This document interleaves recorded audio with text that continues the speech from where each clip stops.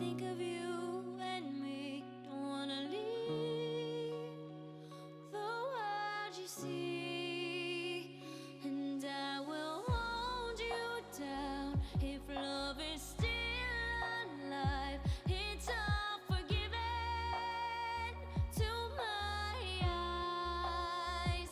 The tide has turned around. Just listen to the sound. Two hearts beating, beating time. Hey yeah, hey yeah, hey yeah, hey yeah, hey yeah. It's all forgiven to my eyes. Hey yeah, hey yeah, hey yeah, hey yeah, hey yeah. It's all forgiven. You and your wicked ways.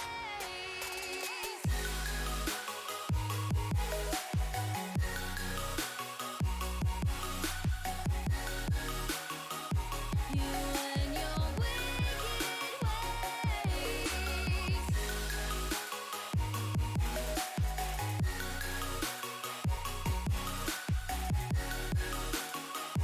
You and your wicked ways. Center out your touch. I can never feel so much. Don't wanna leave us in between. 'Cause when you lock me in, I'm in for life. Don't care, it's a cruel paradise. Say you'll be mine. The tide has turned around. Just listen to the sound. Two hearts beating, beating time. Hey yeah, hey yeah, hey yeah, hey yeah, hey yeah. It's all forgiven. You and your wicked ways.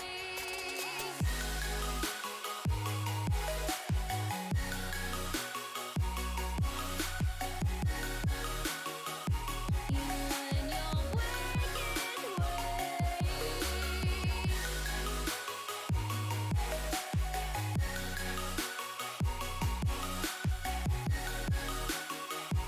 You and your wicked ways. The tide has turned around. Just listen to the sound. Two hearts beating, beating time. Hey yeah, hey yeah, hey yeah, hey yeah, hey yeah. It's all forgiven. You and your The performance director here at Lost Puppies, and today marks the opening day of our very first Breakout Bash, a novel and unique opportunity for young and upcoming players in the Valorant scene to show off their talents and take that next step in their future careers. We've been hard at work here at LP behind the scenes, and a huge part of our philosophy always has and always will be players and people first. And I'm so excited to see these new ideas we have start to come to fruition. And I want to say a huge thank you to everyone that's helped out behind the scenes to bring these ideas to life, because without you guys this wouldn't be possible. To the players and the staff competing over the next few days, I want to say the best of luck to you guys. Be proud of the work you've done over these last few weeks, and take this opportunity to learn, to grow, and enjoy the moment. Yo, my people, it's your boy Get Ups, you know what I'm saying? I want to give a big shout to the guys participating in the Breakout Bash, you know what I'm saying? Like, you guys are crazy at this game, so it's amazing that you guys are getting this opportunity to showcase your skills and really show how amazing you guys are. You're not better than me, though, because, you know, I'm still the guy, like me and Tens are like this type. But, yeah, shout out to you guys, though. Yo guys, Landoff here. Good luck to everyone competing in the LP Bash. I'm sure you'll all do great. The next generation of Valorant is looking very promising, and there's a lot of talent. So keep crafting, keep grafting, and yeah, good luck. What's up, guys? My name is Rawson, and I need to be quick because my dog is overheating. But I wanted to leave you with a little cliche. Luck is when preparation meets opportunity, okay? It's corny as hell, but I promise you it actually applies to everything, right? Even the Call of Duty trickshotting teams that me and Porridge led together 10 years ago, we were both dedicated, we were both prepared, and we found opportunities for ourselves that none of us expected, right? To the point that, like, I stayed in private matches hours, way too long, right? Because I wanted to do something really cool. And I ended up finding glitches on MW2 over a decade after it came out, okay? After thousands and thousands and thousands of people looked for all the glitches and gave up pretty much, okay? So prepare yourself. Opportunities like this will come, and have fun, because life is good. Hello, children. Uncle Isot here. Wishing you guys all a good luck on the Breakout Bash, and hoping you guys all play well. Honestly, I don't know. I don't really know what to say. I'm not used to this sort of stuff. Didn't know I had like emotion like that. But wishing everyone the best, and make sure you guys don't bait each other. Hey everybody, my name is Bailey, other known as Cortez, and I'm the former head of talent for Luminosity. I've worked for Ghost Gaming. I've worked for an organization called Simplicity. That was the first ever publicly traded esports organization on the NASDAQ. I've worked for influencer organizations before. I've worked for G Fuel. I've worked for one of the top talent agencies / talent management groups in the entire influencer world. I worked for marketing agencies doing gaming and influencer-based activations of brands like Netflix, State Farm, and more. I've even managed a talent agency before as well. That was the #1 mobile agency in the world, a mobile gaming agency in the world. The point I'm telling you all this is this all came from an opportunity where I saw at a young age saying, I want to work in esports. I want to work around gaming. I want to work with influencers. I want to do that. At one point in time, I thought I was the best gamer out of all my friends, and then very quickly realized that I wasn't when I branched out to the whole world. But for you people, this is the greatest opportunity for you because you really are great at these games. And now is the opportunity to think about what is life going to be while I am a pro? What's life going to look like after I'm a pro? And let me tell you very quickly, networking and the opportunity that comes from just being in this space and building upon it and learning. And again, that networking side and meeting people is going to build you so much opportunity. And again, if you think about it for the long term, is what's life going to be like after a pro if you do go fully pro, right? What's life going to be like if you actually don't go pro, but you want to be in this space? This is where all of that starts. So hone in on your skills, work at building your craft, and really trying to take advantage of an opportunity like this that LP is hosting. I promise you it can build so much amazing memories, amazing opportunities, and build you a life that you really love to live and that you want to live. So I wish you all the best of luck. I wish you the greatest luck on your adventure, and can't wait to see what you guys for the next generation of esports can bring us all. So make sure to take care of it and make sure to leave it better than how you found it. Is what I've always said. So wish you the best. Good luck. Hello, everyone, and welcome to the the final day of the LP Breakout Bash. My name is Bombi. I'm going to be joined by Star, and we are going to be your casters for what is going to be an extremely exciting lower bracket final, which will obviously go into the final. Star, how are you feeling? How are you excited for today? I'm extremely excited. I love to see both these teams already one match away from the finals. It's going to be a great day today. Just in a few hours, we're going to meet our first winner of the Breakout Bash. As you know, first Breakout Bash. I hope there's more to come. But for now, let's enjoy the games. Yeah, I'm obviously really excited. I mean, obviously the content that we had just before this, everyone giving good luck. I know obviously it's just for fun. It's to for everyone to kind of display their talents. But I got a bit nervous for the players. I'm not gonna lie. If I'm one of them, watching this content piece, it's probably gonna get me riled up. Maybe get the feeling of what it's like to be in a real grand final. So this has got to be probably the best experience that they can get for the age that they're at. And obviously the journey that all these teams have had, which we'll go into in just a moment, of course.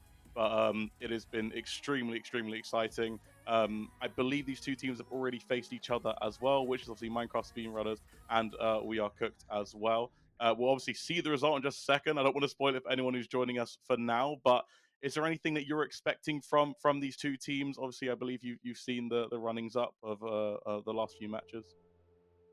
Yeah, there's teams I couldn't see for this time. There's like the Redeemers, which are waiting on the finals. I Mhm. never saw them, but Minecraft speedrunners and We Are Cooked gave me one of the best low age games of all my life. And we're going Mhm. to do a quick recap of all the group stage because Monday we had the group stage 5 games for every team, and we're going to see that Redeemers, which are waiting on the grand finals, win all the games, all the 5 games, and Minecraft speedrunners, which are waiting on these lower bracket finals, also did a great job. But We're Cooked was the worst team on the group stage and still managed to be here today in the lower bracket Mhm. finals, 1 game away from the grand finals. Yeah, I mean, Redeemers, obviously, I mean, the top two are pretty clear in terms of who the best two are. Redeemers, like you said, they're already in the grand finals, 5-0. That round differential is pretty crazy as well. So I think despite the result today, will be the favorites, but that's got to give you some fire in the Minecraft speedrunners. And like I said, We Are Cooked. They've already faced all this adversity, all this difficulty coming up to this point. So they've got to believe no matter what, even though, like we can see right now with the bracket, Minecraft speedrunners has already 2-0'd We Are Cooked, so they've already faced what could possibly be a repeat today. However, this is all on paper. There's got to be so much that can be decided in the moment. There's so much momentum based round winning that can end up happening, and We Are Cooked. They've got just as much a chance as anyone to get into that grand final. And with Redeemers being the clear favorite, it's got to be scary, but it'll be such a fun opportunity for whichever team comes out on top before we get to the grand final. And we're going to see the top 3 gamers, the top 3 teams that will be competing today to get the title. And as we can see, Redeemers with Horizon as the coach, Tenkai, Vanetsi, Yatsi, NSZ, Maltsikek, and Kotsi are waiting on the grand finals. But now we're going to see both Minecraft runners with Imalone as their coach, and Kitsune, Cospain, Ilua, Drumi, Ilaxo, Yamelinho, and Winter will be playing with Minecraft speedrunners, and you can tell us something about We Are Cooked. Yeah, We Are Cooked. Obviously, the big thing there is obviously having the two coaches there, which is Andy and Momo. Obviously, like I said, with coaches being a pretty big role in terms of the not only just the strategy, but in terms of the motivation. You obviously have those pauses, which can make a massive difference when the pressure's maybe getting a bit too much to these players, where it's maybe their first time experiencing something like this. I think maybe the extra coach could make the difference. Either way, I think we're set up for a really exciting game, and Redeemers are going to be watching this stream. I'm very, very sure, collecting as much data as they can, analyzing everything they can to get ready. But for now, we have this match right in front of us. Of course, it is a best of 3, and the maps are already decided as well. So we'll get into that when the time comes as well. Do you have any early predictions? Obviously, I haven't watched too much, but just based on paper, it does look like, obviously, like I said, We Are Cooked. Getting 2-0'd already by Minecraft speedrunners. Then do you expect the kind of same result, or do you think it will be perhaps a different story this time around?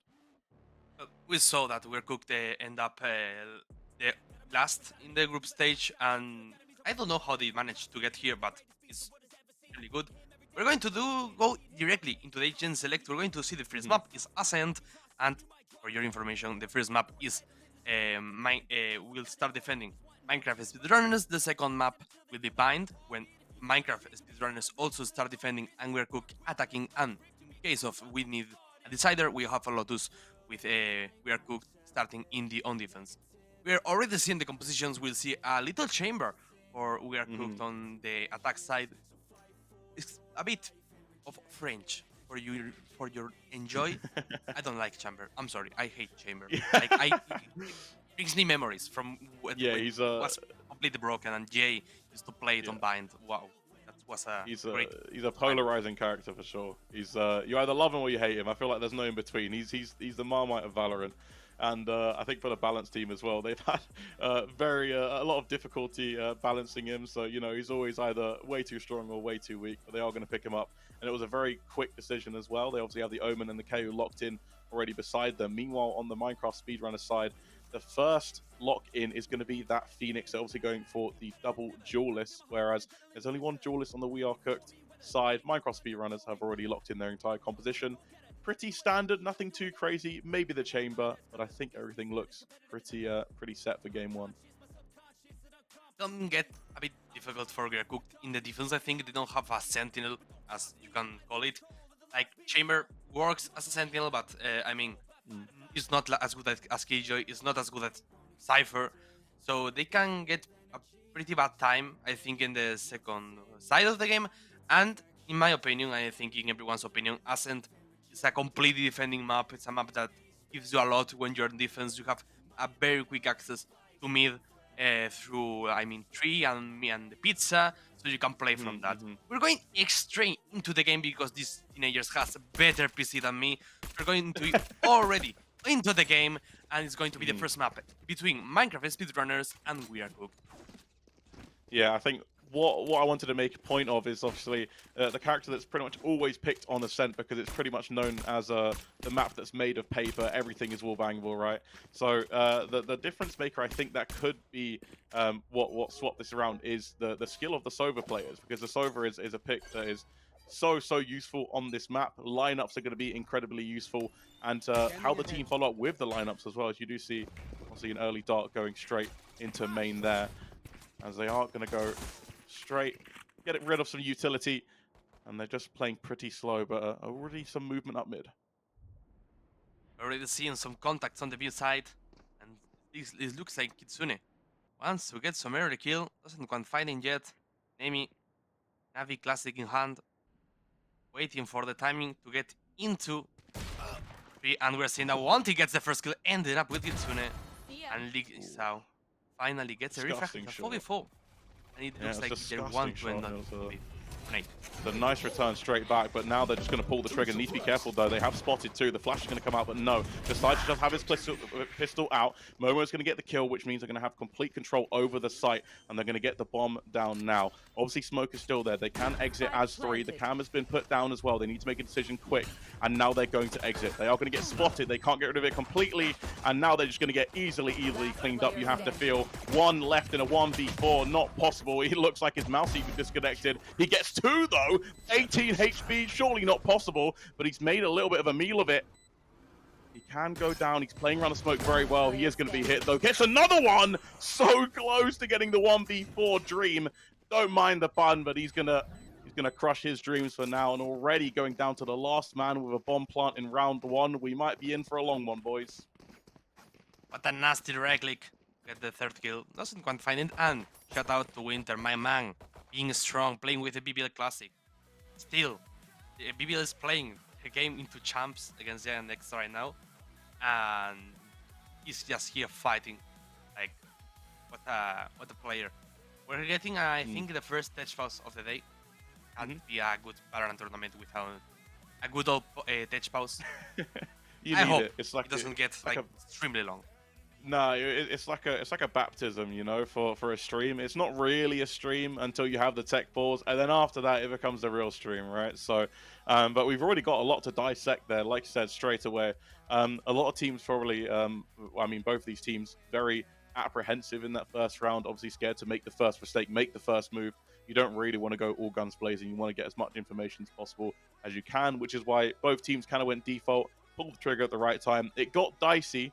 But if you don't consider what was a kind of a messy 1v4 that they could have cleaned up easily, I would say it was a pretty nice attack round, and they execute it relatively cleanly. Obviously, both teams are going to have quite a bit of money with that plant, with the amount of kills. So you can imagine potentially both teams going into the second round are going to try and force, as we are going to get out of the technical pause in just a second, and we'll see exactly what financial decisions both teams have decided to go for. Of course, we can see We Are Cooked with the plant, with the round win, are going to have a lot of firepower, and Minecraft speedrunners are going to decide to just go for classics, maybe forfeit the round and pick up a few picks here and there potentially. Trying to get some information early on A. Yasune playing very aggressively, both in the first and the second round of the game. Winter getting caught by tie at that 0 point. Careful with Dreamy. Doesn't fight the outlaw shot. Picks again, and still Momo can't get a single kill on the mid lane. I mean, like, I'm playing League of Legends now. I mean, 10 seconds. Trying to get some early info. Still nothing. there's 2 people on 3, and I think that will get a pretty nasty idea for Yeah, Serog Minecraft is speedrunners. he's moving up, and obviously you do have Momo covering his angle. He's not going to be covering it anymore, so this could be the chance of Serog, but they're both playing it very, very slow. He does have to check his left, but he might not even see him. Jeremy obviously does have that classic, and a right click to the head into the Bulldog pickup could be crazy, but Serog has an idea that this is going on, but how much does he respect it? He respects it a lot is the answer. He knows exactly what could be 30 coming. seconds They're left. playing this very slow, 30 seconds on the clock, and they're going to have to make a decision. Smoke's coming out. Serog's going to find him. That's going to be an easy, clean kill. He needs to be careful, not shot in the back. He dodges the bullet, just like Neo from Matrix, and now there's a lone man standing on B as he's just going to get absolutely enveloped on. He's going to try and get one pick, which he does. He does go down to 33 HP. Plant's going to come down. You know exactly where he is. Momo's going to pick up the other kill. The right click somehow gets another kill again. It's a 3v3 Stinger in hand. He's one hit away from dying. He doesn't check his left, and he's going to get taken down. Momo with the Bucky still, sorry, the Shorty still in hand. It's 2 versus 2. No weapon, though, for Kitsune, despite the amount of weapons that are on the floor. Laxo does have his hands on a sniper, and Navy is in his sight. Serog in the 1v2. He started off the killings. Can he finish it off? No, he can't. Oh, And the eco round with 5 classics and a defuse. They tie it up 1-1 already. Minecraft speedrunners get themselves on the board. I don't know what just happened. The right click from a 0 credit weapon is absolutely crazy. The classic, probably one of the strongest weapons in the game. Momo getting deleted. I still don't know what was his idea. Playing on logs with a shorty doesn't seem like a good decision in B. I think if he had an outlaw, he could play on main, waiting, playing for the timing, getting some last kill, and making some time for his team, because now it's a 1v1, is an economic round for We're Cooked, and it looks like they want to go a bit fast on the B side of the map. Yeah, I think they're getting a little bit tired now. It got down to the last 30 seconds before the first kill even came through, and now they decided, you know what, let's turn up the heat a little bit. Let's maybe make some decisions, and already they're backing off once again. Lax has a perfect line of sight here with the Outlaw in hand. They do smoke him off, but it decides if he maybe wants to go for a peek, he could get a pick, but he's just going to play it defensive, and they're going to try and move up through mid. You think they're getting tired? I need to tell you that Maybe the not. upper bracket 1.2 game, Kidney Stones Yeah. against We're Cooked, a nice 18-20 game. That was Oh, wow. amazing. I don't know if you knew that, but we had like one of the longest game in Jaxo with the first kill getting Dream, and now it's a 5v4 situation. We're cooked. One person on the list, Yeah. careful with the tripwire, and Serosh needs to run with 100 HP, 92 plus the 8 of the shield. It's soon in the close Yeah. quarter, and Momo gets out the knife and is getting absolutely deleted. Careful! Oh my god, what a wave Oh from Kitsune my Jax to get the God. second kill, ending up with a robot.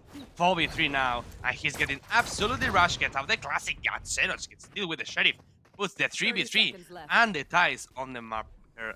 30 seconds left, and they will need to play retake. Yeah, once again, Sargalo has the perfect angle here. Is going to close the door. Only has an Outlaw in hand and does have the bomb as well. Momo with a Vandal looks away at the exact wrong time, and they're both blinded. Drummy is going to go down and take down 2 as Javelino is there as well. Wanty now in a 1 versus 3, but he only has the chamber gun in hand, and he's not going to have any opportunity whatsoever. It's a very, very clean retake. And Minecraft speedrunners, after a scary first round, are now back-to-back, and their economy is absolutely booming. Of course, like we know, Breakout did invest in just a few sheriffs, and that was it, so they were kind of expecting to lose the round. But still, I mean, starting off the round again, Yaxo, I was worried about potentially him overstepping, but he got the first kill, got the second kill, and he seems pretty confident as he is top of the leaderboard, 5 and 2 for himself, so he's got to be feeling it. Game already happened for anyone that's already joining the stream.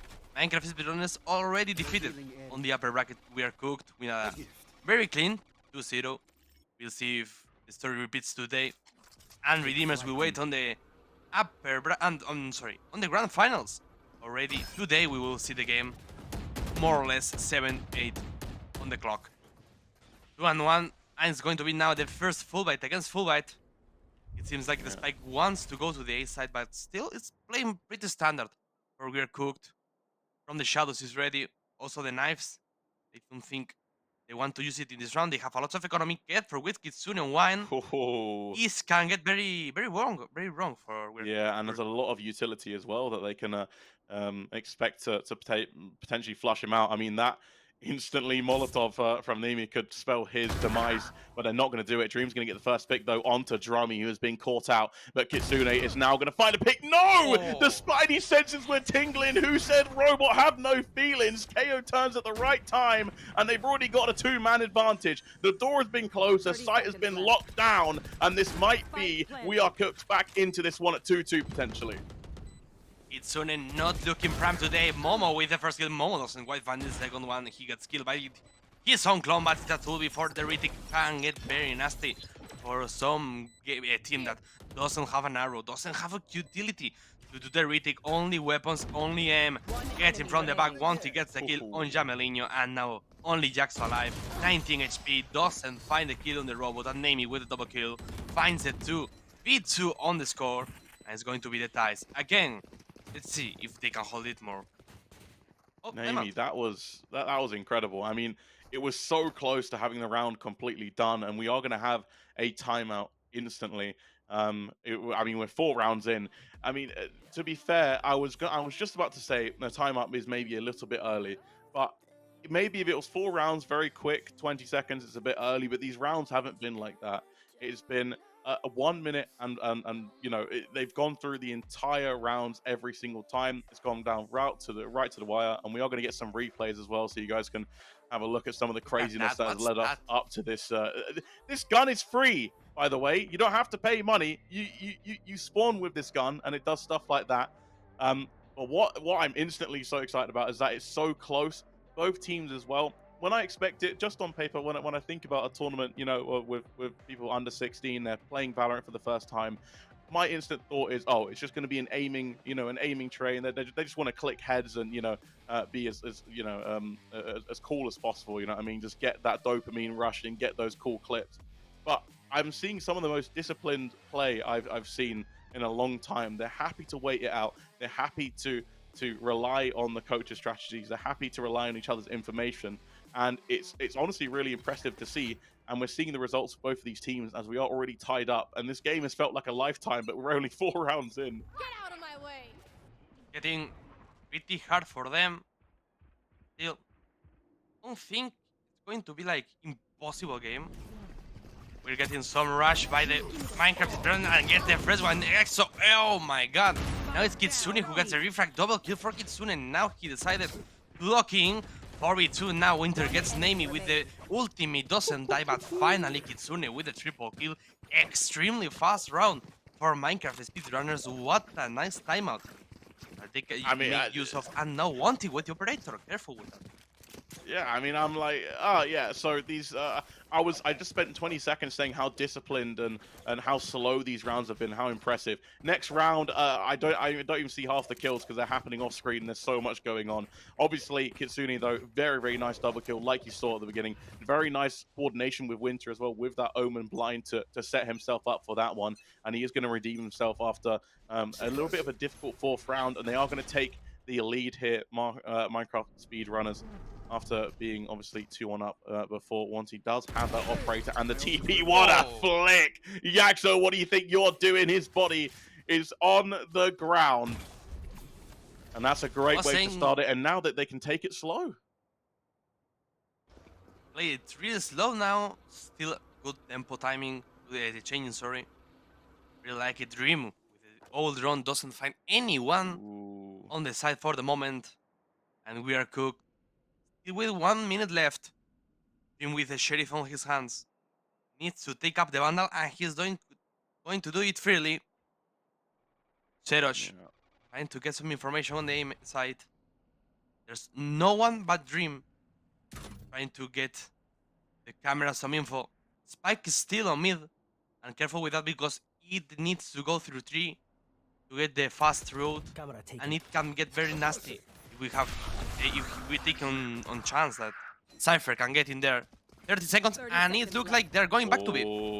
they baited the Omen ultimate, I'm pretty sure. They used it onto A, and they're maybe going to do the double pump fake. I didn't know we were watching basketball, but Momo might have instantly just stopped out their position. Dream, though, is going to get the kill onto Jamelinho, and they're not really sure where to go now. 15 seconds on the clock. Surely they have to go to B, but they need to do it quick. Kitsune here with the flash, not going to find anyone, but finds the head of Wanty. Finds a second as well. Third potentially on the board. You can't hide for too long. You're going to get spammed out.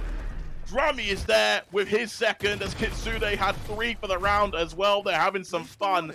And the indecisiveness of We Are Cooked, they didn't know what to do. They left it too late. They baited out the Omen ultimate, but they didn't have enough time to go A, and they had to rush onto B, and they were just not prepared for the amount of bodies that were there waiting for them. Very nice round from very nice round for Minecraft speedrunners, but you have to ask, We Are Cooked, they need to speed it up a bit, right? This goes here. They're taking too much time to do anything, and the bottleneck on market zone gets extremely hard for them. Careful, but now we have a rush. We have a extremely fast route. Gets on the Cloud9 classic back still. Kitsune can find the first one. Nami electrocutes for real. Winter gets back into the game with a 4v4. 20 HP. 20 HP remaining. Careful with that. He can get killed through the wall. Gets with the crossfire, careful with Dreamy, gets up the robot, but still, Jamelinho ends up dying, double kill for We Are Cooked, but still Minecraft speedrunners can't find one on Dreamy. What the hell has happened? Where that operator came from? I didn't even hear it. Echoed by We Are Cooked, 4v3, and they don't know the middle term. It's evenly. You lose a round because you're too slow, or you instantly end up the round. Yeah, I mean, I just feel bad for any coach or analyst that is on these two teams, because how are you meant to dissect a round like that? I didn't even know what was going on. I was just basically glued to the kill feed the whole time to try and tell me the story. They obviously used the blind very early on. They used that jet entry, which did get a right click, didn't get the kill, but they picked up 1 kill with that sheriff, and obviously it was kind of just gun juggling from that point onwards, and they somehow win yet another round where they basically shouldn't have, due to the economic advantage that Minecraft speedrunners have. But this should be evidence enough to themselves that they are able to fight with firepower. They don't have to out-tactic Minecraft speedrunners. Their aim is good enough to compete with them. So maybe they need to trust in their instincts a little bit more, rely on their own personal mechanics, and they could see some success as they are looking to tie this up to 4-4 potentially. Minecraft speedrunners trying up some slow aggression on the B main, taking up the information. Spike drop on top mid, and Momo wants to do some pressure on the tree side, getting up the Spike. Omen wants to end up on A. Try to read Minecraft speedrunners, but still only 2 people on the side. Dreamy and the pop on the trees, and another tree wire that gets hit by Momo. Completely 5v4 situation now. Playing the retake is Minecraft speedrunners, and they have the team advantage. Yeah, 1 down for We Are Cooked. Make that 2 as Nemi's going to get taken down as well. Serov running away from the Hunter's Fury, but it doesn't even matter because he's going to set himself up. No! The bullets miss and Winter's going to capitalize, but Dream! Wow. With 3 in quick succession, all of them headshots. He's looking for his next victim as he gets it down to 2-2. The round has slowed down, 15 seconds on the clock. The Spike is still not down as well, and Dream has the responsibility of doing so. Wanty has actually been spotted, 87 HP. He still has a lot of HP to work with. Did they decide to split up, or did they decide to stay together? Shock Dart is not going to get any damage. There's not going to be any Q whatsoever. He takes the risk and it pays off. He's a gambling man and he's going to double down. Kitsune now in the 1 versus 2. He doesn't know he's going to get flanked. He's going to use the molly and he's going to run it back straight to where he started. Hunted Fury is going to find him though. 1 more to finish it off. Flashbang is going to come through. He's not even going to get the chance as Dream finishes off the Dream round with 4, and they tie it up at 4-4. There's so many 4s right now, I'm not gonna lie. Quickly, legally reminding for everyone in the chat, these kids don't gamble, they're 15. Okay, now let's say that 4-4, and that's true. Like I talked about being drunk the other day because we were losing our minds in a 16-15 round, and no, they're kids. Okay, they are under 16. The moment you get to 16 years old, you're free to go. You will have to go mainly and find a team, because these kids, these teenagers, these players are absolutely amazing, and not only Valorant challengers. I hope to see them on the VCT someday. Careful with Nemi in the close quarter, playing under the one-way smoke. Jaxo on the close quarter. What an Oh awful my! TP. Name me with a kill, but still a double with the Sheriff for the good old Jaxo 4v3 situation. Now Micah's speedrunners playing with advantage, and the spike is on the Soba's hand. Momo tries to get a kill, still doesn't find the headshot. Wants to go forward, but it's a 3v1 on the side. So that is absolutely insane. Momo's going to try and replicate the enemy team's jet, but it's not going to have the same success that his counterpart did, and it's just going to fall back through into mid. There is one on B, of course. It is that Sove of Minecraft speedrunners, but they might be sending Drummy to potentially check out, as they don't hear anything over on A, and his instincts are right, but it depends how quick they pull the trigger. They surely hear all the noise happening in main right now, and he's actually going to fall back to the back of site for himself. The spike is going to be obviously in the hands of We Are Cooks, and they're going to try and put it down. The headshot's not going to connect. They do have the sound cues, 20 seconds still. Momo going to go for the peak, but he's going to get taken down. Drummy's going to be the first person to take him. 4 versus 2. Dream finds one, and he does suspect there's someone at the back of site, but the time is ticking. 13 seconds. He needs to get taken down. He needs to get taken down quick. It's so messy, but Wanty and Dream, that was a 1v1, 6 seconds. Jaxo has had an incredible round so far. It's going to come down to the wire, and he picks himself up a 4K on the person who got the 4K in the round previously. Says, whatever you do, I can do better. With less money, thrifty, as we are going to go into a timeout. What a ridiculous round. This is so close. Extremely good. Looking very, very good, Jaxo. We're going to take the second time out of the series, because now we have to see what they have. The first side of the map is getting to an end, and we will see how they look like. For all the Turkish players, for all the Turkish people in the chat, you shouldn't open up the VCT EMEA games for your mental health, okay? You're getting owned. But we will see a bit of a clip, to see some real players. No Seroch. Seroch completely threw that round, don't get me wrong. But what was that? Like, why?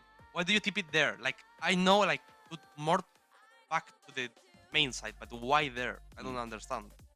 Yeah, I'm not sure what the thought process was. However, again, to try and obviously put praise on Jaxo for capitalizing off that against the player, again, with a Vandal, was playing very aggressive, maybe out of position, not expecting them to be up so close. The TP, I'm not sure if it was a misplay. Oh, sorry, I'm definitely sure it was a misplay. I'm not sure if it was a misclick.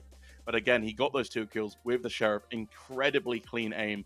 Picked up the Vandal and then won his team the round in 6 seconds, where he heard the bomb go down as well. He called the bluff and he won it against Dream, who just came off a ridiculous round.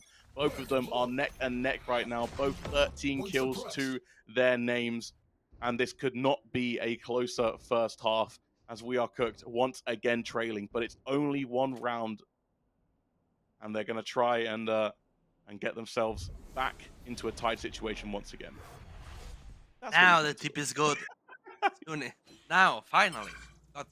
Oh, careful, they had the orb, and it's completely over. For name is still Momo can't find a kill, but it's a 4v4 now. Trying to get into 3. All drawn for the information. They're not getting the door closed. Jaxo waiting on the smoke playing, and he's going to get completely crossed. Double kill for Manchester Speedrunners. Wanted to get the 3rd one and completely obliterates Dream. Only Seroch alive. The timeout doesn't work for We're Cooked. Spikes is on Momo's hands, but it's going to be extremely difficult. Aboba smoke plays on the entrance. Jamelinho finding the Omen with the old drone, and it's going to be a 1v4 shock that's coming up. Dream extremely low HP. Fine, Seroch doesn't quite hear it. 30 seconds. Playing with the timing, 30 seconds left. It's going to be a round for Minecraft speedrunners. Yeah, I mean, Saruk's going to try his absolute best here. He's going to go out of the smoke. Not going to be able to get another one. Another 4K, by the way, for Jaxo, who is, let's say, silently putting on a performance. No, it's not very silent. We're being very loud about it, and he deserves to be. 17 kills in 11 rounds, or 10 rounds so far, which is absolutely ridiculous. I just want to obviously pull your attention to the tree play. I mean, obviously sandwiching in, what was it, Dream right at the end there. I mean, the entirety of We Are Cooked. They had nowhere to aim. Even if they won their 1v1s, there was players behind them ready to capitalize and trade off. And it was honestly a beautifully executed round from Minecraft speedrunners, and that was a pretty dominant one. Obviously, 2 rounds in a row is going to be needed for We Are Cooked. The money is not looking great whatsoever, and they're going to need to find something. Momo does have the blades out. They did send all 5 up to B, by the way, but no one has pushed the issue up through mid just yet. You do see there are people potentially going up through A main. They're only going to send one. Is going to be that Phoenix.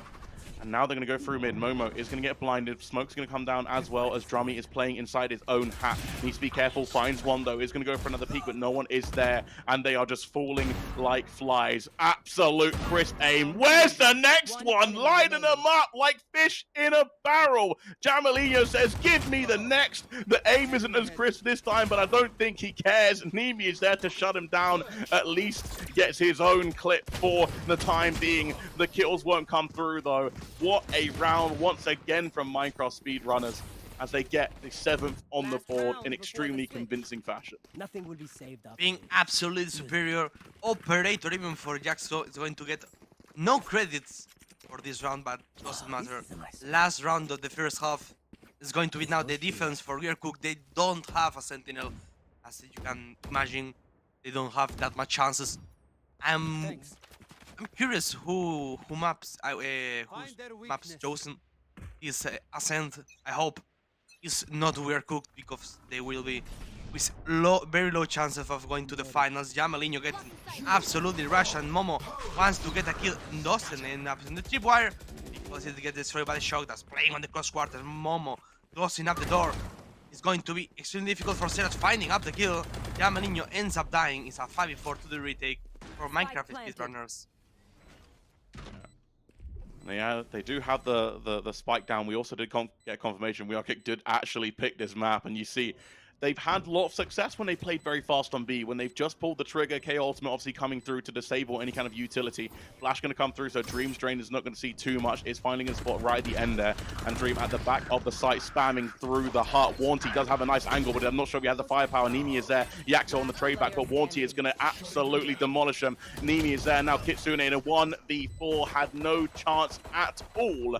It is not a perfectly even half, but We Are Cooked. I'm sure you would take that before the game even started. 7-5. There is a lot to do for both teams here, and it still could be absolutely anyone's game.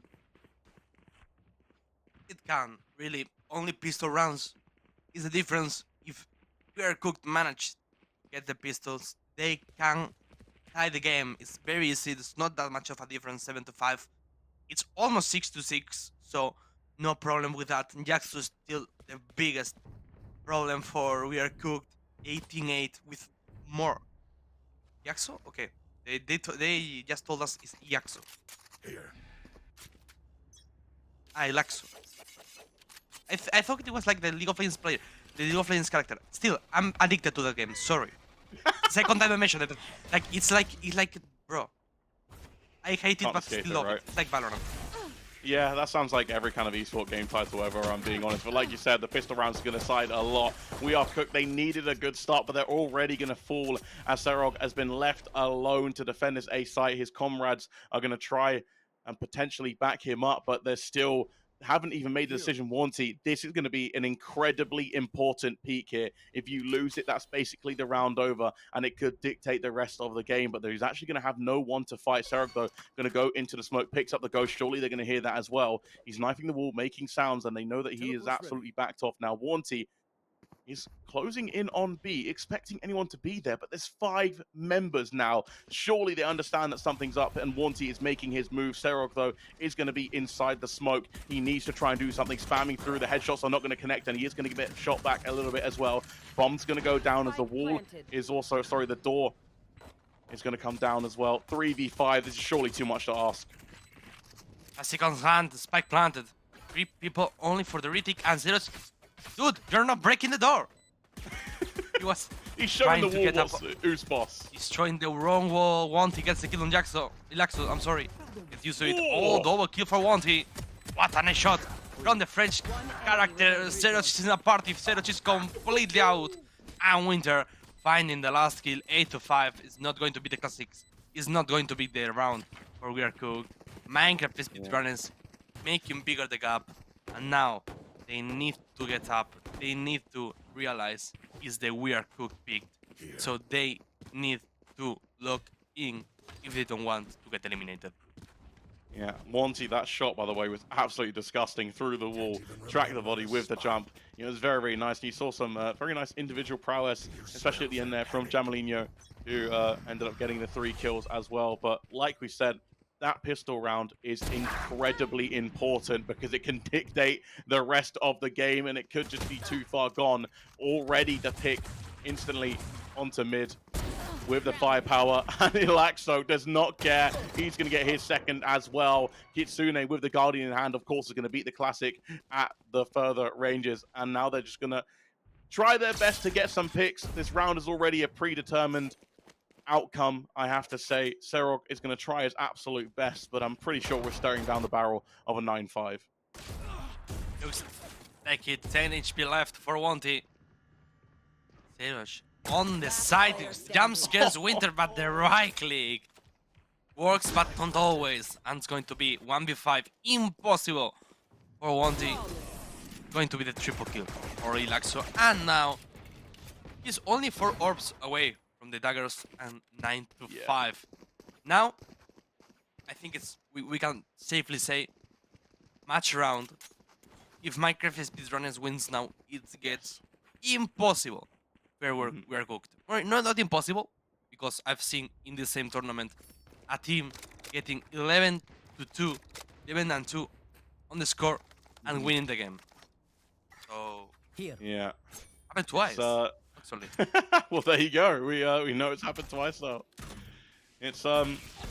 It is a tall order, and like I said, it was 7-5. It was looking a lot closer, but with 2 rounds in a row, this round is this is it. That was a ridiculous flick, by the way, from Wanty straight onto Drummy's head. He's going to be the first victim, and that's a good way to start your buy round if you want any chance of staying in this game whatsoever.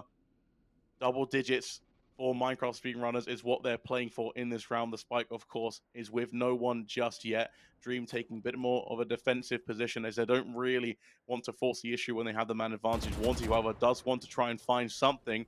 Momo as well inside the smoke, only as a Guardian though. He is going to go for a peek, finds the head, finds a second as well. Wow. They can't even see anything as they just get executed right on the spot. However, this B site can potentially be a problem, but with the spike down mid, they have nothing to plant. They have an absolute toothless attack as Dream is just going to provide information from the back of B. And now they know exactly where the remaining 2 players are. They know exactly where the spikes are. Kitsune is going to try with very nice flash, potentially. But no, Serog lines them up, and the shots are good enough. They finally get something. 9-6. I've seen It's it worse. doable. Yeah, yeah. It's completely I have winnable. You can play. 100%. Still, they need the rounds. Full bite against full bite. We're cooked without a sentinel. Still, I think if they rush, they don't have the utility to stop a rush.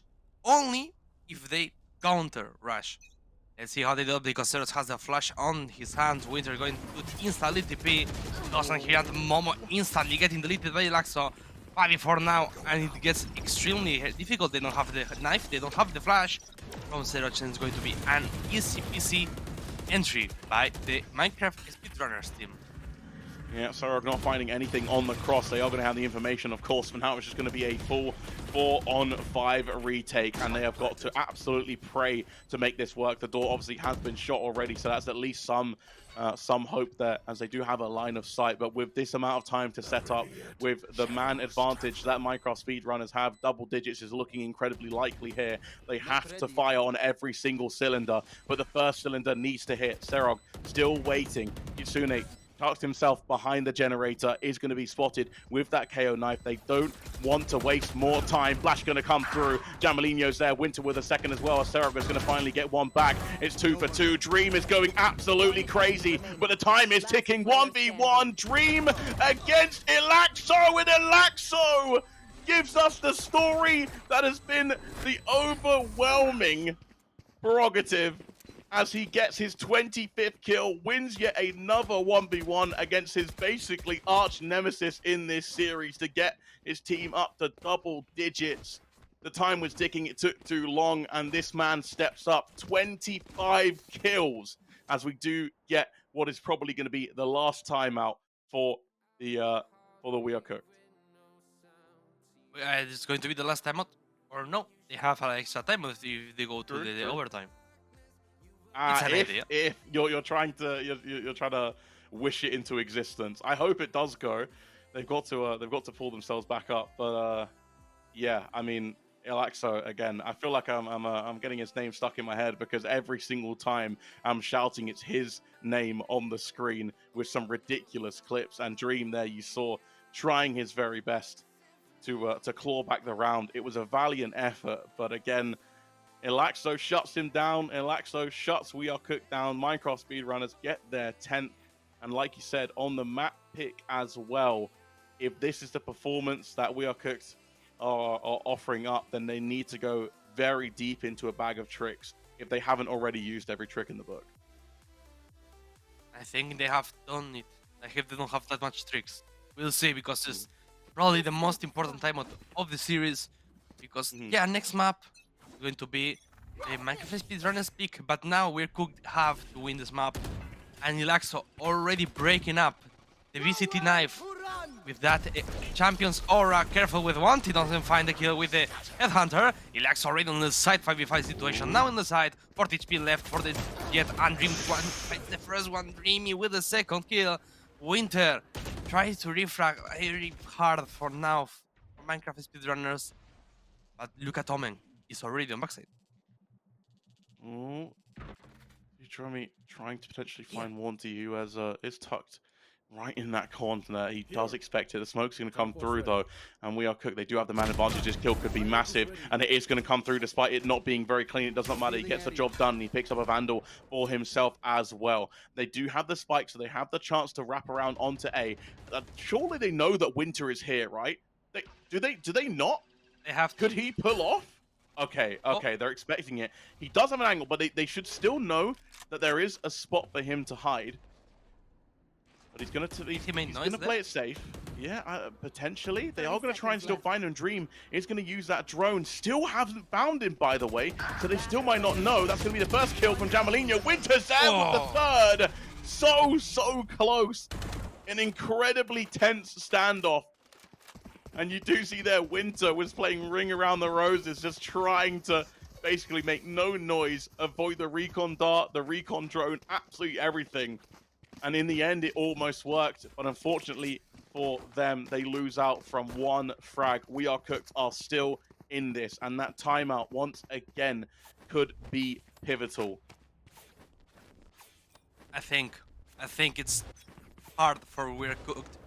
The round, I don't think it was like a good round for We're Cooked. It was more like Elaxo completely whiffed the daggers, so I think that was the problem. Careful with Winter, getting the first kill with the Stinger. What a nasty weapon, oh my god.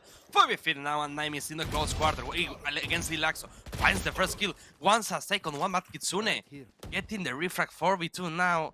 2 ultimates are ready for We Are Cooked, but it doesn't look good for the defending team to be potentially the 11th round for Minecraft speedrunners. So close to getting a wallbang potentially. It's still 4v2. Ultimates are available, but they're not really the ultimates that you want to be using in a retake situation. Wanty, he might not expect that Drummy's going to be right in that corner. Very low HP though, so if they do find that kill with the Vandal, it could be huge. He is expecting him. He is going to find him. No! That is such a whiff, but surely with a classic, yes, he's going to make up for it just in time. Has the operator as well, as Dream is going to go and pick up the Vandal. Surely he's trying to find it. Still has the Guardian in hand. They do know where the last two players are. The flash is going to come through. It's going to get Dream right out of this round. And even if they don't get the kills, they forfeited the round. They're going to try and save the weapons. Disgusting shot from Dream to try and claw it back. But the Stinger, again, the star of the show, somehow doing God's work, as Wanty is going to pick up a consolidation kill with that Thrifty. What a crazy round once again. Will have ended up worse. It's like the positive thought. Still, we are cooked. Not looking good. Economy. Falling apart. Operator. Only for Momo and for Wanted. Double operator on defense. Canada. Or very good or very bad. We will see how they can play it. Still, Momo not looking prime on this map at least. We've seen players changing up completely between maps. We'll see how this affects this. The Jet player close up the door, wants to break it, but Litsune is faster. Completely obliterated Momo's head. 5v4 now. The running back is going down. Dreamy finds up Wanty. And now, with the neural theft, it doesn't look good. We are cooked. They're going to end up losing potentially their full match round. And at 12v7, it's going to be an eco for We Are Cooked. That is unbelievable. That is absolutely disgusting, these shots. They're going to try and get something back. Dream's doing a very good job of at least getting something. Gets the third. It was getting a little bit dicey there with the last bullet missing. Kitsune is going to get another kill. That was ridiculous. I mean, you could see, obviously, the Jet for We Are Cooked, who was Momo, sorry, had obviously enough time to walk back from the recon dot, but obviously shifting to make not enough noise, so is spotted by that recon dart, and then obviously tries to get rid of the door by closing it and knifing it straight away. Before you know it, Kitsune is right there with a barrel right in front of his face and instantly gets the first kill, says bye-bye, and that sets the tone for the rest of the round. Ilaxo has only had 2 kills since his 25 kills that we spoke about, and the rest of the team have stepped up, so to speak. They are now on 5 match points that they'll have. They might not even need to get to that point, though. Wanty's going to pick up the first kill with that Bulldog. Not a bad start for We Are Cooked, but they need to find something. Ultimates are also available. Take flight. In the worst case scenario, they'll at least have a timeout. 5v4 now, we're cooked. Start with a good feed around. Trying to translate phrases from Spanish to English doesn't sound good. Mentally noted. 5v4, we're cooked. Always needed that mid control, but never fighting for it. Holding up from 3. Careful with Phoenix coming up from mid. Going to divide attention. Jamelinho with the recon dart. The entry can start at any moment. 5v3 now because Momo fight the second one. Yeah, very nice. Navy did not give himself the best angle, but it does not matter. They're going to take this one as slow as possible. 2 members up, ultimates available. They're going to try and do this as clean as they possibly can. Ultimate's going to get popped from KO just to make sure there's no shenanigans going on. But Ilacto has a very nice angle for himself, but that is a birthday surprise if I've ever seen one. Jamelinho's going to pick up 1, and Winter with the shorty tries to get something back, but unfortunately is dragged down through the depths of hell. Only losing 1, a very, very clean round from We Are Cooked, and it obviously starts off with that first pick in the main. There is still hope left, and with the weaponry that they're going to be able to bring into the next round, they have a decent economy, a decent chance. But again, you've got to still be nervous with being 1 round away from losing your map pick. That is a scary proposition to be thinking about. So another tech pause, but they told us it's getting very quickly, so it will be fixed in seconds. The first map is going to be Ascent, but the second map, if my mind is not mistaken, is going to be Bind. So, first time I've seen this map on this tournament. I have questions for how these younger players play that such an old map. Bind has been here since the beta of the game, so I'm curious of how they can play it, because you have to think the oldest player in this tournament is 15. He was 10 when Valorant came out. 10. Don't tell me that, Matt. Don't tell me.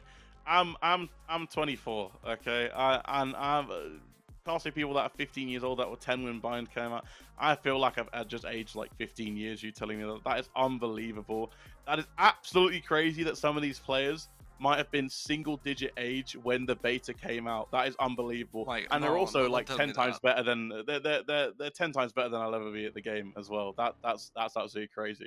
But to just, I mean, that's got to give obviously the viewers and people that might have been joining us for the first time some kind of perspective. I mean, you can see the gameplay. You obviously can't tell how old they are, but then I'm gonna tell you, these guys are teenagers. These guys have not played. You know, I mean, maybe some of them have played the game for half their life. I mean, that is absolutely insane to think about, and this is why You know, it's so impressive, and honestly, it's such a cool idea to have a tournament like this, to give these guys opportunities, give them the feeling of a tournament environment. And so far, obviously, we are cooked. They need to obviously getting back to the game. They need to find something. Otherwise, it's going to be a bit scary going into not your map pick. Like you said, it's an older map. They might not be as prepared for it. And Minecraft speedrunners, maybe the pressure is on them. They've already won 2-0, so they might be feeling it a little bit too much. But based on the way they've been playing throughout this entire first map, I don't think they're too scared. And if I'm honest, I think we might be seeing Bind sooner than a lot of us probably hope. And was already player between these two teams. And the first encounter, they have a head-to-head. That's, like I said, on the upper bracket. 13-8 was the winning for Minecraft speedrunners. And I have a strong stat that We're Cooked already played this map 3 times, and they won the 3 times. And Minecraft speedrunners never won on Ascent, and now they're winning. So it's not looking good, statistically talking. For We're Cooked, we will see, alongside everything that happened, the nerves, obviously, that you are playing like the semifinals for the list, and you're 1 win away to the grand finals. I mean, Minecraft speedrunners, we saw obviously at the beginning of the stream, went into the group stage where we saw they only dropped 1 game. And that game was to the people who are in the finals, and that's Redeemers. So obviously you're going to count it because it's still a loss, but if you're losing to a team that haven't even lost a single map basically on their journey up until this point, Redeemers are incredibly scary. And I don't think it's anything to be ashamed of losing to a team like that.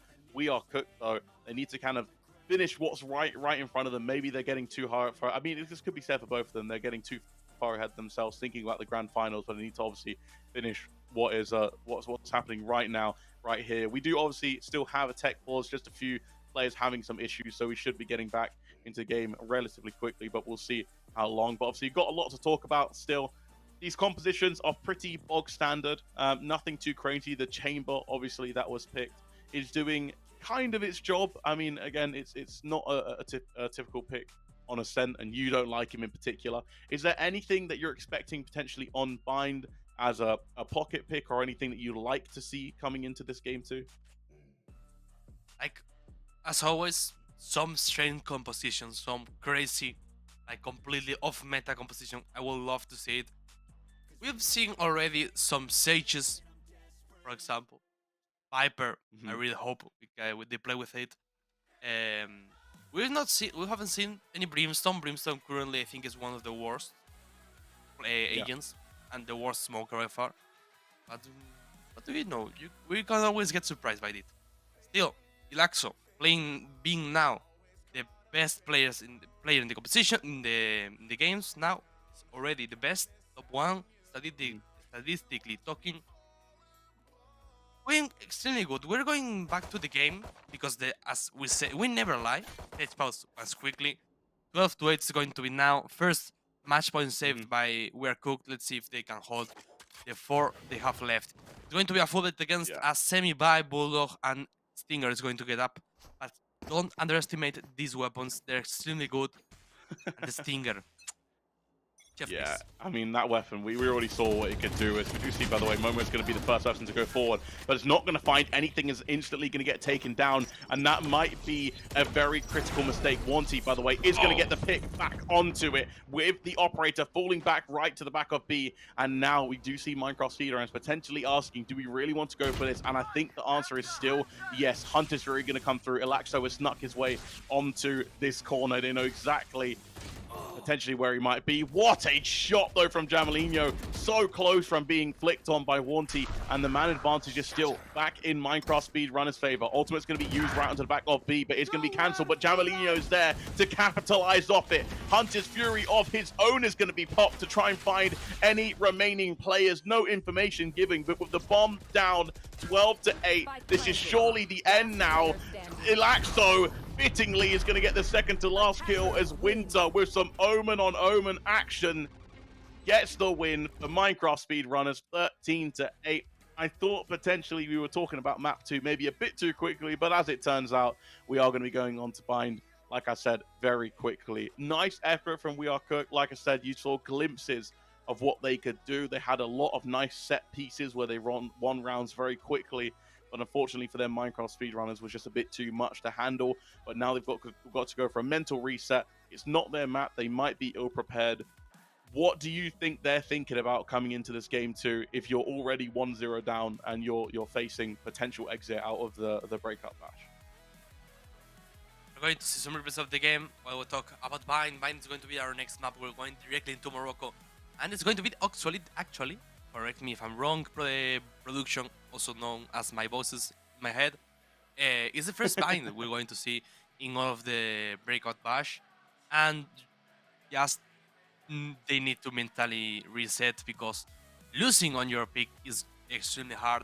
They already lost 2-0, so they need to surprise us a lot if they want to go to the grand finals, when their redeemers are waiting, the favorite to play and to win this Breakout Bash number 1. Hope to see more Breakout Bashes in the future, but still, Gamelinho and Ilaxo, great players. I mean, obviously, like I said, 4 redeemers. If they do end up winning this tournament, I mean, anyone who ends up winning this tournament will be cemented in history as the first ever winners. It does not matter. And the thing, obviously, with this tournament being an under 16 tournament, when you get over that 16 age, you can't play in the tournament anymore. So you do actually have a time limit. But how incredible would it be to get one of those titles under your belt before you hit that age? And it would be, I think, just such a confidence boost, not just for you individually, but for the players around you, for your team, for your coach to know, obviously get some gratification there, winning a tournament like this. But again, getting ahead of ourselves, because Bind is just around the corner. I don't know if there's going to be anything crazy. Obviously, it's an exciting map for me. I do like the teleports. There is some crazy stuff that you can do. Again, it's not a map that We Are Cooked are going to be really prepared for, and Minecraft speedrunners might have the upper edge, but I think we're going to be throwing it over just to a little break before we get back into what is going to be game 2 of this lower bracket final.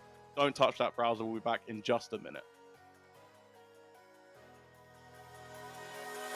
I'm finding a way, I can everything well, but I want you by my side of my all day.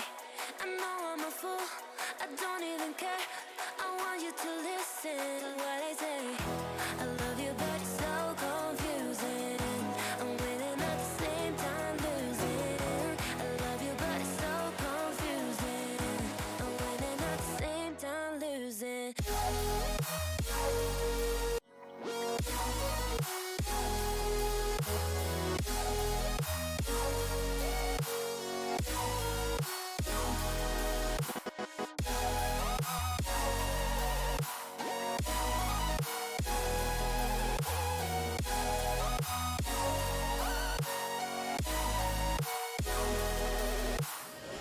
I'm not ready for being loved. I need more time, a little more. I'm not ready for being loved. I'm walking home, I'm walking home. I've never been desperate to find someone who loves me. Yeah, I've never been that way. I have never been, I have never been. No.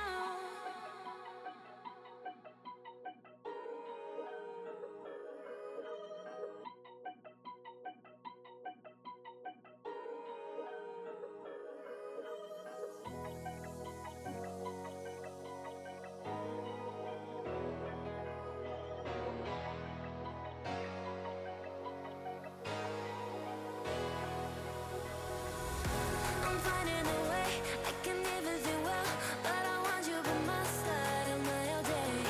I know I'm a fool, I don't even care. I want you to listen to what I say. I love you, but it's so confusing. I'm winning at the same time losing. I love you, but it's so confusing. I'm winning at the same time losing.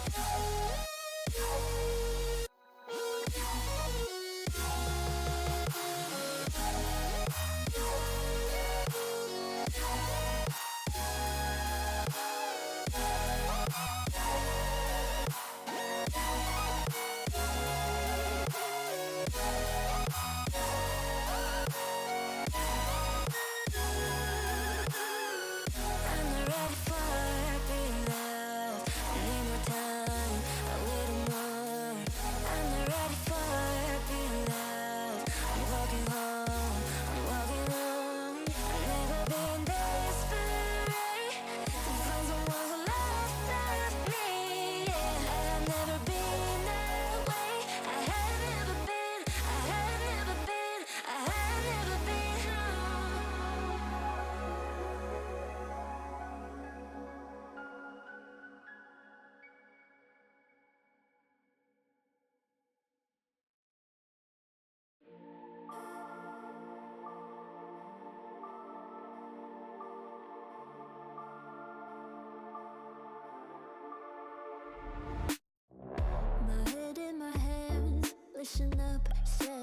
teacher in front of the class. He says if you're not a believer, views, that's on you. Better shape up and pay your dues. Of my views, that's on you.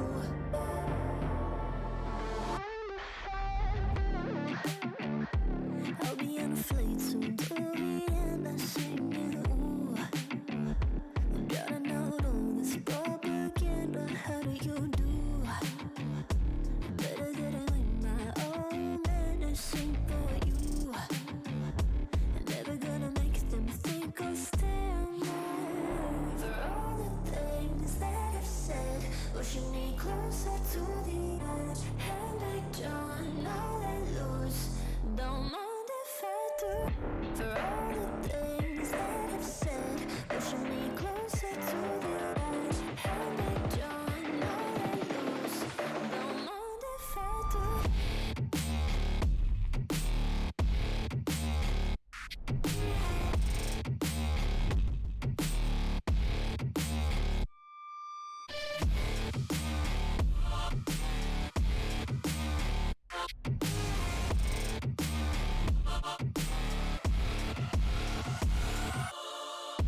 3 is the wind, and as strong as a piece of amber. Give me a breath, like the fire you'll soon remember. Ooh. I'll be on a flight soon to the end, I'm singing, ooh. Drowning out all this propaganda, how do you do? For all the things that I've said, pushing me closer to the edge. And I don't know let loose, don't mind if I do. For all the things that I've said, pushing me closer to the edge. And I don't know let loose, don't mind if I do.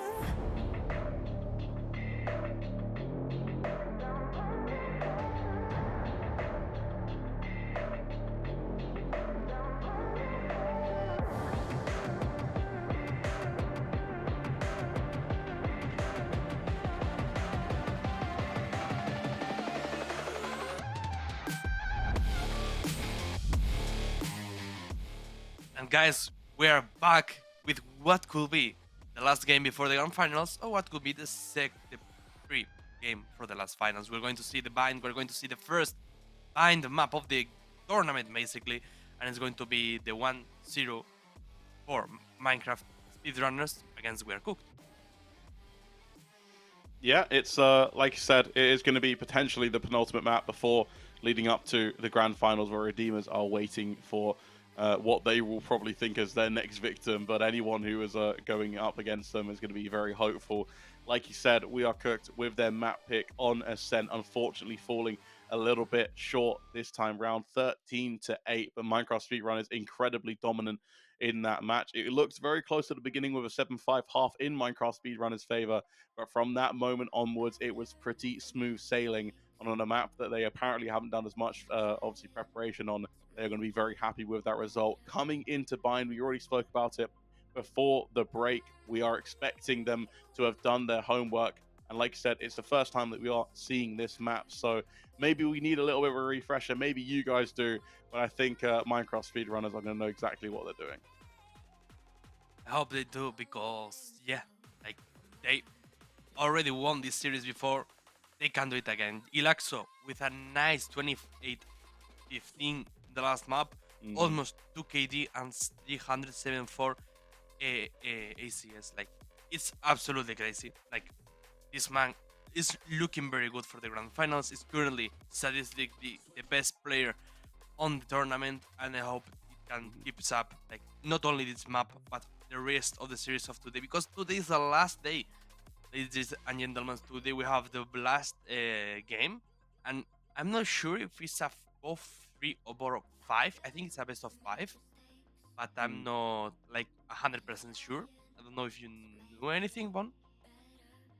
I'm not 100% sure. Maybe production can, or sorry, the voices in my head, not production. They don't exist. It's just the voices in my head. Maybe they can tell me what it is. I assume it's obviously going to be a best of 5 potentially. But yeah, like you said, Elaxo. I mean, what a performance from him! Straight from the get-go, 28 kills in in a tournament setting like this in 21 rounds is absolutely unbelievable. We did get confirmation, by the way, it actually is a best of 3, which obviously for the team going up against Redeemers is going to be incredibly, that's nice to see, because obviously, like I said, you can have very easily 2 very quick good maps and you could instantly win the first Breakout Bash, so that's got to instill confidence. One player that I did want to talk about as well on We Are Cook side is Dream, who was so close in so many 1v1 rounds where, you know, weirdly enough, was up against Alaxo 3 or 4 times and he just came short a few times, and that could have been the difference maker, but he had an absolutely stellar performance as well, and he has got to hold his head high, try and, you know, get his team through the finish line, bring us to a mat 3 potentially, as they are staring down the barrel of potentially exiting this tournament. I do have hope that We Are Cooked, but they've got to try something crazy, and potentially when we get into Agent Select in a few moments, then you know, maybe we can see something crazy there. You mentioned the Brimstone. I don't know if there's anything else that you had potentially cooked up for them. I mean, I saw some clips. I think statistically we are going to get some Yorus. I think is going to be there. Neon, if they get a bit too crazy.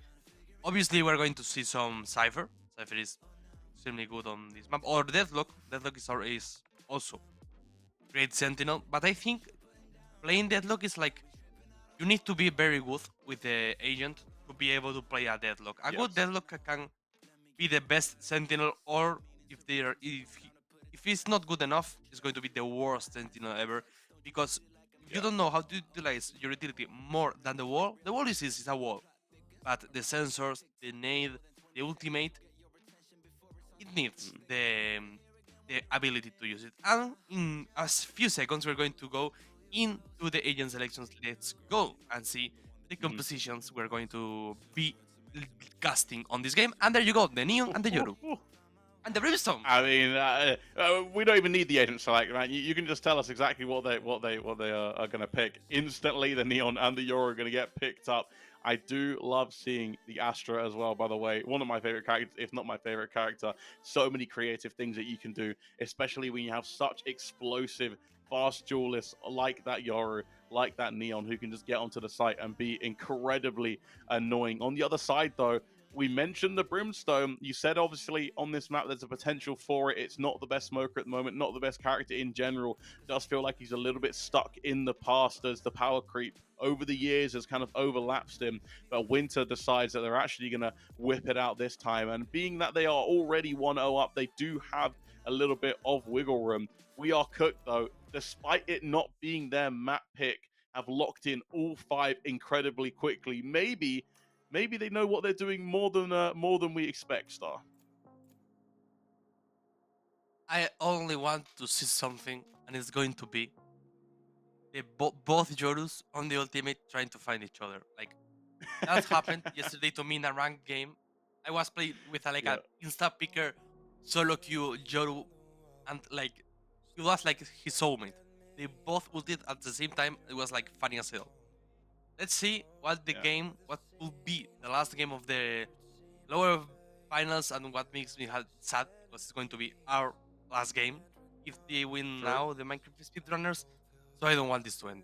I don't want to leave Mr. Stark, but we will have to see. Yeah. Let's go to the game. Well, like you said, you don't want Mr. Stark to leave, but unfortunately, we do see Winter has literally, I mean, they're Vi's gauntlets, but for this bit, I'll call them Thanos' gauntlets. He might have all 5 Infinity Stones, and he's ready to click away. We Are Cooked potentially, but they're going to try and fight back as best as they possibly can. You do see again, Serog going to be going into that Astra form, knows exactly what he's doing. It looks like, and are we going to have a fast start? Or are we going to have a slow start?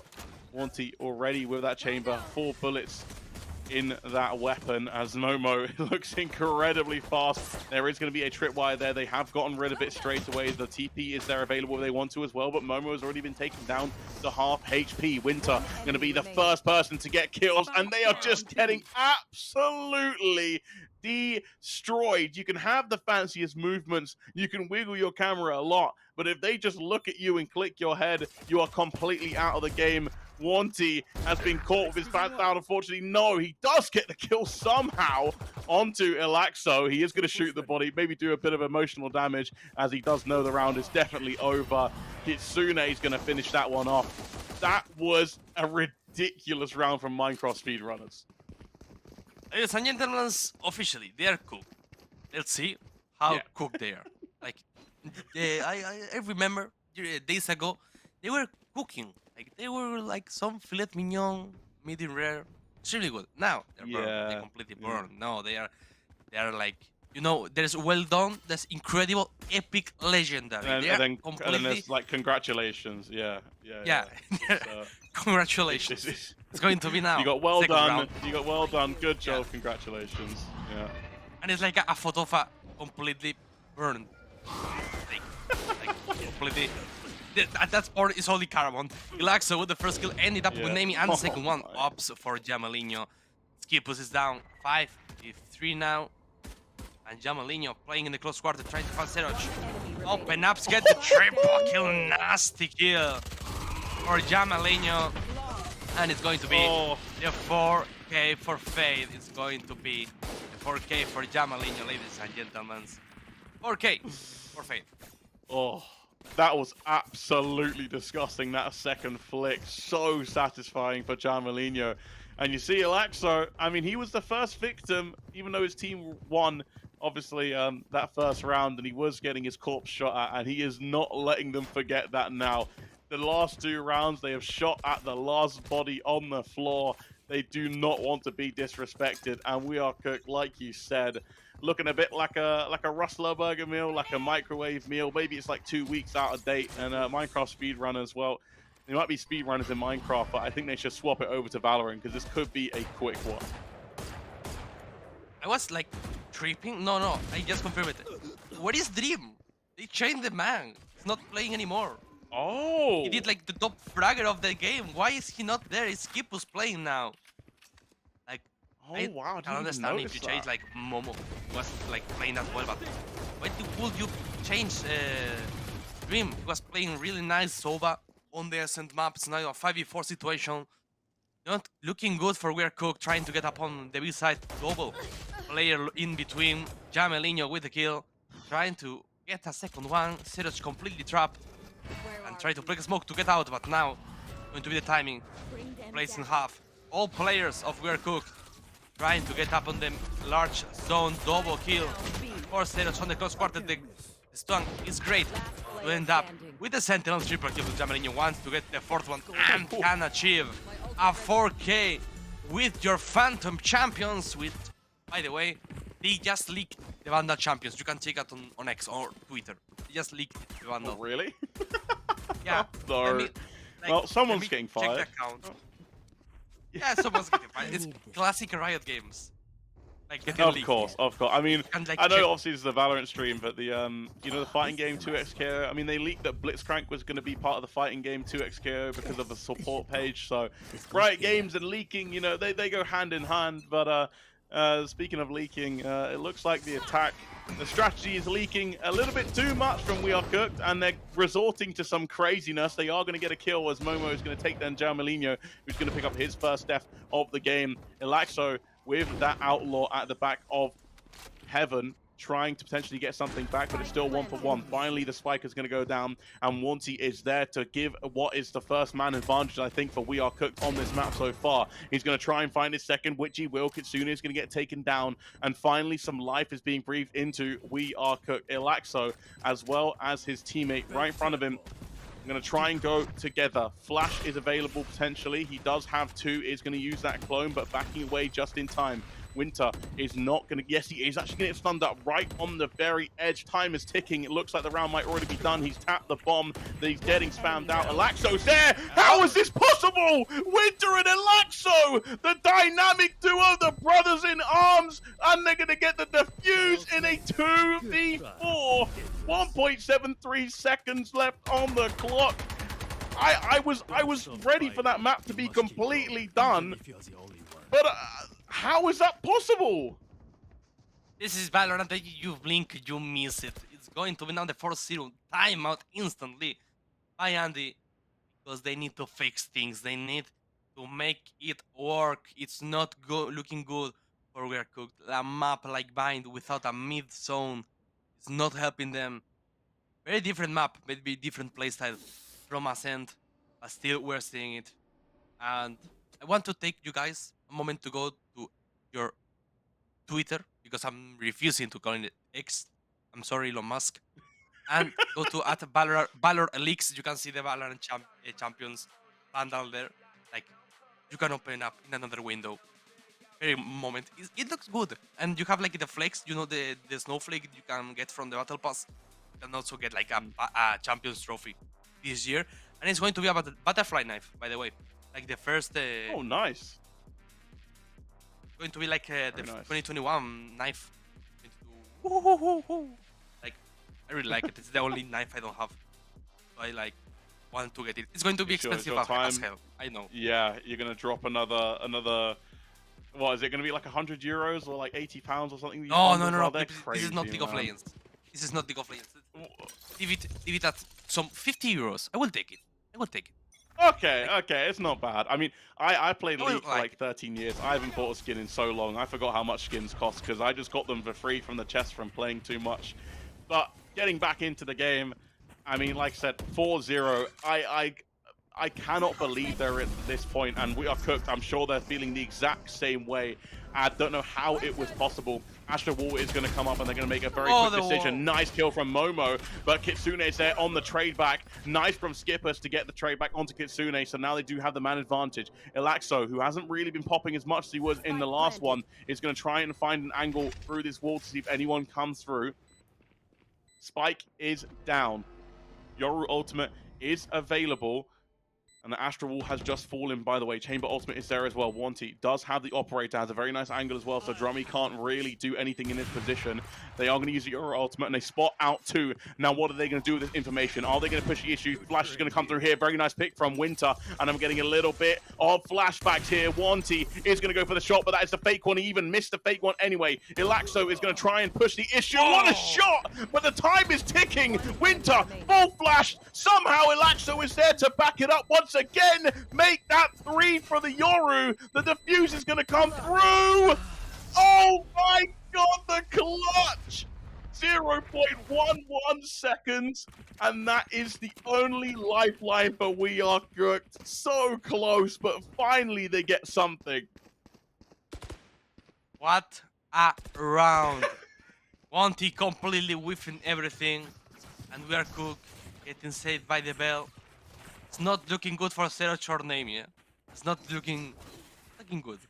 Like, guys, the game already started.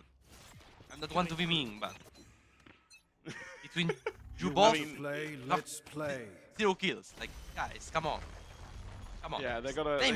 they gotta switch on. Alexa, by the way, speaking of switched on, is just gonna take out the enemy Yoru, as Nimi is gonna be the first victim of this round.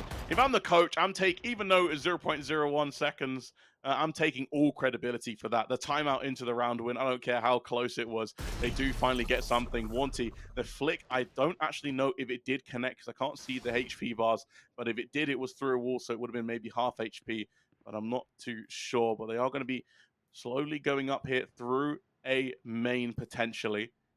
There's no one looking apart from Laxo, but he does have the Operator, and he could get another pick, and this could decide it. I think he might have seen a hand just there, so he's expecting the push through. And Neon, I don't know what you were going to say after that, but you're what? Hey? You just wanted to say hi?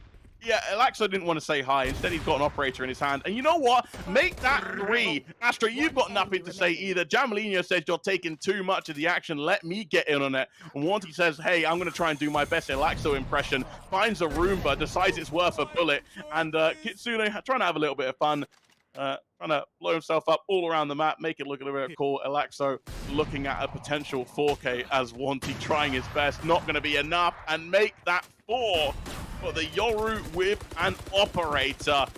And we are back to our regularly scheduled Minecraft speedrunners. You can hear the speedrun music, the adrenaline, the kid with the open... I can assure you, some player at any point of the tournament, any team, I don't care, open up a Subway Surfer gameplay while on a timeout. I can feel it. That's something that probably happened. Okay, I'm not looking at anyone, but yeah, they are young kids. They have like a potential spam of fanat. TikTok did great damage to our society, guys. But I'm not philosophizing now. Jaxo with the first kill. Another one for Jamelion. Gets traded, but still, Jaxo is completely locked in. Tries to get another one, but Nemi with the double kill gets a 3v3. Triple for Nemi now. Triple for Nemi. It's a 2v3 on the side. On the B side, Winter is alone. Winter has the molly. Winter can stop the plant. Gets the first one. Wants to get a second one. The plant is being doing right now. Winter in a close quarter gets a second and gets a triple. Triple kill for Winter. 6-1 to the score, and it's going to be at least the ties to the new side of the map, ladies and gentlemen. 6-1. That is absolutely disgusting. I mean, there's a triple kill from the Yoru on the side of We Are Cooked, and you were thinking maybe they actually have something back in them, but Winter, the anchor from heaven, stood his ground, lined them up. Those were two disgusting final shots to win the round. 6-1. Just when you think We Are Cooked, there's something going on, there's something cooking up. The stove is on too hot, the fire alarm's going off, the house is burning down, and I think it was Winter, despite his cold name, who set them ablaze. 6-1. They had one round where they lost by 0.1 of a second, but apart from that, it has been absolute Minecraft speedrunners domination, and I don't think it's going to be stopping anytime soon. My eyes are down. Not looking great. Let's see if they can play up with that Rolling Thunder, that ultimate from Yuri already being used. Nemi with the defensive drift. Trying to get a single kill, and Winter is going to get ult. Tries to run, but still gets the kill. What the hell just happened on the about double kill for Dreamy? Another double kill for Serge, but still 1v3 with 5 HP on the left. It's going to be absolutely impossible. Gets completely on by Kitsune. 7th round for Minecraft speedrunners. What happened on the boat? They like how did Winter win got that? the kills? Yeah, like what happened? Well, he was jumping, he got ulted by the breach, and there was a Yoru right there. I look at the kill feed, Winter gets an instant headshot. I don't know how he's done it. I mean, I don't know if it was luck or skill, maybe it was just a mix of both. But at this point, everything is going wrong for We Are Cooked. 5 ultimates, by the way, available for Minecraft speedrunners. They're holding it for Valorant too, because I'm pretty sure they won't need it anytime soon if it just carries on the way that it's going. They do have a little bit of money, at least We Are Cooked, so they have some Vandals, but they are resorting to some cheeky players. I mean, a Neon with a Bucky waiting for someone to push it. You know something has gone wrong along the line somewhere if you're doing strategies like that. They are not out of it still, but again, Winter going to start things off, and Momo's going to find the first victim for We Are Cooked. I'm not sure if he does want to bring that operator with him or he does want to keep the Bucky. He's decided to keep the Bucky going into the TP. The Satchel's going to push him away. The jump is there, and the cheeky plays are paying off for him. 2 on the board as Haunty with the triple shot as well. The Bulldog in hand, and the picks around the map. Minecraft speedrunners, unfortunately, pushing the issue a little bit too much. The Astral Wall is up, and we're looking at a potential second round for We Are Cooked. Careful with Dreamy. Careful with Dreamy. Cannot defuse the spike. Can he defuse from there? I don't think so. Ball going down. Seemingly bad placement from the Cypher. Careful with the timing. Oh my god. Can get both players on the market side. What a bait from the camera. 2v2 now. Neural theft already being used. Trying to get Skip. Skip was end up killing Winter. 1v2 now. Neither of them peek. Spike's half. Can play with that. Taps doesn't want finding. The drop is getting used. This is not 2v1. Time's running out. Ends up with Skip. Maybe. 1v1. Doesn't get it. What a wrong timing for Dreamy. 7 and 2.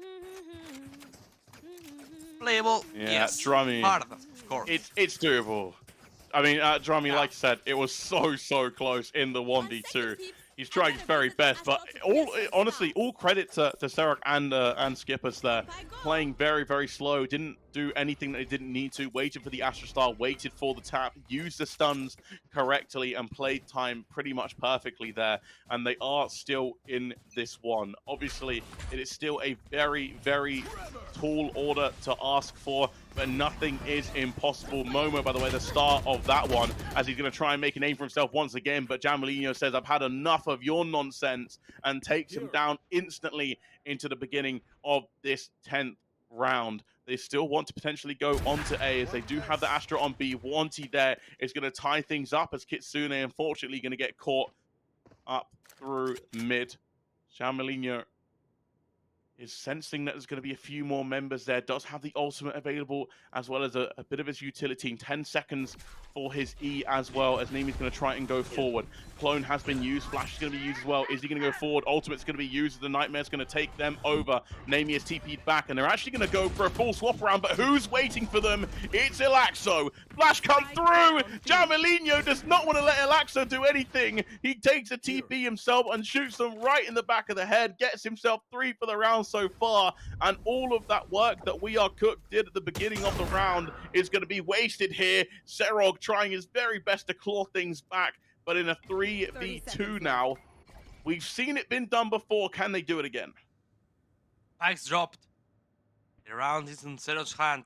Opens up, doesn't find Dream. Playing in between Jamalino with 4th kill. 3v1, impossible for Wanty. Lexo gets the last kill, 8-2.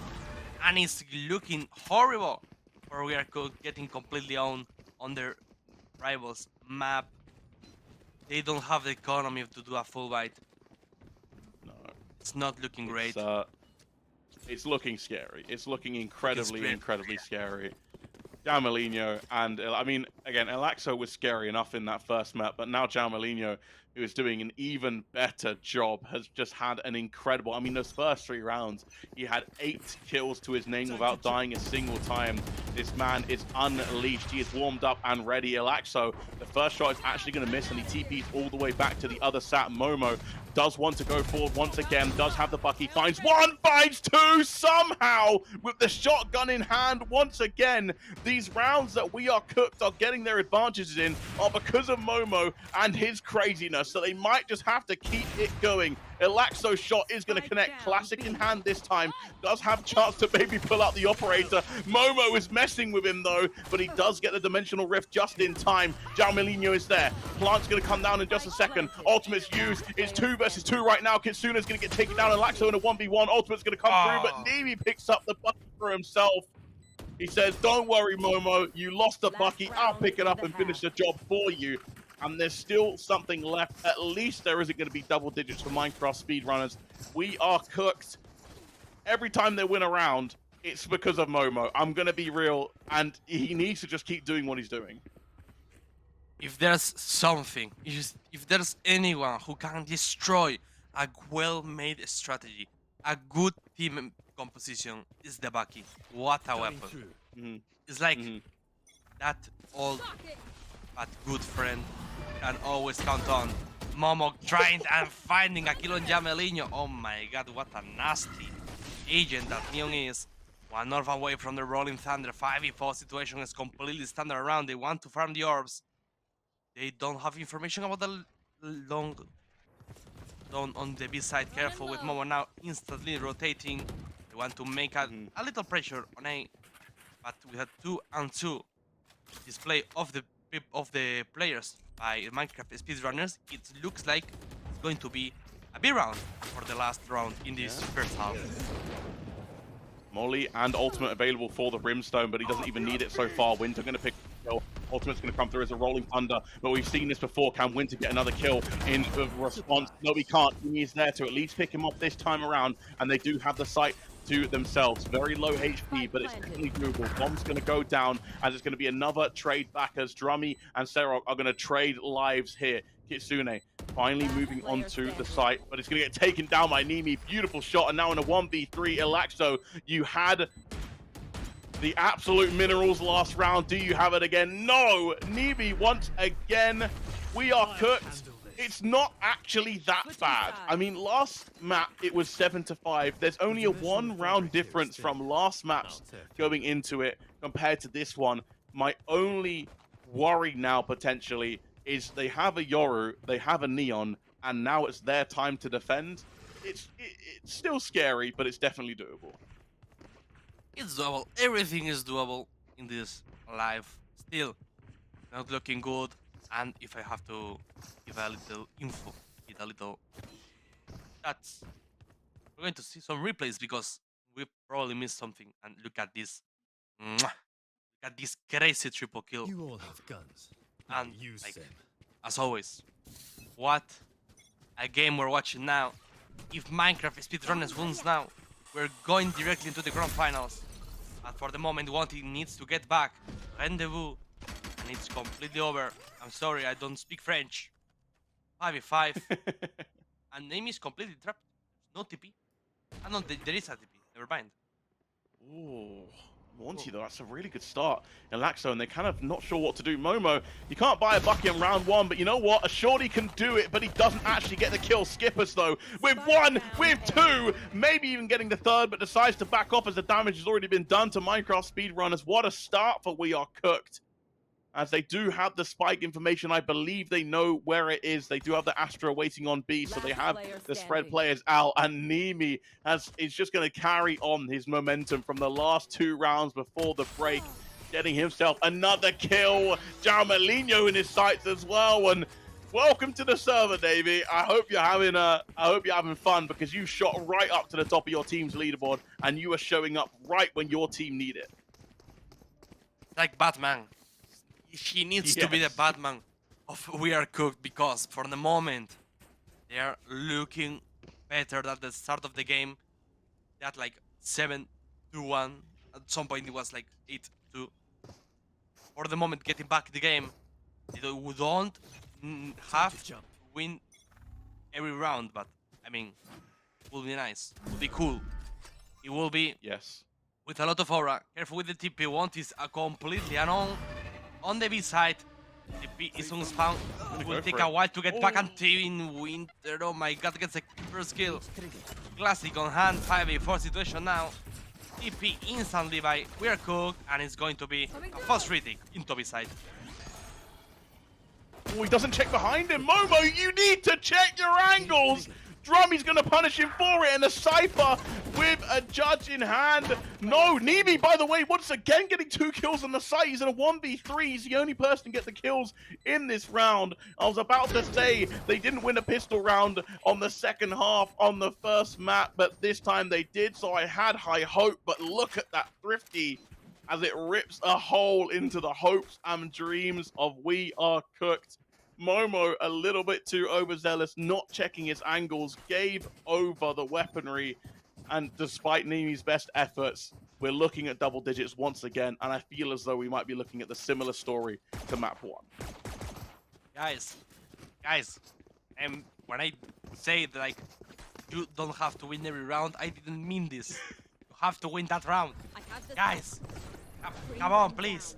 And they're now all stacking into be careful with Kitsune right on side. Laxo playing against Momo with the back of his hand. Oh my god. Oh my god. First kill is going to buy Laxo. Not with the back in his hands and gets another right click. 5v3. Only a classic is needed to destroy a whole team. They will wait for the teammates, but still 5v3 situation now from heaven. Kemen Skippers wanting to get to the one tap. And he needs to be the one tap on a player who doesn't have a high penetration shield. Careful with now. Amy with a kill. Oh, another for one team. Winter with a refract. 3v1 only. Alive on the going to be the 10th and the double digits for Minecraft speedrunners. I'll find you. Yeah, that's that might be the beginning of the end potentially. The economy's not looking too great. They were in a very similar position when they were on Ascent at this particular point. They did manage to get to 8 rounds on Ascent, so there's still definitely a clutch factor. But I mean, the story was of Elaxo in that first match of the Minecraft speedrunners when obviously he dropped 28 kills. But everyone, including Jamalino and Winter, are just pulling their weight this time around. They are doing their jobs. He has elevated his teammates to a point where they can support him, and they are firing on all cylinders now. Elaxo is obviously going to shoot the TP. It was a fake drone. He is going to TP to, like you said, rendezvous with his team over at the Fountain of B, but they're just waiting to see if anyone's going to be overzealous. They do have Drummy in hooker waiting to see if anyone decides to come through the TP, which they will. He is going to be stunned up here. Momo's there, but he's actually going to fall victim. Hat is down. He's going to get spammed through. It's going to be a 1v1 so far. Onesie, though, he's not going to get the kill. Ilaxo knew exactly what to do, and Winter on the other side of the map is taking care of business. He says, don't worry, boys. I've got your back. You plant on the other side, and I'll cause chaos. And that is exactly what he's done. And now on a 2 versus 4, Nimi's going to start it off in a pretty decent way. He's going to take off the head of Elaxo, who was on fire this round. Flash is going to come through. Molly's going to take away half HP. That is a huge disadvantage now for them if they aren't already at such a horrible disadvantage. Head is poking out. Not going to be enough as the crouch is going to come through. Throg needs to go forward. Not going to get the headshot as Kitsune's bullets were just a little bit more lethal. And Nimi can't hear anything, can't do anything, can't see anything. And we are cooked, are getting cooked. Minecraft speedrunners with the momentum, with the economy, with the firepower. A timeout is needed. Will it be enough? 11-5. Wow. For the moment, not looking great. Not looking great. Like, what can I tell you, man? They are playing, I think, automatically. They're getting completely owned. They are very nervous. They cannot concentrate. This map doesn't look good because I don't think they are just thinking what they're doing. They are just like playing, and not thinking about it. So yeah, it can get a bit tricky there. Timeout can do a bit of help, but let's see some replays because like I want to explain that this is the only this is a bad play. That this happened, the fact that this happened, like the Baki thing, is horrible. Like, you shouldn't do that mistakes. And although Momo gets the kill on bathroom, guys, going full W is not a strategy. It's like playing a car game. It does. So, like you said, they're not really playing as strategically as they might be wanting to. But to their defense, the rounds that they have won, the 5, has come not from strategy, but just from headbutting the keyboard, hoping for the best. So if that's the only way they get rounds, it might be the only way that they can actually try and win this game. And if they are figured out, which they have been, because they are now 11-5 down, and you can see they're like I said, they're expecting Momo. He's going to get stunned here. He's going to try and run forward. They'll still have the Bucky. But if they're resorting to this kind of stuff, I mean, the novelty of it has already worn off. And they've got to really start thinking about what they can do. They expect Momo there. It's going to work once again somehow. Not going to get the second, though, as Elaxo is also going to increase the man advantage. Warnty there to trade it back, so it's 3-3 so far. But they are 3v2 on the A site. Skipper taking a very aggressive pick here. Headshot not going to come through. Winter's going to take him down, not even needing the Raze ultimate. Nimi, the man who has been clutch in all these situations, is going to get the headshot. It's a little bit dicey, but the spike plant has gone down. Ultimate's going to come through, and they need to get the bomb down possibly. Ultimate's going to be unused straight away in the middle of 2 people. And Winter is there to finish off the round. Could this be it? I want, like, if someone could take a clip of the Nami kill on the on Kitsune. Like, I want to analyze that bullet. Like, I think the bullet who killed was RNG completely. Later, I will revise it later. But still, 7 match points, 7 series points, and 7 final points for Minecraft speedrunners. They have to win only 1 round, and they will be qualified instantly for the grand finals. And Jamelino ended up with Wanty getting the 5 before now. Another kill for Serge once to put back the game into the hands, always getting up the TP. Got a target Anyway, attack. Skip was finally getting the kill. I wasn't my like word. going to say they miss all the bullets, but the last one gets the kill. 3v4. Jamalino on the site, man. Momo is going to do some work, and it's actually a 2v4. Make that a 3v4 as Jamalino is going to take down Nami, who is trying to potentially go for a pick. Momo going to make his way around up onto Long to try and potentially catch them off guard. Jamalino, though, has been on fire this series. Ultimate's going to come through, and that is far too clean. Jamalino with the 4K. The ace is not going to be gifted, but the consolation prize is a grand final. What a game, what a series. Minecraft speedrunners in dominant 2-0 fashion. We Are Cooked tried their very best. We saw glimpses of hope, but unfortunately for them, Minecraft speedrunners will be going into the grand finals in that best of 3 for that Breakout Bash Championship title, the first ever. First ever title, and we're going to see the replays from the series, the replays from this bind map, and it was just like a Valorant masterclass by Jamelino, always being up, always doing the triple kills, the quadra kills, always being there. Extremely well played. Also, Ilaxo being one of the best duelists, and I'm going to say the best duelist we have in the tournament. But now it has been, and Minecraft speedrunners will be your Breakout Bash finalist. At least we will see in a few minutes if they can be your Breakout Bash winners. We will have to wait for that. And I just wanted to say, if I'm giving some advice, some piece of advice to We Are Cooked, they need to work on that work on that experience. They need to get more games into real tournaments because they're getting very nervous on these difficult situations. Yeah, it was, again, a lot of pressure on them. And you saw they actually relaxed a little bit towards the end when they were just kind of playing like crazy. Like I said, Momo, I'm sure that was just not really giving up, but, you know, giving in to that instinct and just trying his best to just out-duel some of these players. And it worked for a little bit, but like we saw, Minecraft speedrunners, their strategy was too sound.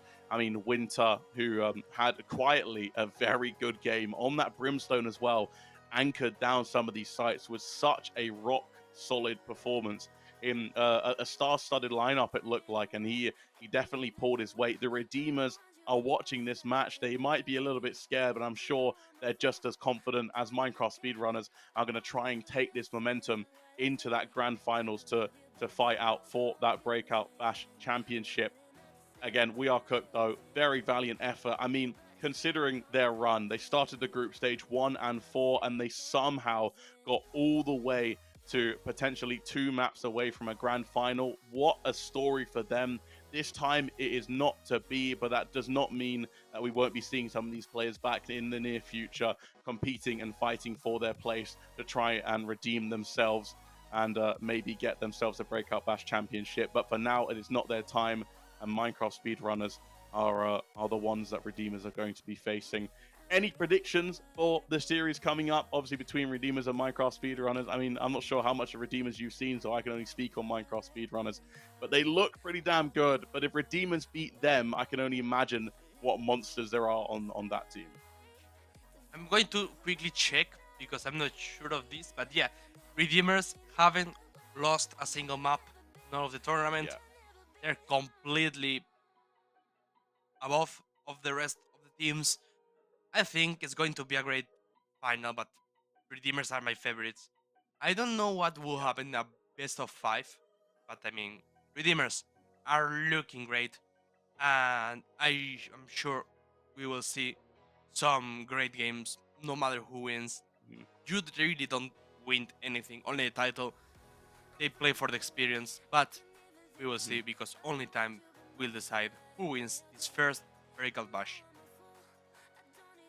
Yeah, so we are going to obviously go over to a break. It's been an absolute pleasure casting this series with you, Start. It was an absolute banger from minute one all the way to the end. But like I said, do not touch that stream, because when we come back, it's going to be Redeemers versus the Minecraft Speedrunners to crown our first ever Breakout Bash champions. Do not go anywhere.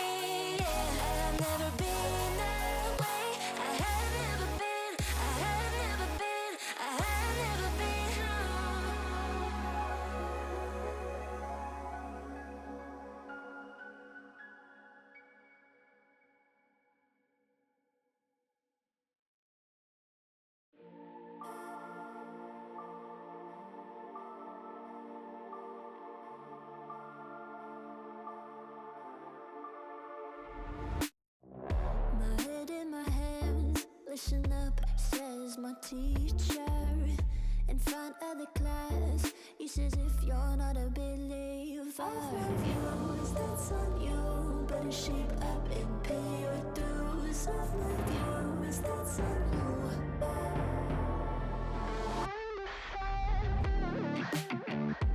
I'll be on a flight soon to the end, I'm singing, ooh. Gotta know all this propaganda, how do you do?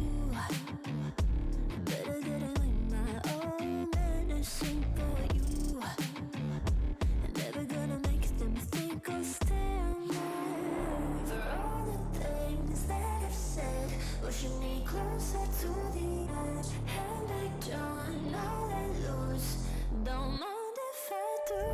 For all the things that I've said, pushing me closer to the edge. And I don't know let loose, don't mind if I do.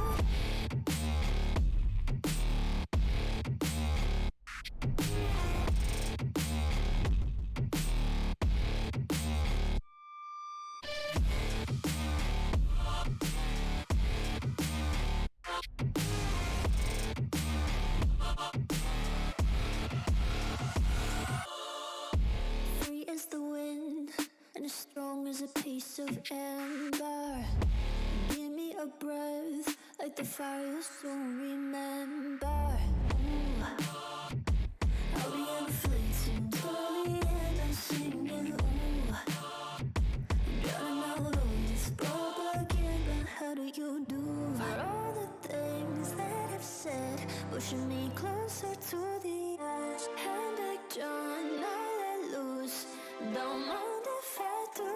For all the things that I've said, pushing me closer to the edge. And I don't know let loose, don't mind if I do.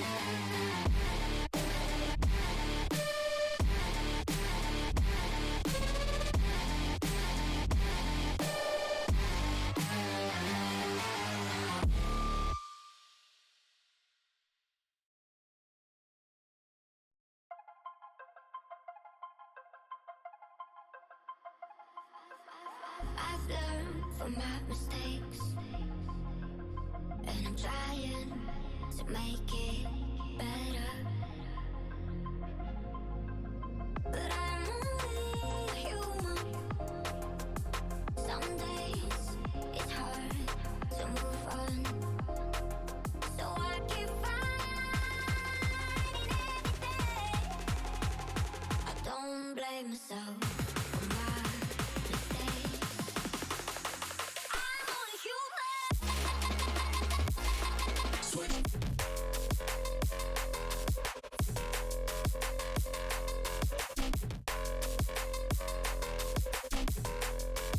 I'm only human. Switch.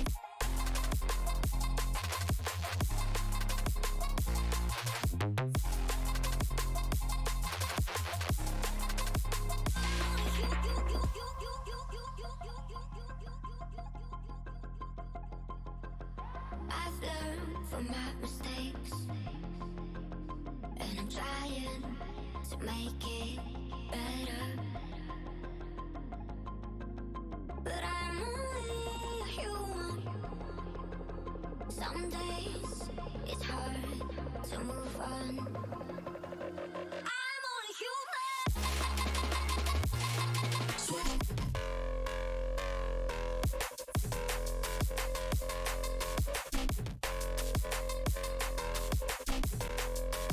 I'm only human. So I keep fighting every day. I don't blame myself. I don't blame myself. I'm only human.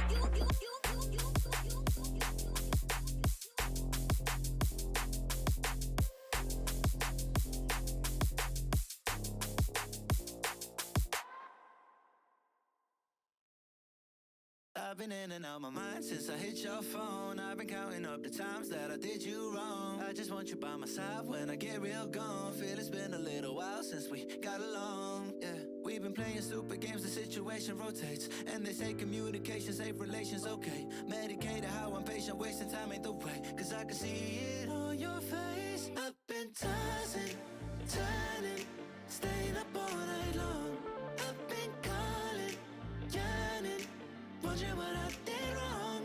I could tell by your eyes you got something to hide. So open your mind up, let me inside, and let's make it right. Tell me, baby, what's the problem? Cause I keep trying to figure it out. Oh no, oh no. Tell me, baby, what's the problem? I'm only picking up what you're putting down. You'll be tripping, I don't know what about. So what's the problem right now? Okay, now hold up.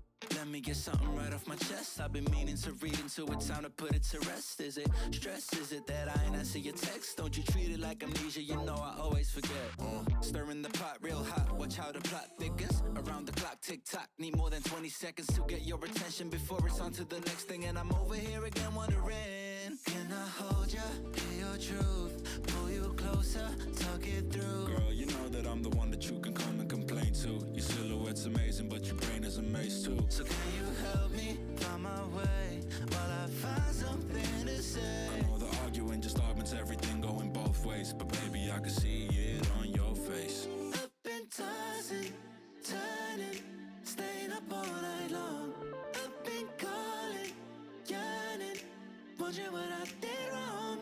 I could tell by your eyes you got something to hide. So open your mind up, let me inside, and let's make it right. Tell me, baby, what's the problem? Cause I keep trying to figure it out.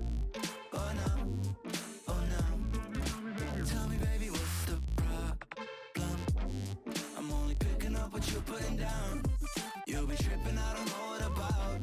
So what's the problem right now?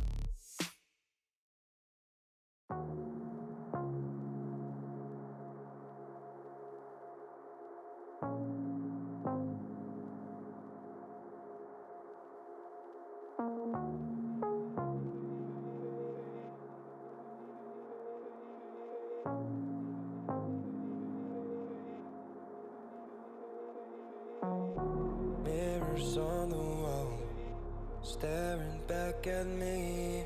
Stranger in the hall, frozen by the scene. Portraits seem to fade, he lost his centerpiece. Can't recall his face, I hope he'll rest in peace. Haunted by my mind, victim or the prey. Everything is fine, take me to my grave. Bury me alive, keeping me astray. Hard to say goodbye to who I am today. Everything is fine, take me to my grave.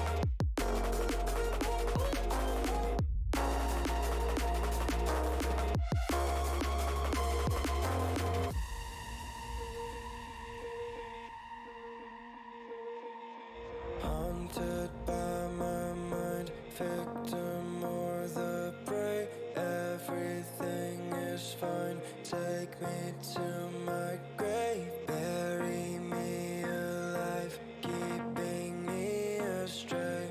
Hard to say goodbye to who I am today. Haunted by my mind, victim or the prey. Everything is fine, take me to my grave. Bury me alive, keeping me astray. Hard to say goodbye to who I am today.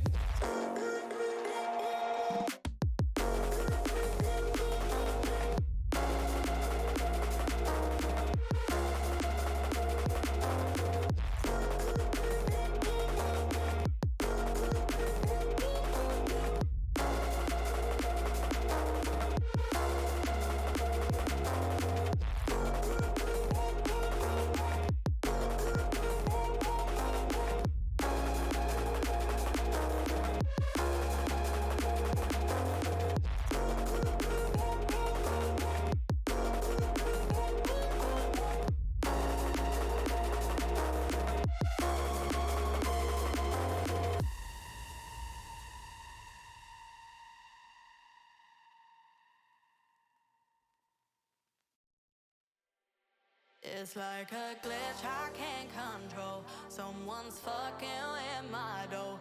Kinda voodoo shit, you know. You know, you won't find me tongue-tied. No witness on my side. Harmonies when I cry. This stuff makes me nauseous. Losing what they taught us. Gotta tread real cautious. But I go back to default. I go back to default. I go back to.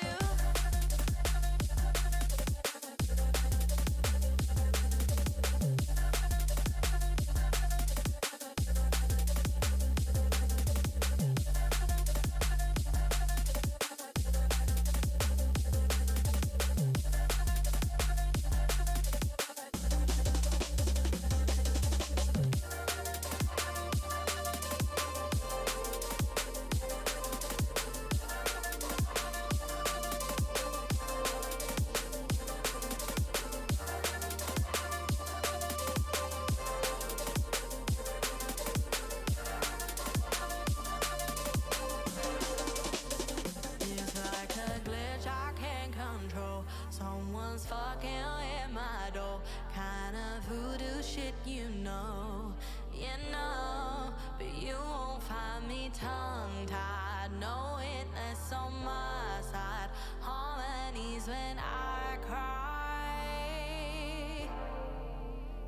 stuff makes me nauseous. Losing what they taught us. Gotta tread real cautious. I go back to default. I go back to default. I go back to default. I go back to default. I go back to.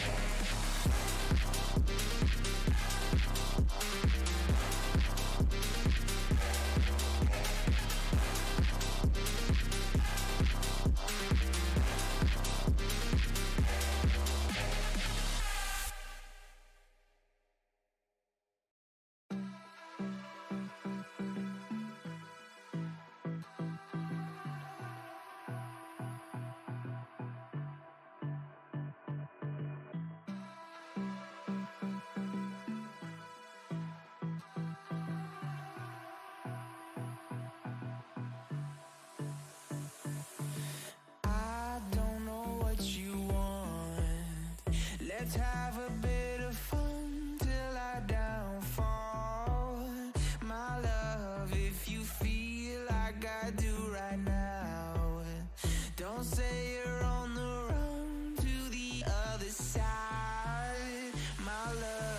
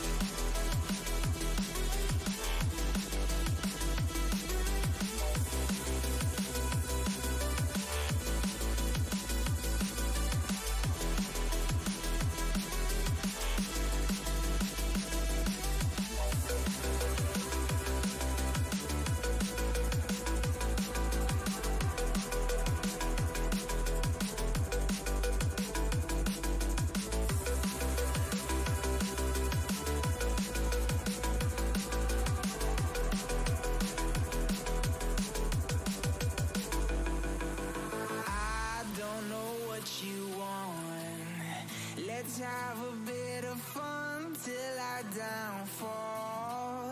My love, if you feel like I do right now, don't say you're on the run to the other side. My love. The Breakout Bash, where youngsters show off their talents and skills and put a name out there for themselves. I'm your host, Dynamo, and with me here is Medante. Say hi, Medante. Hello, ladies and gentlemen. And we've got the mastermind behind Lost Puppies and behind it all, Porridge, and we will be here to meet him and get some insight on the whole event and his thought process doing all this. I'll hand it over to you, Medante. First of all, Porridge, welcome. The man that's usually kind of in the background behind the scenes, he's managed to get himself on cam.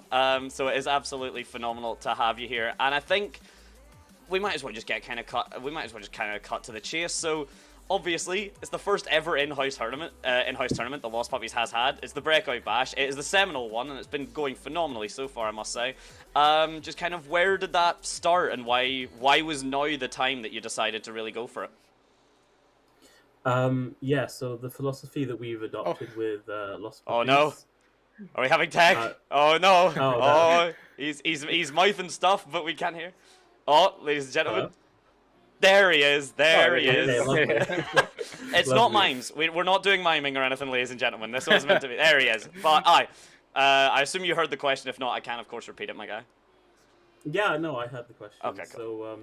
So the philosophy with Lost Puppies has become developing young talent, providing opportunities. So the Breakout Bash just makes complete sense for us.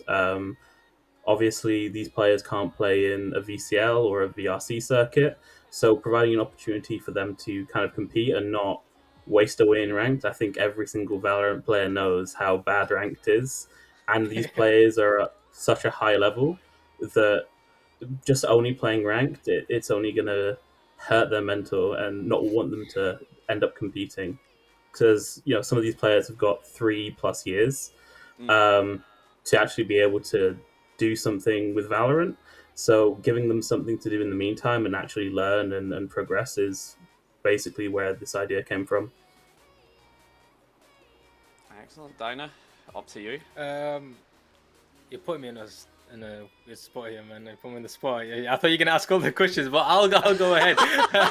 I'll go ahead. What would you say your main focus? Why did you just emphasize on focusing on this age group?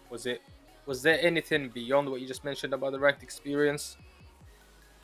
Yeah, so we also didn't want to step on anyone else's toes. You've got EVC, you've got obviously the VRC and the VCL circuits. Things of that nature are already being catered to players. We will have plans in the future to sort of expand on that, but for now it's sort of from the most basic principle of providing opportunities to those that don't have them is basically what we're trying to achieve. Thank you. Yeah, that's. I mean, and I think it's safe to say that has been achieved. At the very least, it's a really solid kind of stepping stone. It's a really big, moment or development, that kind of stopgap that you've mentioned. I think that's been achieved incredibly well. And with that, actually, obviously we've seen, Cortez has been in the kind of the big intro that we, of course, we'll get to see one more time jumping in. But you have obviously got coaches and such with a lot of VCL, VRC experience, as well as just, content creation in general, which is obviously a massive thing. What kind of impact would you say they've been having on obviously all the younger players? Again, not a single one of them has kind of hit 16 just yet, or at the very least, maybe we can celebrate their 16th birthday with a potential reach out and a sign up, depending on how well this has gone for them. But yeah, what impact is kind of having those coaches and obviously those bigger names show some love? Yeah, so getting coaches in, we've kind of got a mixture of both VCL, VRC, and basically coaches who similar to the players. The idea was to bring them in and actually get experience not only in a structured and formatted environment, but also to work with the VCL, the VRC coaches as well. So it's not just an opportunity for the players; it's also an opportunity for the coaches as well. And being able to see at the most basic level, because at this stage, a lot of what is going to be taught is fundamentals. we've seen some incredible strategies that have been put together, and they've been given 3 weeks, 4 weeks to be able to practice. But actually looking at the work, and shout out to some coaches such as Alone has been amazing before this. Not many people have heard of him, but I think he's definitely proved his worth. Horizon as well, both of those coaches, their teams are in the finals, so that says a lot about it. But yeah, I mean, and to touch on Cortez, not only the VRC and the VCL coaches, but our reach has been quite nice to look at, to be honest. Noticing that we're actually having the reach that we intended, and we are being ushered into doing more. And we've had a lot of praise with this idea and providing these opportunities. So, yeah, everything's been going amazingly well, and I'm really, really happy for the players to have this opportunity.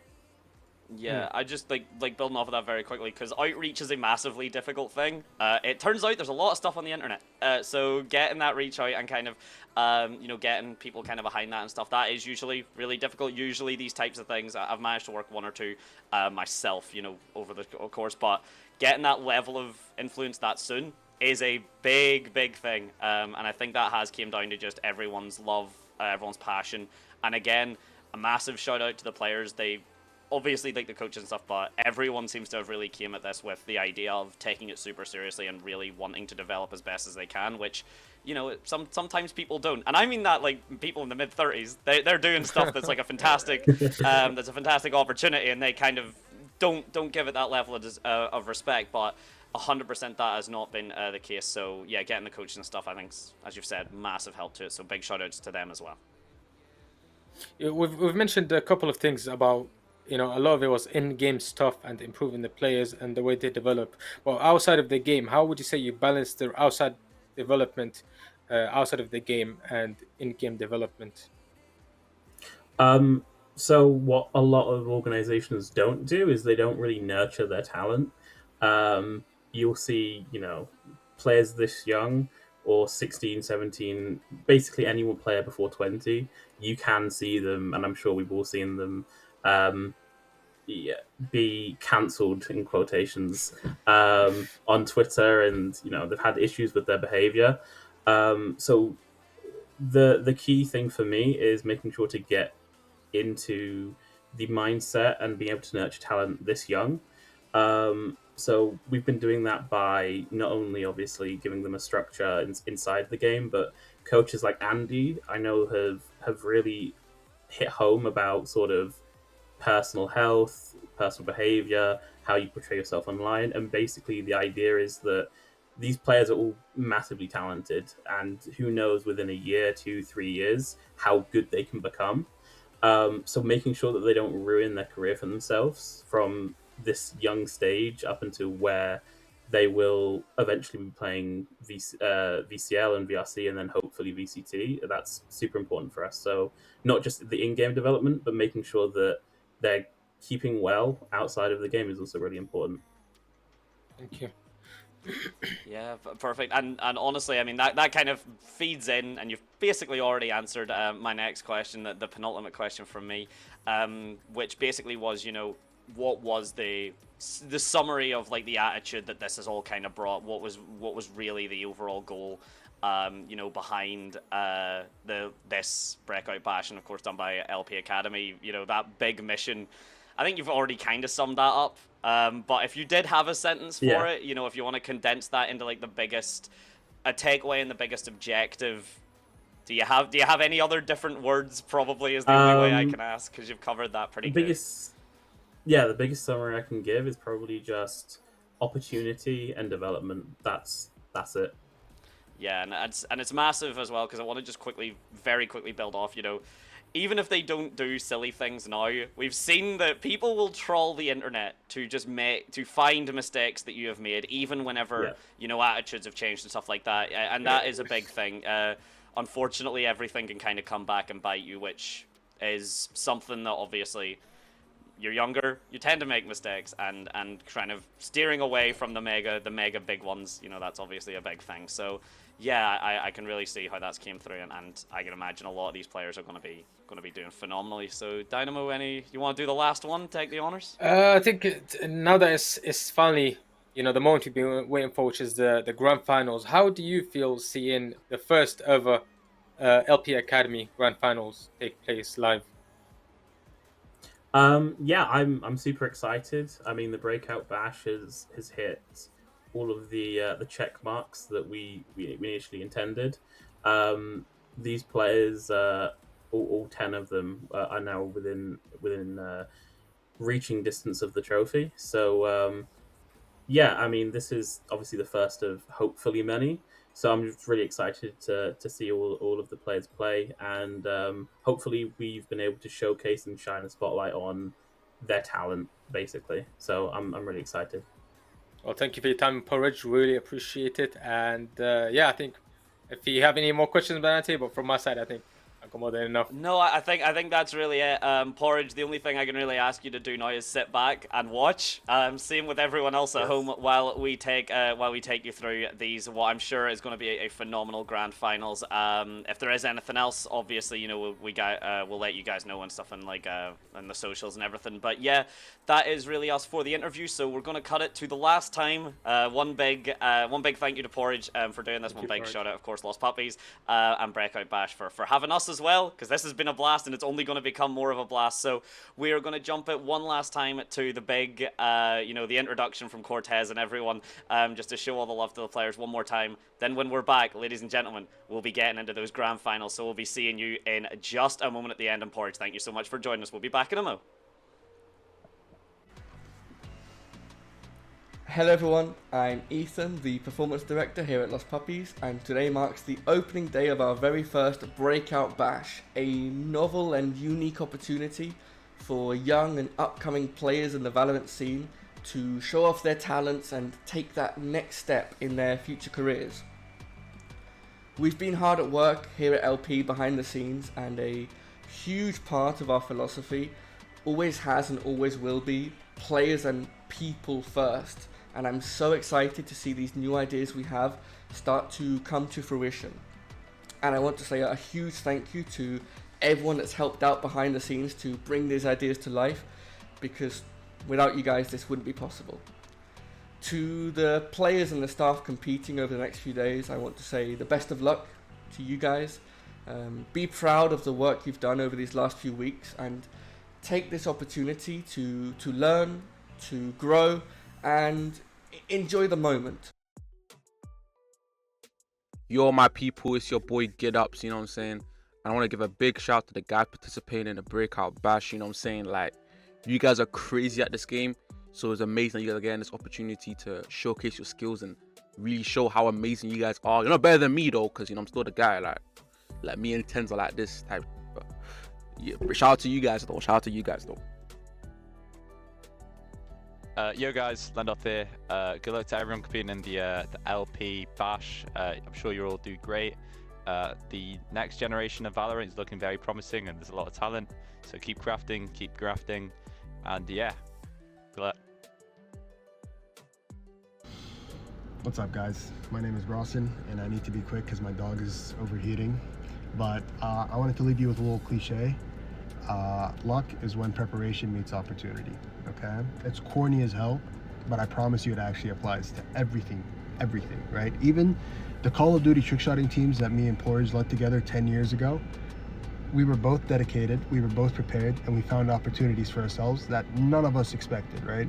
To the point that, like, I stayed in private matches hours, way too long, right?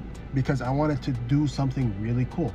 And I ended up finding glitches on MW2 over a decade after it came out, okay? After thousands and thousands and thousands of people looked for all the glitches and gave up pretty much, okay?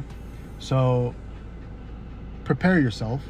Opportunities like this will come, and have fun, because life is good. Hello children, Uncle Isot here. Wishing you guys all a good luck on the Breakout Bash, and hoping you guys all play well. honestly, I don't know. I don't really know what to say. I'm not used to this sort of stuff. Didn't know I had like emotion like that. But wishing everyone the best, and make sure you guys don't bait each other. Hey everybody, my name is Bailey, other known as Cortez, and I'm the former head of talent for Luminosity. I've worked for Ghost Gaming. I've worked for an organization called Simplicity. That was the first ever publicly traded esports organization on the NASDAQ. I've worked for influencer organizations before. I've worked for G Fuel. I've worked for one of the top talent agencies / talent management groups in the entire influencer world. I worked for marketing agencies doing gaming and influencer-based activations of brands like Netflix, State Farm, and more. I've even managed a talent agency before as well. That was the #1 mobile agency in the world, a mobile gaming agency in the world. The point I'm telling you all this is this all came from an opportunity where I saw at a young age saying, I want to work in esports. I want to work around gaming. I want to work with influencers. I want to do that. At one point in time, I thought I was the best gamer out of all of my friends, and then very quickly realized that I wasn't when I branched out to the whole world. But for you people, this is the greatest opportunity for you because you really are great at these games. And now is the opportunity to think about what is life going to be while I am a pro? What's life going to look like after I'm a pro? And let me tell you very quickly, networking and the opportunity that comes from just being in this space and building upon it and learning. And again, that networking side and meeting people is going to build you so much opportunity. And again, if you think about it for the long term, is what's life going to be like after a pro if you do go fully pro, right? What's life going to be like if you actually don't go pro, but you want to be in this space? This is where all of that starts. So hone in on your skills, work at building your craft, and really trying to take advantage of an opportunity like this that LP is hosting. I promise you it can build so much amazing memories, amazing opportunities, and build you a life that you really love to live and that you want to live. So I wish you all the best of luck. I wish you the greatest luck on your adventure and can't wait to see what you guys for the next generation of esports can bring us all. So make sure to take care of it and make sure to leave it better than how you found it. Is what I've always said. So wish you the best. Good luck. Ladies and gentlemen, life is good. Life is as good as it can get. Of course, it's ourselves. We are back for it. And the only thing I can really say is grand finals. It's Redeemers versus the Minecraft speedrunners. I am very, very excited to get into it. Dynamo, I'm sure you are just as chuffed as I am. Trust me, I am. I am very excited, especially Redeemers. You know, they're my favorite team, and I've been talking about them a lot and the way they play, and I'm loving their play style. I've always been talking about it. But what's more interesting that I find is the fact they're undefeated this whole series, and I'm so excited to see, will they take that last final win, or will it be the first loss? Well, this will all be the moment to find out. So for anyone that doesn't know, of course we are in the grand finals. It is still a best of 3, mainly because I think making under 16s play a very stressful best of 5, it could actually do some long-term shenanigans. It stresses me out. Can only imagine what it might do to them, and I'm only yapping about it. But before we kind of get into that, of course, we can see how we actually got here. The entire bracket sorted out as well. So this is how it has looked. So as you said, Dynamo, I mean, Redeemers 2-0, 2-0, 2-0, very, very clean.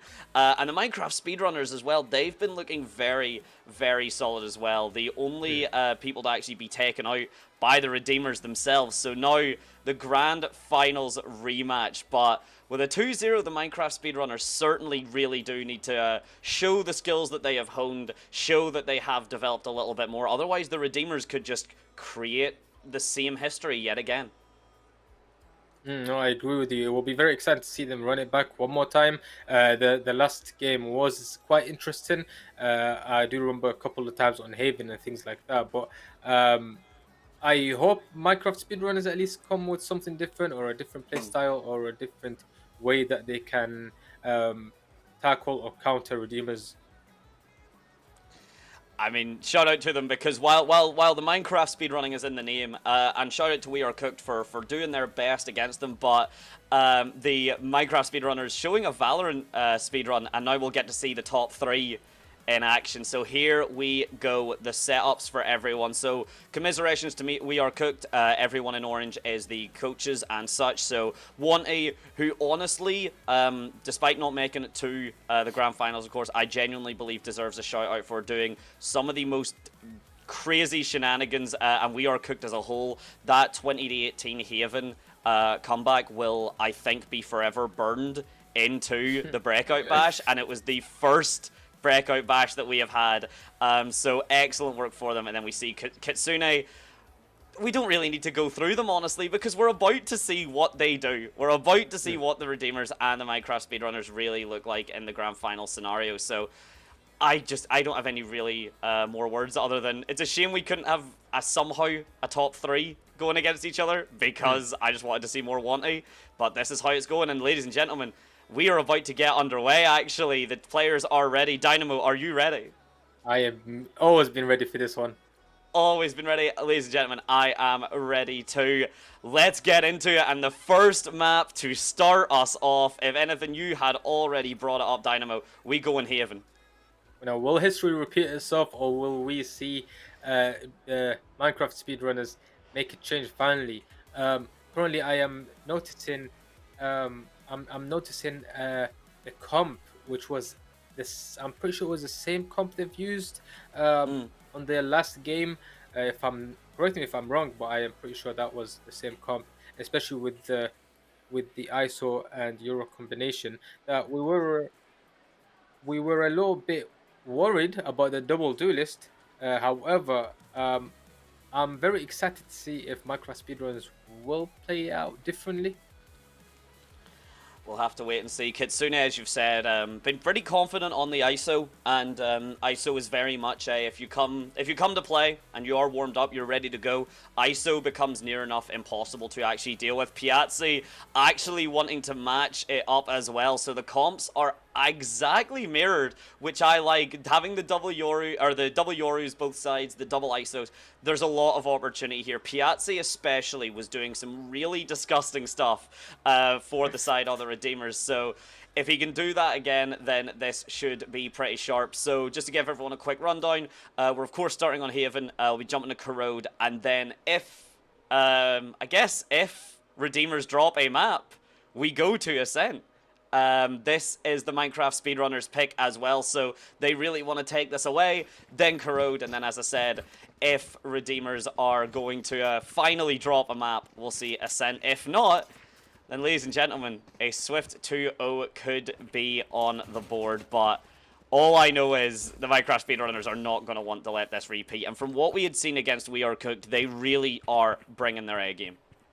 No, talking about Corrode, last time we saw a very weird pump pick from Minecraft speedrunners with 3 duelists. So, will they finally adapt to that map, or will they be kind of lost? Well, this is the main focus right now, which is Haven. So let's see how it goes down.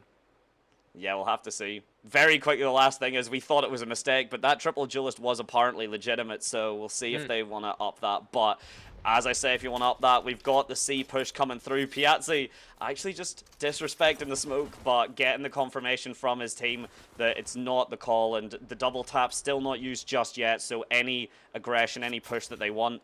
Oh my days, have they actually read this perfectly? Have they baited Jamaleon into the push? Yes, they have. Piazzi and co, a absolutely gorgeous read to start us off. It's an excellent first frag, and a lot of control now granted as they pivot towards C. Looks to be coming through. I'm noticing the Redeemers doing the usual Redeemer special here with making the sound on C-Long, then going back, then re-hitting. And if you notice, they did the quick C-split there, which kind of got the Cypher down. No, that was an excellent kind of re-engage, recommitment, understanding the situation. That was solid reading and solid shooting from Piazzi. A very clean first round off the Redeemers, off the back of pure fundamentals, pure cohesion and coordination. A little bit of an overextend from Jamaleon. I don't mind it in terms of theory, but you've seen what happens if you don't have the backup of your team, if Dreamy has to split off to that garage side to keep control. And the one thing I want to say, I wanted to say it beforehand, but we just kind of jumped into it. Building off of what Cortez says, thinking that you're the best among your friends whenever you are this kind of young age.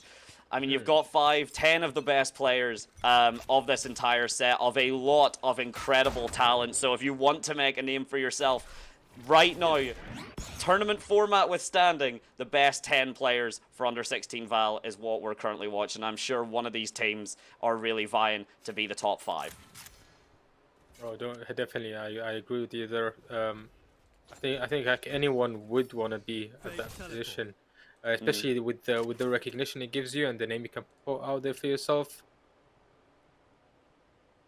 It's a big deal. It's a big deal when you're that age. Pride means, honestly, trophies are secondary to just the pride to having that that stance, to having that knowledge. And okay, you can see now the push is coming through. Winter's very aggressively pushed. Kitsune is there for the setup. It's only going to be a trade. And of course, that name is NSC for Minecraft Speedrunners. We've seen him do quite a lot, and he continues to at the very least do a little bit. But the pivot here, 2 frags, and the rotate actually from the Redeemers is insane. The Radianite box is not cleared. Dreamy is able to take the paranoia and make a little bit of paranoia work for himself. Laxo does not care about any double taps, any sort of shields. The classic is good, and it's now a 1 versus 1. Jamoyino has all the information. He does get a little bit of a tag on the Venezi, and it's classics all the way for the Minecraft speedrunners. What was opened up entirely by Laxo. Phenomenal shooting. I'm sure we'll see that again, but a thrifty to equalize, and something I am almost certain Redeemers could not have predicted. That is a disaster.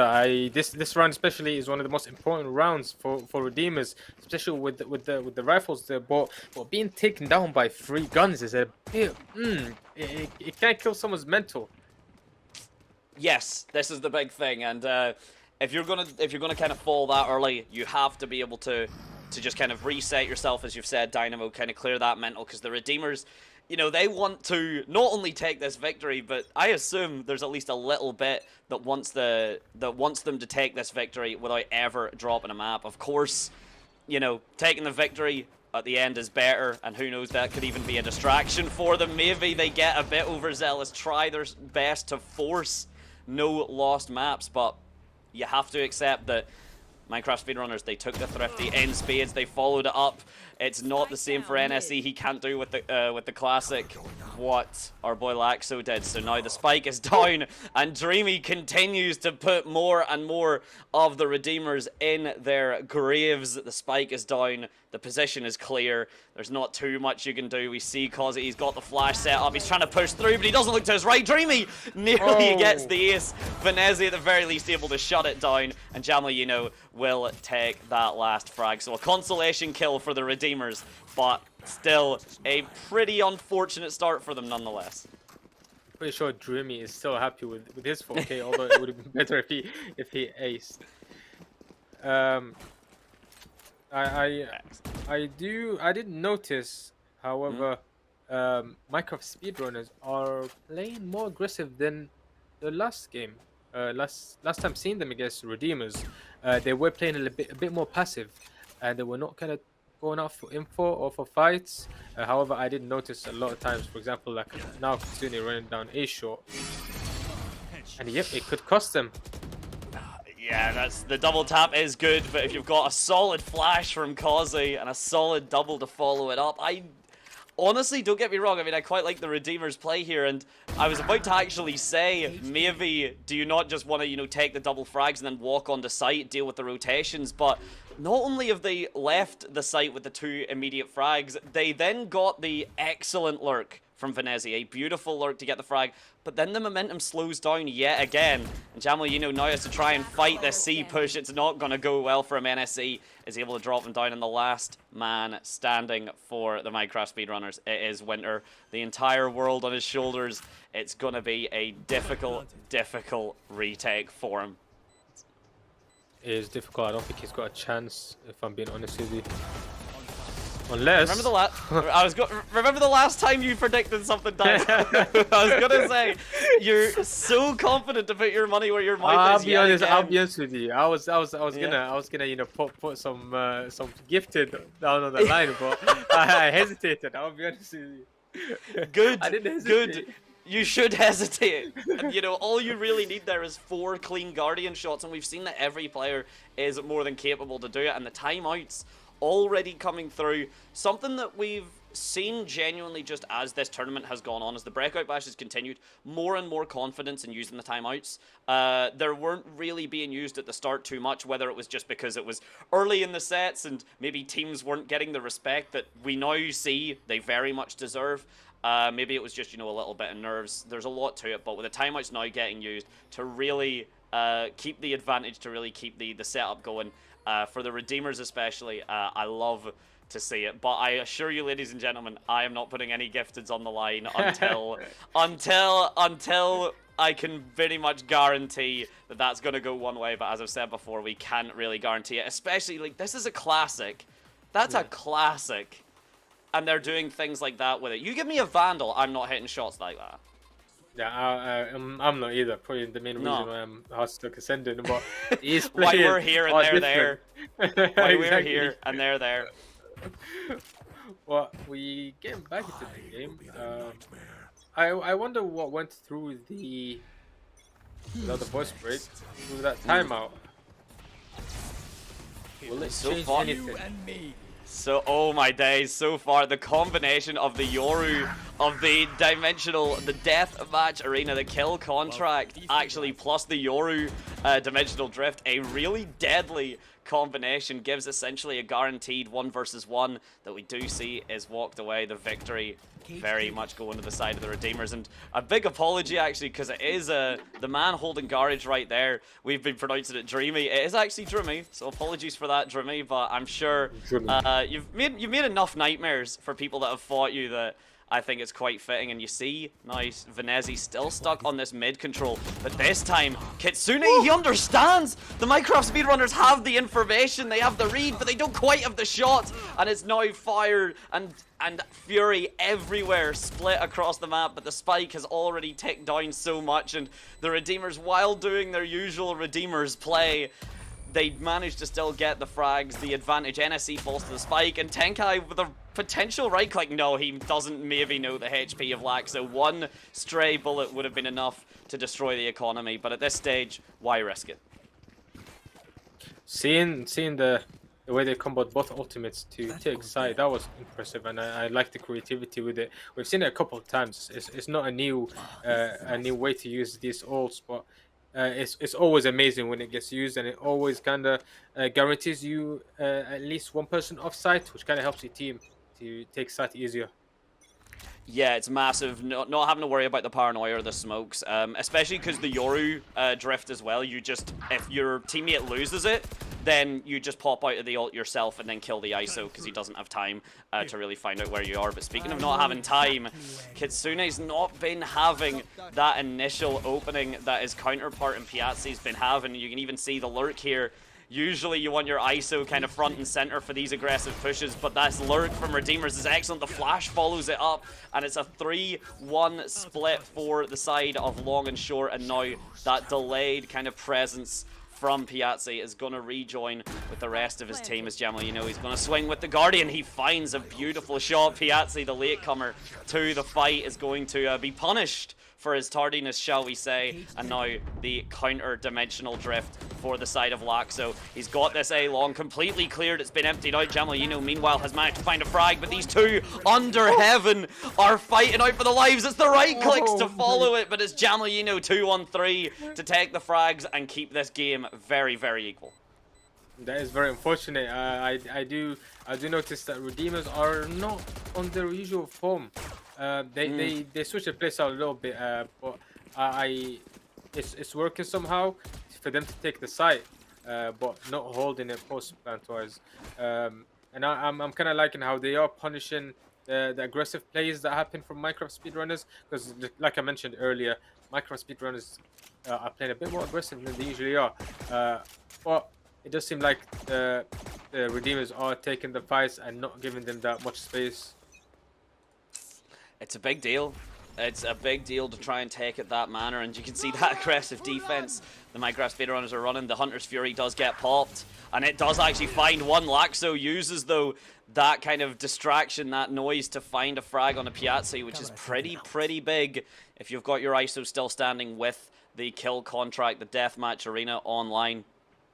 Then you can easily take another player out of the equation. And right now, Redeemers, their non-post-plant presence has been phenomenal, very clean, but once they get that plant done, you kind of mentioned it, Dynamo, that their presence is solid, but it's very kind of compact, and they're not taking lots of differing angles. They're trying to take fights from the same sort of position. But speaking of a position, there is one man, and he's a Cypher, and he's coming to the back of this A site. Look at the patience from the Redeemers. You don't need to take this fight because you've got Venezi to clear it out from the back line. Walk onto site absolutely free. You cannot ask for a better Cypher lurk in any capacity.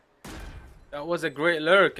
He got a really good timing on Jamelinho or Jamelinho.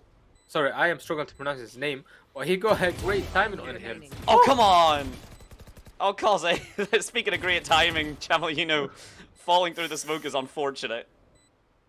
Correct me, because I heard you say his name already. Madante. Was it Jamelinho or Jamelinho is what I'm going for. Jamelinho is what I'm going for. That's what I'm going for, and there we go. And I was about to say at some point, I'm sure the voices in our head will yell at us because that's exactly what they just did for Jeremy, and it is Jamelinho. So that is the kind of pronunciation. So we apologies for that, Jamelinho.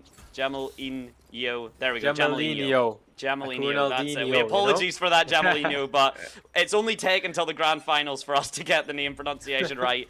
But this is what happens whenever you've got, you know, up-and-coming players and you don't particularly get time for a pronunciation graphics, because believe me, those can be mad important. But sorry, but we know it now, Jamelinho. And unfortunately, his timing just doesn't quite work out for him in that last round. And speaking of timing, and speaking of players that we needed pronunciation guides for, Jeremy falls, but Laxo is happy just to match it back. This man with a pistol seems absolutely deadly. And there he is, Jamelinho! And we've said his name right as he finds two. He can't find the last one, but there's only a 1 versus 2. But this lurk, yet again, Venezi refuses to let the Minecraft speedrunners go unpunished for any sort of gaps in their defense. I'm liking how Redeemers are slowly finding their place on the map and finding their form, especially with Venezi's lurks being very successful. Seeing it this round and the round before, getting both the duelists on the A site. So I am expecting more of these lurks, and they're clearly working fine, but will Minecraft speedrunners adapt to it and change? We'll have to see. So a 3-man stack towards that mid. This is the lower buy, as far as I'm aware. Actually, I say that. Laxo is holding a full Vandal, so maybe not as low a buy as you would think. Excellent patience. He doesn't let his positioning go away. He doesn't give his positioning away before he can ensure that he gets the frag, and Kitsune backs him up. The kill contract is coming through. Piazzi and Jamelinho are going to fight head-to-head. Jamelinho is absolutely able to make it work. 3 1v1s taken, all 3 going the way of the Minecraft speedrunners. And you've got to remember, that was Piazzi's kill contract. Kitsune still very much has his on the line. I doubt in any way that they're going to want to get it used. And Dynamo, you've said about, you know, are they going to adapt to that? Having a 3-stack towards mid to take those initial fights seems to be a great way to counter that lurk. No, I agree. I think it is. Whew. I do think it's a great way, and it showed, especially with the Euro walking down mid and gaining as much info as possible. That kind of helped a lot. Oh my days. Tenkai's only got 1 bullet left. He's counting those shots though. But I think he cancelled that reload. I don't think he got it off in time. He's making the call here. He's going to go under heaven for the ult. Kitsune, I think he has heard it. Yeah, the spike tap is going to go through, and the shots are a little bit hazy. Kitsune, though, able to back it up. No use of any utility from ISO. No undermine, no anything needed to be used there. And now, Redeemers, no ultimates online. The economy pretty healthy for the Minecraft speedrunners off the back of that win. And with 3 ultimates to use, 2 incredibly solid ones at that, this looks to be Minecraft speedrunners' chance to equalize this and make this 5-5. I'm not a mind reader, but it does seem like the Minecraft speedrunners were trying to pick off Venezi, since he would always solo mid, and to them it was probably like a free kill if they stack middle and fight together.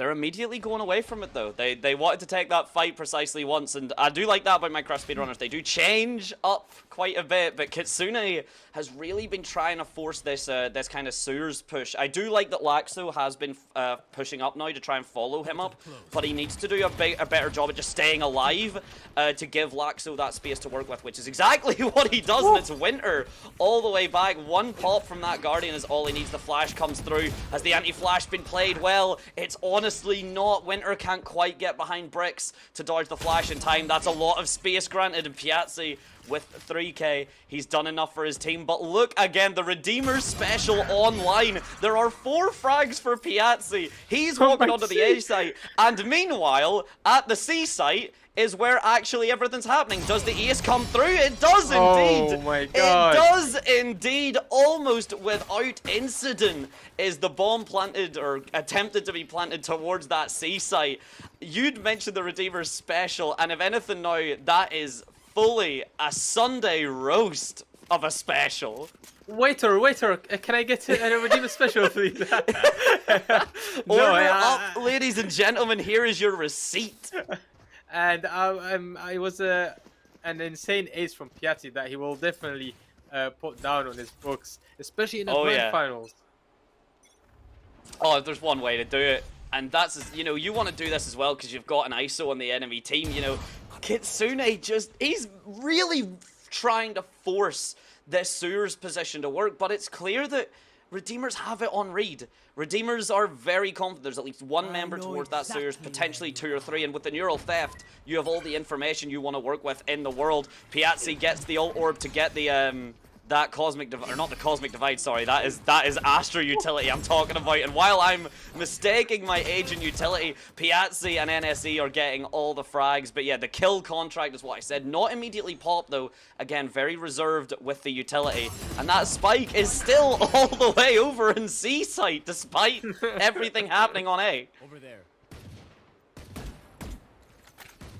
I mean, it's what I usually expect from the Redeemers. You know, they've done it multiple times, taken 2 sides at the same time, and they just did it again.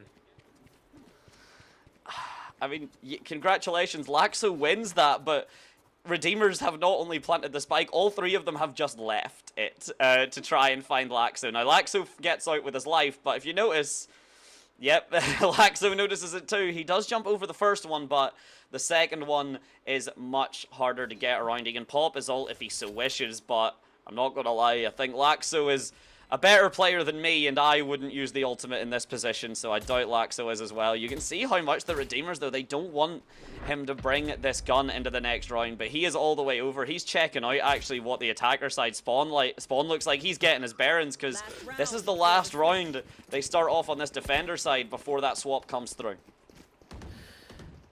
I can't help but notice that the Redeemers are finally taking the gunfights. No disrespect to Minecraft speedrunners, but it always felt to me that the Redeemers are a lot better when it comes to gunfighting and winning their gunfights, and it really shows in their stats and their previous games. So finally them taking these gunfights and winning it, especially on the A main, they are finally punishing the A main fights, and they're taking A main fights.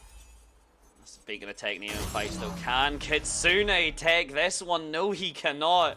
If the crystal ball that Dynamo has predicts the future, and aim duel is taken by the side of the Minecraft speedrunners, but there is one man, that's Cypher from Venezi. I believe he is currently the top fragger for his team as well, and that has came off of the massive use of positional advantage that his team has been, that he has given his team. Apologies, and the oil drone clears out Garage pretty easily. But yet again, look at how split the Redeemers are. They are so confident just to set up 2 with each other, try and get a frag, get the refrag guaranteed, or maybe not guaranteed, but it certainly feels it at this stage, and then walk away. They've been playing these times absolutely flawlessly as well. You've got, you know, 100 seconds, let's use them. The ult orb's been picked up by Kaze. He was able to do it for essentially free, which I think is starting to highlight a bit of a gap in the Minecraft speedrunners' defense. The counter use of all these ultimates as well to try and slow down the Redeemers. But look at the information. Look at the C-site push. It's a bit late. The Spike's going to have to try and beat the rotate, but it's a free site to get on in this retake for the speedrunners. With one Hunter's Fury and one man down, it's going to be a bit tough. That was beautifully played, and a beautiful way to execute site, taking the A site with the Euro ultimate and tip into the C. And Has to be stuck. That's what happens when you only give way. 10 seconds away. Oh, the tragedy of going 1 versus 1 against a Yoru clone. But while that's been happening, the rest of the site gets cleared, and it's the man himself. No damage taken just yet. Venezi's able to find Jamalinho behind Dermy, but it's Dermy to take the frag, Winter to get the defuse, and a 5-7 on defense. Honestly, I don't think the Minecraft speedrunners are too upset about that. It's just the Redeemers really had their attack presence on lockdown. Expect unexpected with this map, though. It's a very big map with 3 sites, and a lot of ways could be played around this map. But let's take a look at this ace from Piazzi. I mean, again, it's just excellent delays, excellent setups, excellent trust. You know, that Piazzi as well. Like, it doesn't matter. Was sent in as the sacrificial lamb. He understood that he just wanted to play distraction, that he could get as many frags as he wanted, but ultimately his existence was to buy time, and instead he bought his team the entire round on his lonesome, which is, I mean, far better if you want, but Piazzi, even with that ace, it's still Venezi, that top position from your Cypher, your Sentinel. Haven's the kind of the best map to expect that from your Cypher, but that doesn't make it any less impressive. And now the Minecraft speedrunners are going to have to replicate a phenomenal attack from the Redeemers. And the Redeemers, speaking of, they're going back on the attack. They want this mid control and they want this fight. Oh, he doesn't know about this push. Oh, he does now. Shots for Laxo were solid. Didn't even need the backup, but now it's all these swings, but it's Kazi. Actually, he tries to get himself out with the flash, but he can't find enough. Not Venezi, not again. This man has always been there when he is needed. He just needs NSE to do a little bit of distracting, but the shots don't actually find their mark. That is an uncharacteristic amount of bullets required to secure the frag, and because of that, the pistol round goes the way of the Minecraft speedrunners. That was very unfortunate. I don't think it changes much, though. Even though winning this round would have made things better, and it is an important round, but it doesn't change much from the scoreboard.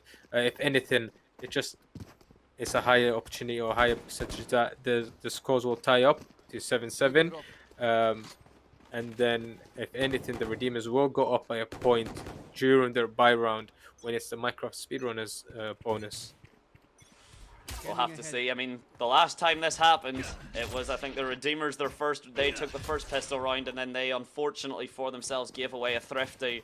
It could potentially happen again, especially there's no drone to clear this smoke.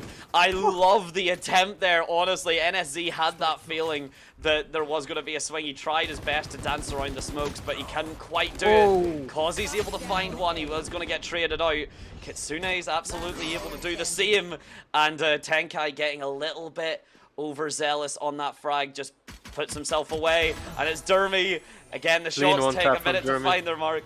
Did you think there was a knife coming, Dinah? I thought there was. I did. I thought there was. No, I did. Just like I mentioned, the scores will be tied now, but again, it is just a higher chance for the Redeemers to go 1 point above the Minecraft speedrunners now that it's the bye round. I mean, this is going to be a difficult push. I like that Winter's actually opting in this full buy for themselves, the Outlaw still, because this is, well, I say full buy, opting for the Outlaw in this bonus, because they've got it right. There are, I believe, at least two, it may have been a third member, sorry, for the side of the Redeemers. They're not currently chilling with the full shields, and 140 to the body, or at the very least, like 120, I think it is, or 110 through a wall, is still big damage for anyone that is kind of catching up. Valorant has healers. It's just none of them have been played in so long. So most of the time damage is permanent. Yeah, shout out to when Sky and Sage existed. Oh, the old Sky before the nerfs used to be She was insane insane, in with fairness. flashes She being was regenerated and bonkers. stuff. Well, I would love to see sometime down the line where we get a healer that's actually useful. It was actually played. However, guys, we do have a tech issues right now and are being fixed. But we will use this time to discuss more about the game. I can't help but notice redeemers are not finding. It doesn't feel the same form. It doesn't feel like the same players. I am used to redeemers fighting together or pushing out together or walking together. But at the start of this second half, they were just walking one by one down grass mid. I'm also noticing that on their eco round, they would usually just walk out as 5 men, just walk out down C long or down through B. But again, I'm not noticing that, and it just whether it makes a difference or not, it just doesn't seem right. It doesn't seem like the usual redeemers that I've been watching. But no, they're gonna start going up there, man. It's the grand finals. You can't mess that one up.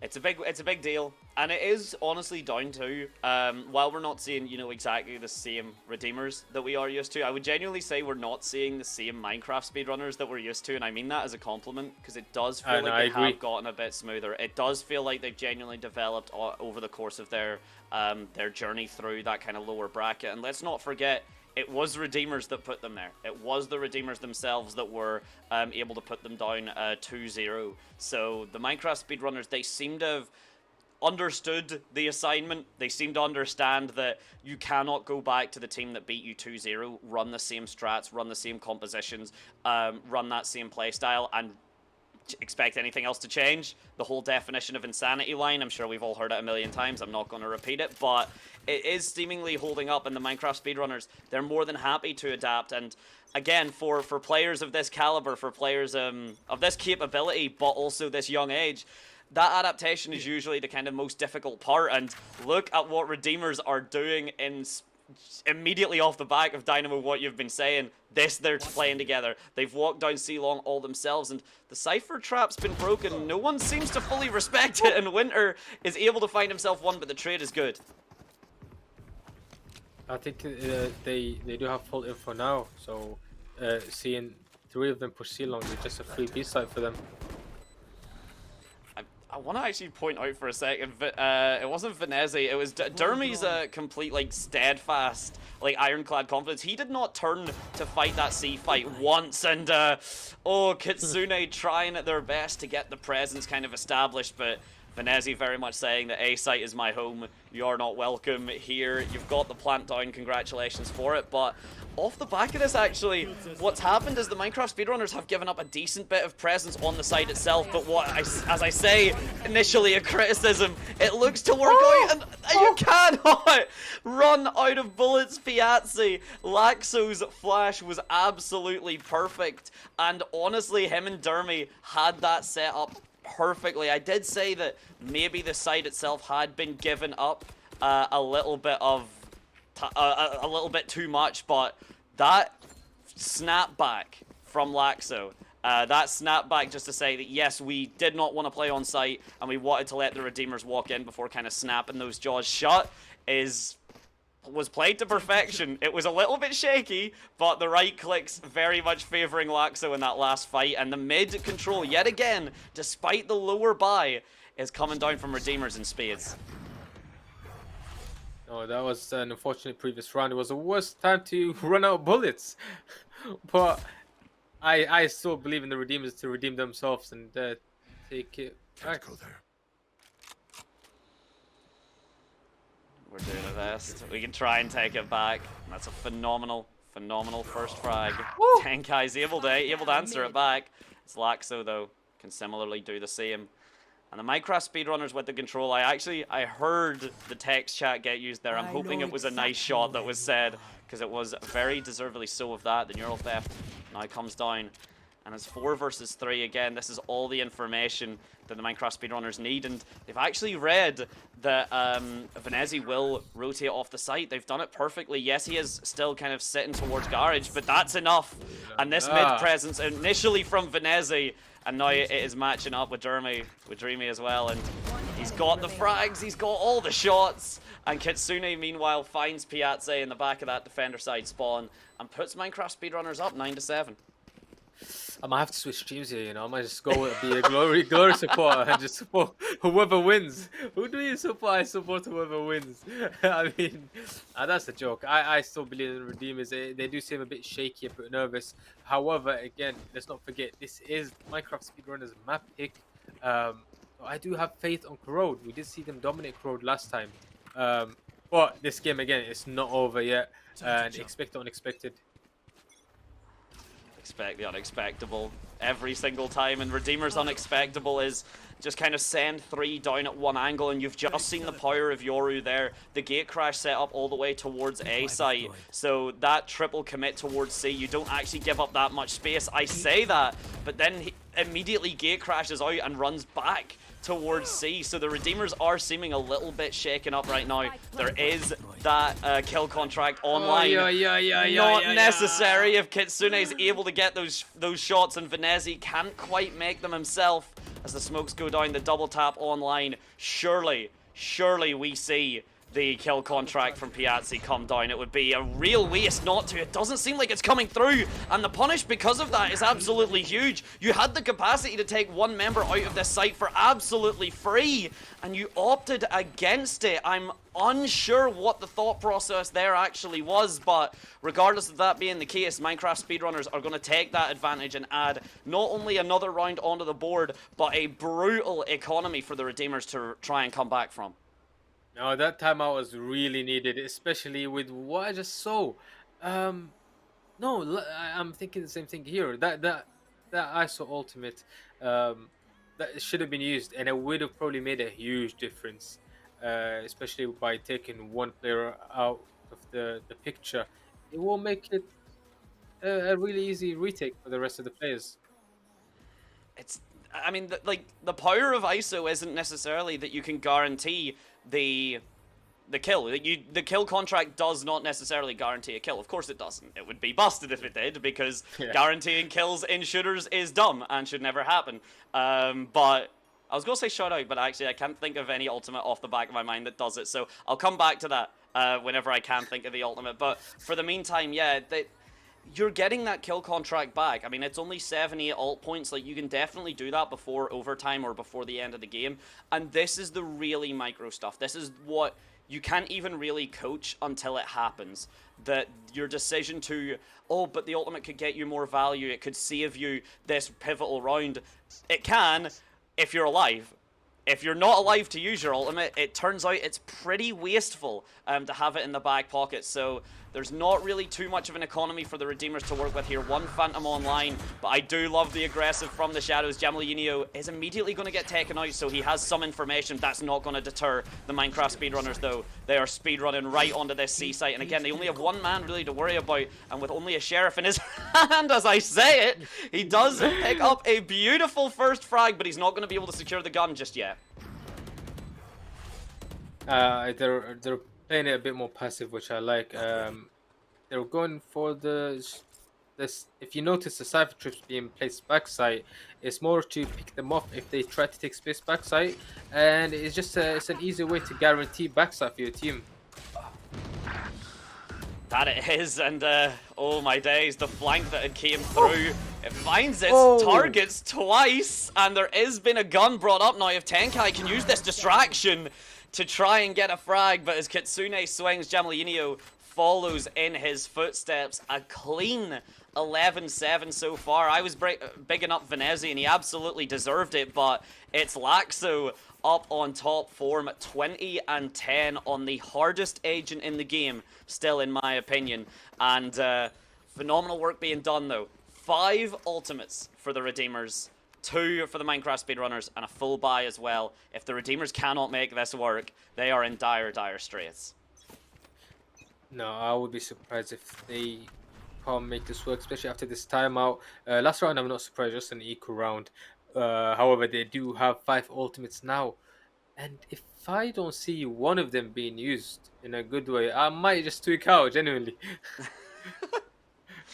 I mean, I would be a reasonable tweak out as well, and also to build off what you were saying, Dynamo, you're more of a, you know, Redeemers. I'm just more of a whoever's losing I support, just because I want to see as good Valorant as we can get. So currently, I am a Redeemers supporter. If they do equalize these rounds, I'll become a Minecraft Speedrunners supporter, and that's exactly what you want. But sacrifice or risking that fight with no refrag capability and a potential dimensional drift lost is a big deal. And while that's happened yet again, the Minecraft speedrunners seem to have just casually walked onto the site.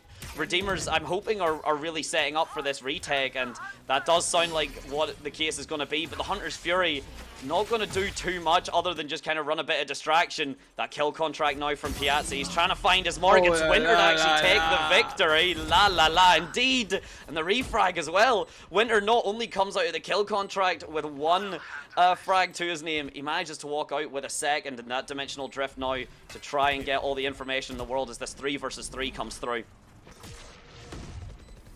They do have their silver ultimate, so again, there we go. And it's not going to do anything. Tenkai got me a little I'm bit just glad they scared. won that. And I'm glad they won that, because I would have actually started tweaking if they used all these ultimates and they didn't have losing that round. Well, hopefully this is the start of the momentum for Redeemers.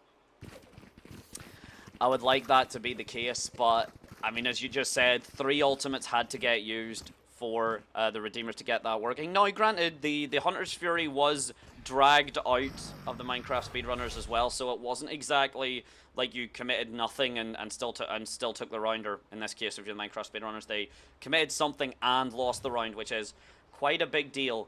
But as you've said, the Redeemers, they really need to now work that advantage. Minecraft speedrunners only need 2, and the kill contract with the performance that Kitsune was struggling a little bit on that defense side, but the attack looking a lot more confident, looking a lot more comfortable.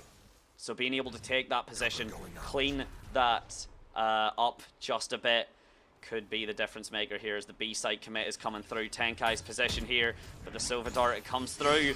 Doesn't actually find too much, and it's the kill contract popped, but it's Tenkai popping it right back. A beautiful 3k to make it work, and Venezi has all the confidence in the world to take down Drummy off the back of it, and Jamalunio gets caught by the trap. The spike will be planted for a, you know, commiseration 300 credits, but I think that's really all they're gonna write for that.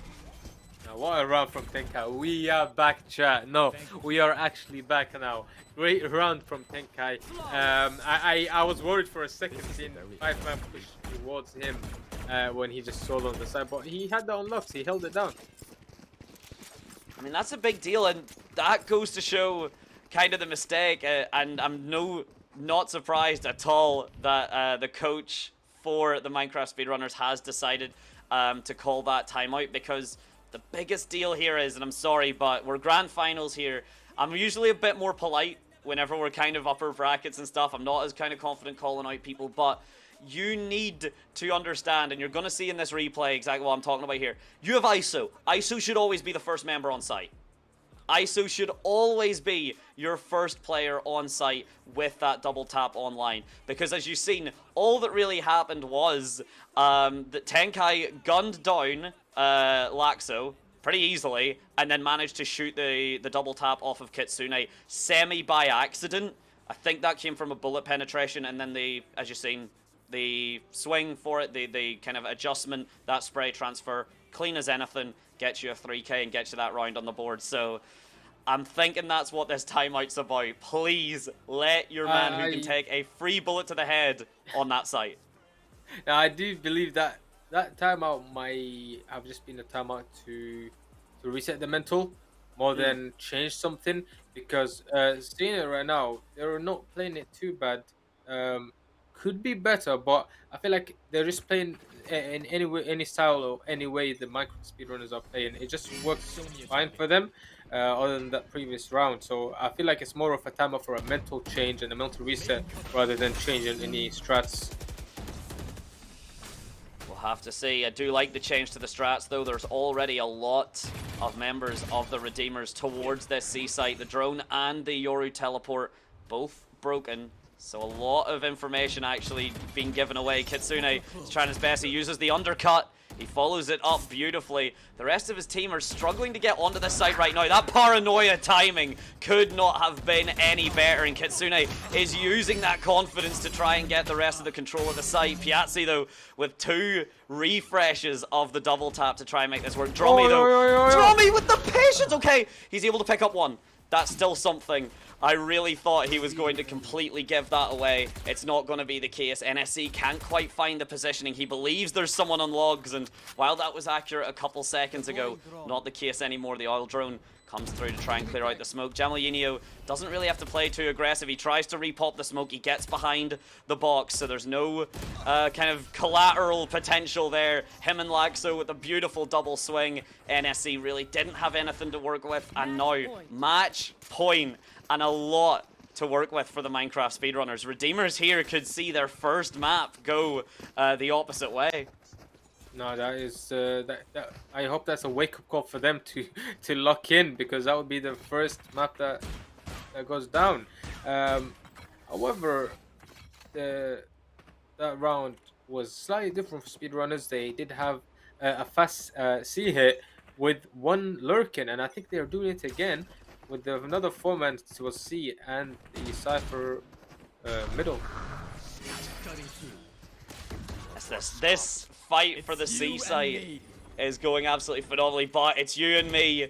Kitsune has managed to drag Kazi in the back of the corner, and while that's been happening, though, the rest of his team has been falling, and he will join them. Kazi, no real respect or concern. He can land those shots without any real issue. He finds another one on towards the winter, and as fast as that round began, that ultimate was popped for the speedrunners. Redeemers fought back, and not only was it a wake-up call, that alarm seems to have been supercharged. Everyone is awake for the Redeemers, and they've got 2 more rounds to make happen to try and get this OT sorted. Oh, you know, again, I wouldn't be surprised if the Redeemers pull off these 2 rounds and take it to OT. Again, it's Valorant. You gotta expect anything from this game, especially with these players having history before. And seeing the way they play, they could try to counter each other's play styles. I can't help but notice it feels like the Redeemers are playing less aggressive than they usually do, and I think I've mentioned it before. Let's be honest. Gunfights wise, they will win it instantly if they take the fights. But I have no clue what's really stopping them from taking fights, because I do remember on the last time on Haven, it seemed like the Redeemers used to sit on the site rather than play retake. They used to just walk out and sit on site and take the fights and win it every time. However, that's not what I'm seeing right now.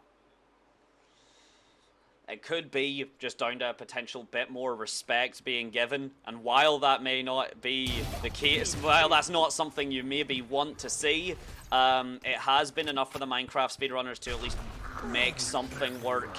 That first frag coming through, though, it could have been a lot more, but the follow-up shots didn't quite hit their mark, and yet again, we're seeing the Redeemers here. This is quite a heavy rotate. They've kept 1 member in the form of Tenkai on the site, but everyone else has rotated towards that A site. Tenkai, all he has to do is kind of stay alive, keep a distraction going, play positioning, and the shots are not able to find their mark. That is a bit of a heartbreaker for the Redeemers. You kind of need it to live up to your namesake after that. You've got the kill contract, but it's Drummy here in a perfect position. Oh, is he too tucked? He's too tucked. He's just let Vanezzi walk through. He has to try and swing, but again, the positioning, and Piazzi's able to find another one. Laxo has to try and fight back, and Drummy, yes, the patience is good, but it's Laxo that's just trying to, you know, kind of force this to work out. They have no clue where Drummy is. This bait could have actually worked out perfectly. It has.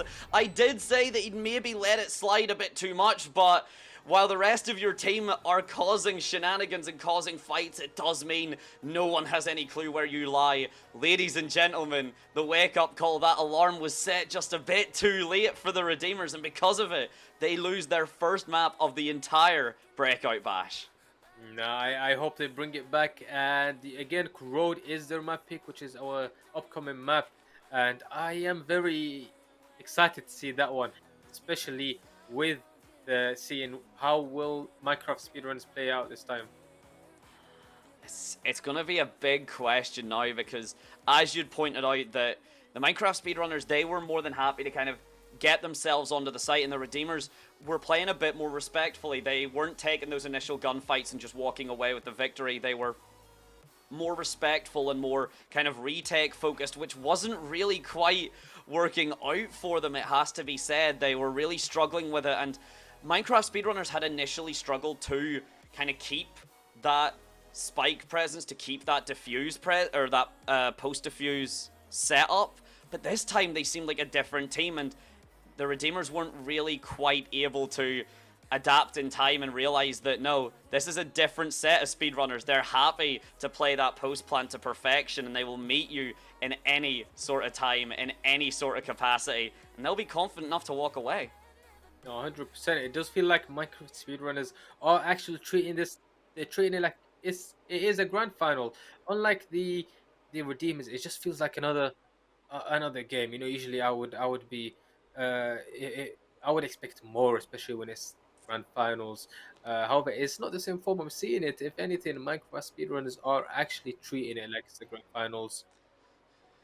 They're on top form. They came here to play, and the Redeemers very much were struggling. They've also, very quickly, Minecraft speedrunners have been warmed up because they were in that lower bracket and they have been playing, so they've already had a set under their belts. But, ladies and gentlemen, the first map, pretty comfortable to the Minecraft speedrunners. Our next one is Corrode, and we will be going to it after this quick 5-minute break. So get the waters refreshed, get yourselves re-energized as we go on to the second and potentially last map if the Redeemers can't find their way back into this. We'll see you in a moment.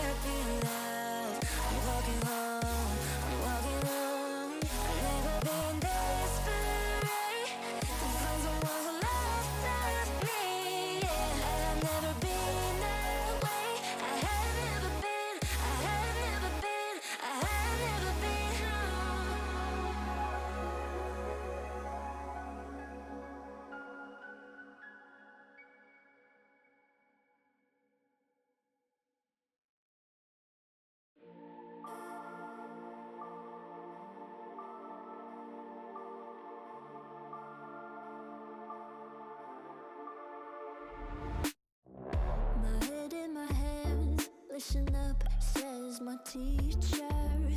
In front of the class, he says if you're not a believer, of yours, that's on you. Better shape up and pay your dues. Of my views, that's on you.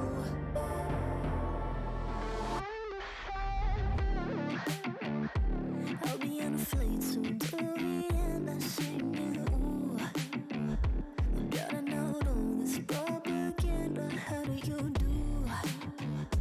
Better that I learn my own medicine for you. Never gonna make them think I'll stand there. For all the things that I've said, pushing me closer to the edge. And I don't know let loose, don't mind if I do. For all the things that I've said, pushing me closer to the edge. And I don't know let loose, don't mind if I do.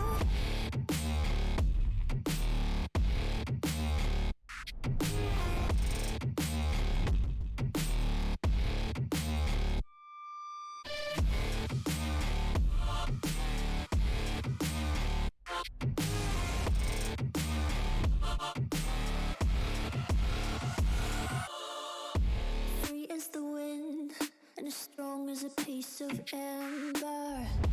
Give me a breath, like the fire you'll soon remember. Ooh. I'll be on a flight soon to the end, I'm singing. Ooh. Gotta know all this propaganda, how do you do? For all the things that I've said, pushing me closer to the edge. And I Don't mind if I do. For all the things that I said, pushing me closer to the edge. Held like John, let it loose. Don't mind if I do.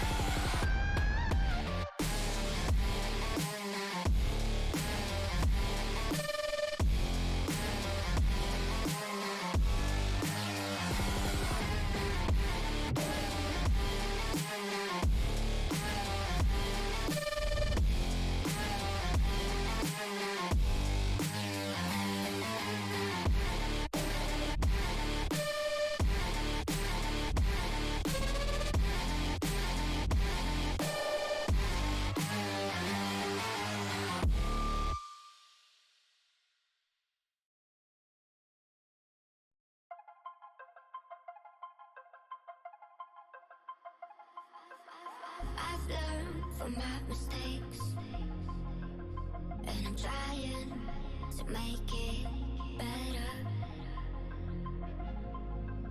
But I'm only human. Some days it's hard to move on. And here we are, ladies and gentlemen. We are We're back post game 1 and Dynamo. Care to run through the lovely people how it went just before we go on? It did not go well for anyone who's supporting Redeemers or who likes the Redeemers or leaning more towards the Redeemers. It was a tough first loss for the Redeemers. However, I am expecting a comeback, especially that they are the Redeemers, and the next map is their map pick, which is Road. The redemption arc. It begins. It has to begin now. We're only Redemption arc. Yeah, the redemption arc indeed. Because, ladies and gentlemen, despite this being a grand finals, again, especially because we had the lower bracket finals as well, Minecraft speedrunners have already done a best of 3. This is also a best of 3. It would be a bit cruel to do a best of 3 and then immediately make them follow up with a best of 5. So we are sticking that at the moment, and yeah, the Redeemers kind of giving away Haven, giving away their first map of the entire series. You've said we're going on to Corrode, and Corrode, to be fair, is a map that if you're picking it, you usually have something to work with. Whether it is a bit of a compositional advantage, whether it is just happy with your positioning, your placement, your overall kind of presence on that map, you usually have something in your favor. Because while Corrode has now gotten pretty close to solved, I would say a lot of teams are fairly comfortable with the kind of the mainstay picks, you know, that double controller setup that we usually see with Viper. There's still a bit of flexibility to it. I'd say it's a bit like Bind in that scenario, where pretty confident with most agent picks, but occasionally one can really show up to surprise you. No, I agree with you. People are slowly adapting to that map. However, I do believe that that map, you can still pull out some, you know, some crazy stuff on it, especially that it's still recent to the map pool. I am very excited to see how the Minecraft speedrunners adapt to that, and what will their comp be this time? Will it be another 3 duelists, or will it be, you know, a little bit more sensible, you could say, sensible map comp pick? It depends if refinement is a word that the Minecraft speedrunners have in their vocabulary. There may also be a complete faith in themselves. You know, while there is the if it's not broke, don't fix it, there is also the occasionally just that kind of first moment can be really, you know, pivotal. Sometimes it just doesn't work the first time. You try it again and it does work. I kind of refer to that as more that's the fighting game sort of mindset, where just because something doesn't work once, it doesn't mean it doesn't work. It just means that maybe your opponent's kind of had a good day and a good cover-up. But what I really want to point out going into Corrode is Haven is, you know, relying on that presence. And we're getting into game now.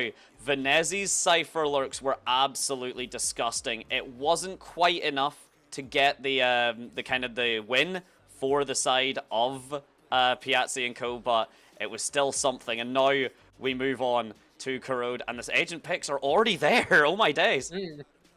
No, again, I'm noticing a bit of a pattern change there. It does seem like finally the micro speedrunners are finding a way or trying to um, counter or actually play me. You can say actually play the map properly because the last time it just seemed like an out of rank game for me. But no, I'm excited to see how they're gonna treat it this time, and will they be able to play the map the way it should be played?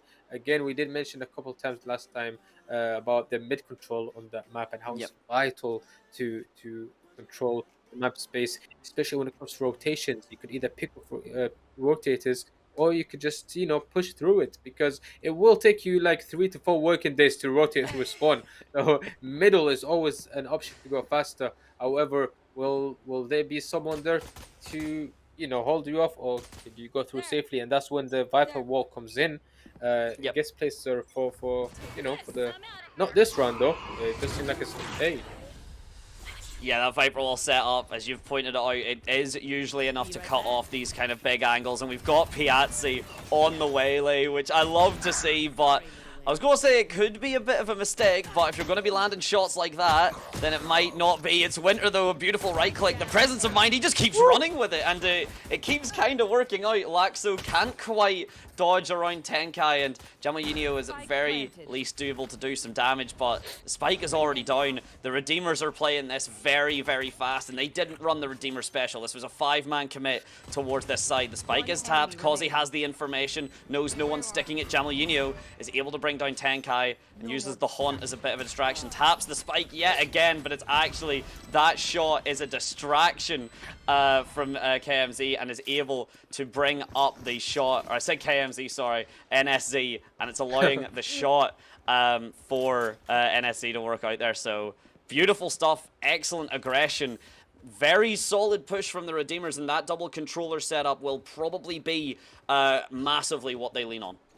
You did seem slightly surprised there with the Waylay pick. I think we had a whole discussion last time about it. I'm loving this Waylay pick here from Piazzi, and if anything, I feel like it's the right duelist for this map. You combine that kind of vertical play from Jet with the kind of that just really aggressive like push in from...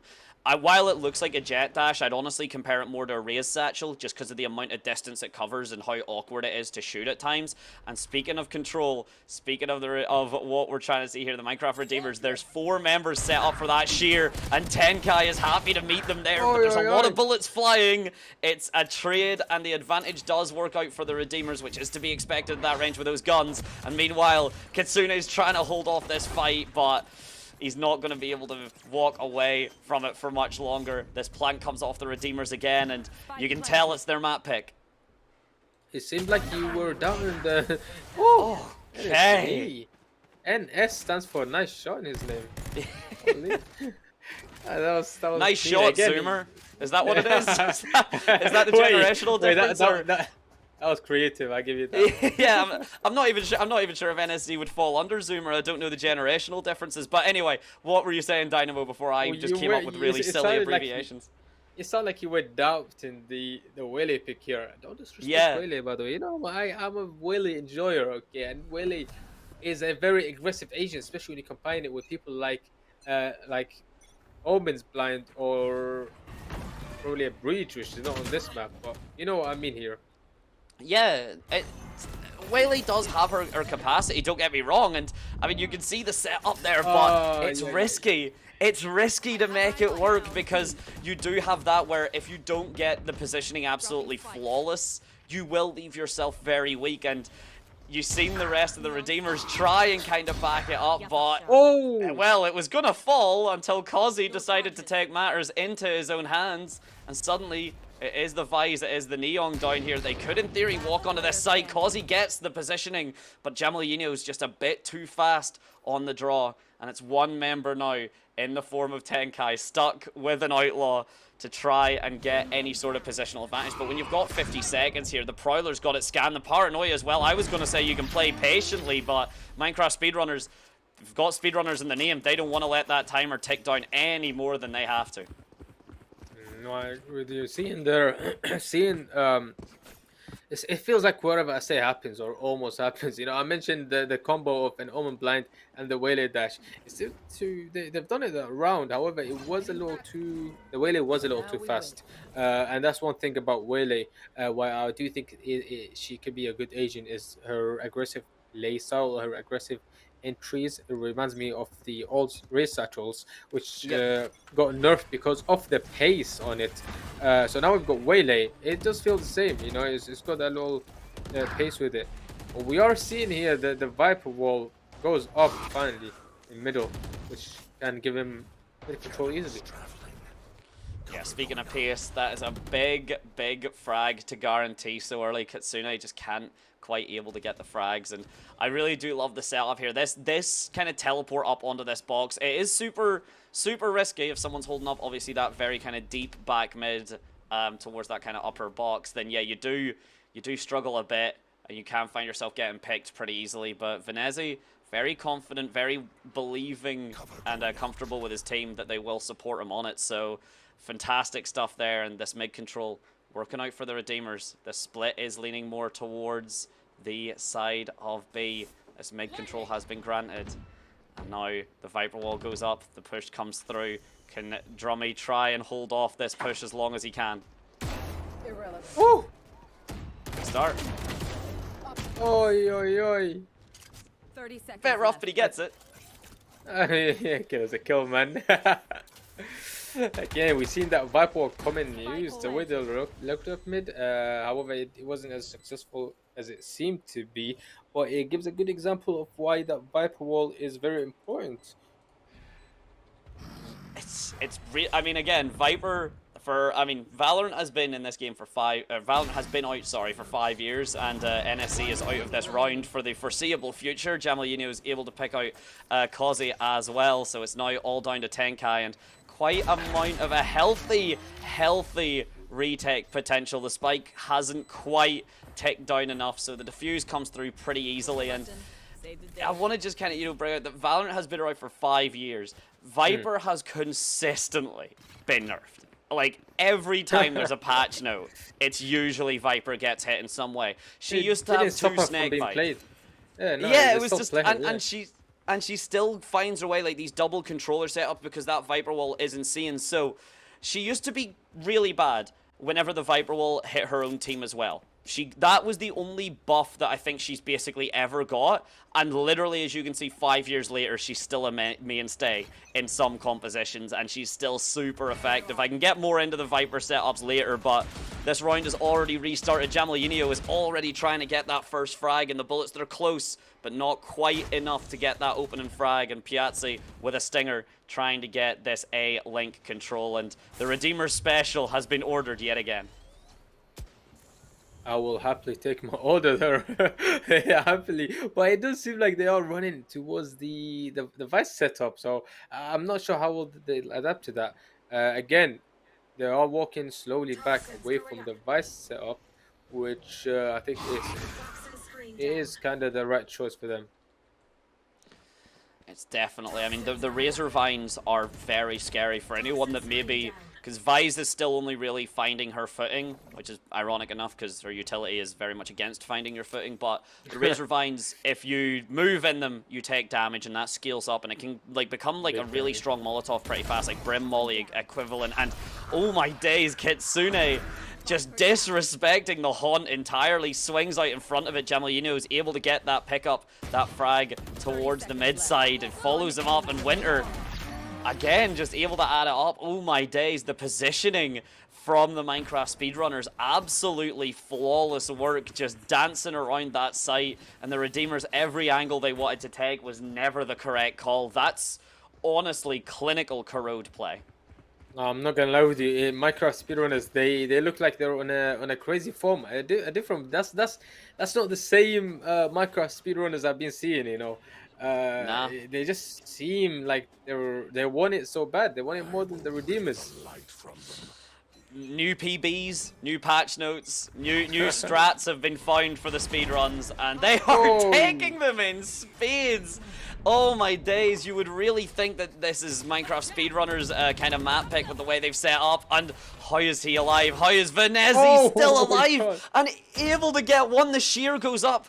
I'm not a fan of jumping up to try and get that second frag, but honestly, if you're that confident and your survivability is that good, then yeah, follow it up, make it work. Tenkai has managed to beat out the Arc Rose. The shear does go up for him, but it's not enough to kind of trap anyone in, because he's able to pick up his frag in the distance as well. And it's the wrong wall that Drummy is currently worried about. That's the Vise gone. All of that utility. You asked Dynamo how do they adapt to it? Just kill the Vise and then you don't have to worry about it. It doesn't exist.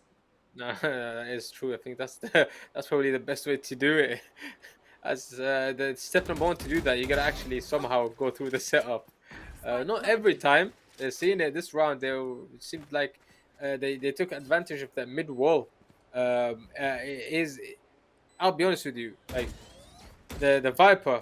Oh wait, let me see how they're gonna play this one out. Sorry. Oh, it's the big slow. Oh no! Oh my days! Right, so smooth. I was a bit locked in with that round, but no, it's talking about the Viper wall in the middle. You've mentioned that Viper been nerfed a couple of times, but I know that Viper is probably the only agent that still kept staying strong, and the team's still consistently playing Viper. If you notice, people there's players like, or agents like Raze. As soon as she got nerfed, she's just been, you barely see her these days. Even Jet, you rarely see Jet these days after the nerfs. You see more of either Neon or Euro, sometimes ISO. But Viper is that one agent that is still being played and is still strong, as we see on this map.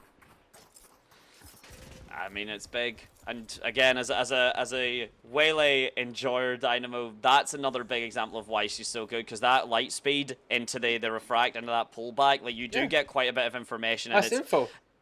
Yeah, and it's not impossible to kill, but it's pretty damn hard. Like, you've really got to be insane. We've seen some crazy stuff from these literal children, but if they're that fast, then I'm genuinely just scared for the future, because yeah, we haven't seen any Waylay work quite that way. We've seen a couple of jet dashes been shot out of, which is still very impressive, but if we see Waylay die while they're using the utility coming through. But speaking of utility usage, the Nightfalls from both sides are traded out. Piazzi not really respecting it. He's happy to run in and take the fight. Drummy is showing him why he maybe needs to show a little bit more respect. The teleport from Venezi is very clean. I like Kitsune's attempt to try and shut it down, and Drummy, who was kind of struggling on that Haven map, even with the taking the victory in the end anyway.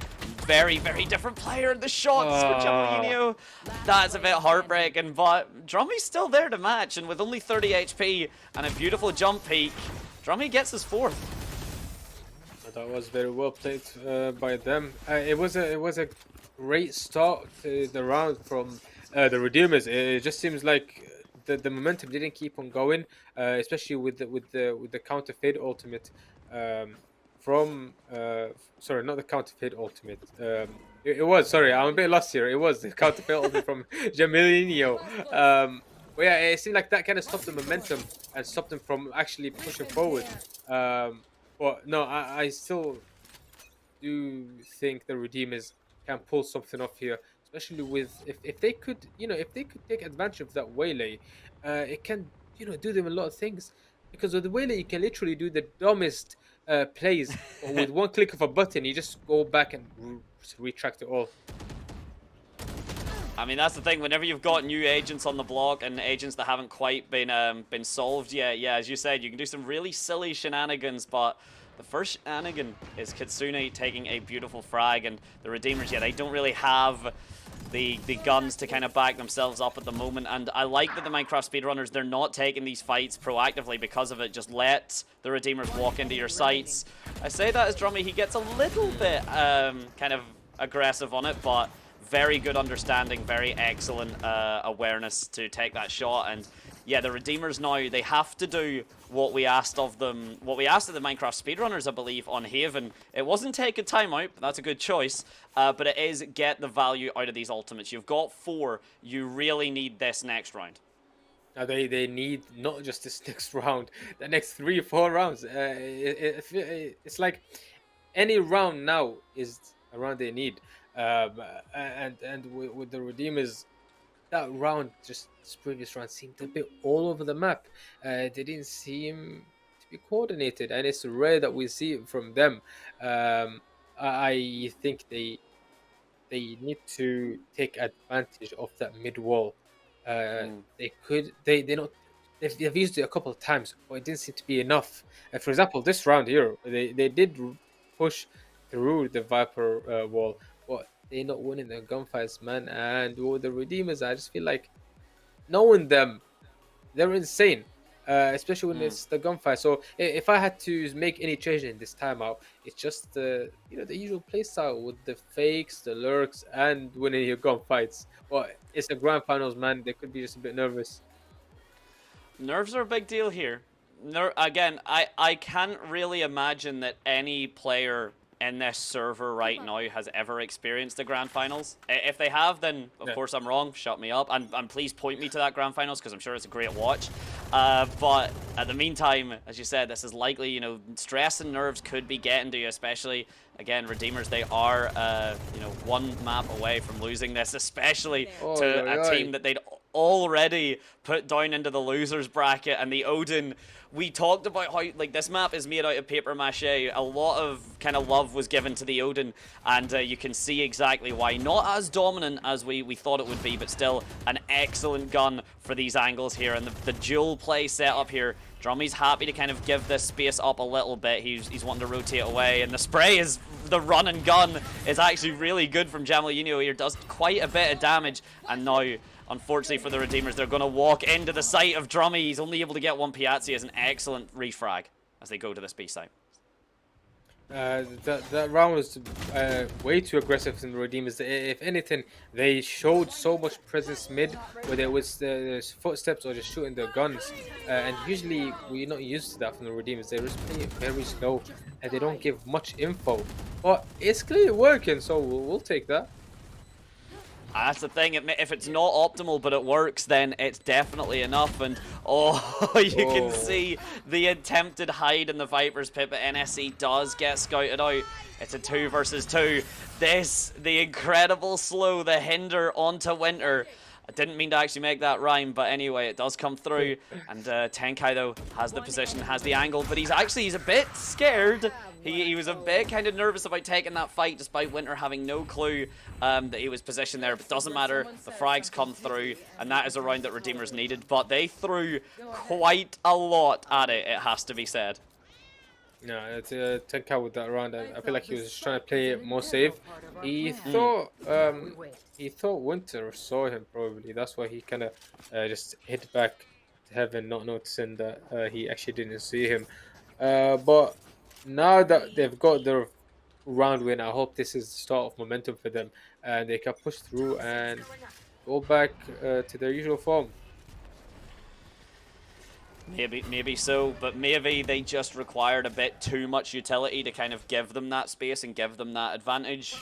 4 ultimates, or at the very least 3 major ultimates getting used is a big deal indeed. And whoever is a big deal, that Thorn in NSZ's side, fantastic shot there from Drummy, but he has let 1 member cross, and that is actually potentially a massive amount of positional advantage gained, but maybe too little too late. If Drummy keeps up with those shots, Piazzi, though, he does get that kind of positional advantage, and that is enough to potentially get all the space in the world. I do say that, actually, but he's regrouped with his team, and Drummy gets distracted by the light speed, and because of it, he does fall. Tenkai is at the very least able to follow it up and get the space granted. So a 2 versus 2, but a lot of utility has been used for the side of the Redeemers to get onto this site. They don't have too much left to hold it. It may not matter if Causey's timing is good. It's not great, but the shots are that good it couldn't matter. It maybe doesn't. He sees Winter, and Tenkai just looks down at him. and takes the cleanest, easiest shot of his life. Very excellent work from the Redeemers. Very good use of the presence and capitalization of it. And 5-5 yet again. Sorry, I cut you off there. I've been talking so much about the Redeemers that I'm getting distracted from the fact that I gotta give credits here to the Minecraft speedrunners. They're going crazy. Their form is unreal right now, and they're just it feels like they're reading everything. Or most of the things the Redeemers are doing, and they're countering it. It's like they just learned from their mistakes the previous games and just took it in their hands, and they're slowly changing things. They have adapted. They've adapted flawlessly, and oh my days, Jamalino has actually really been making a name for himself these first two games, it has to be said. If there's a third one, I'm sure he'll continue to do so. Piazzi gets the information, at least a slight bit, but he does just kind of have to back out, and all the positional advantage is still there for the Minecraft speedrunners. I would like to see them just honestly maybe get one more frag and then fully pivot for the retake. Steel Garden has so much range, and these sites are actually pretty small, all things considered. The extremities do exist, but 90% of the space can be covered by that Steel Garden. And speaking of space being covered, Drummy just happens to run into NSC and gives the information for Laxo. That body shot, just to make sure he's truly dead, is going to add a little bit more damage. The overdrive is popped. The Razor Vines are up to prevent any movement, but no frags just yet. There goes a trade.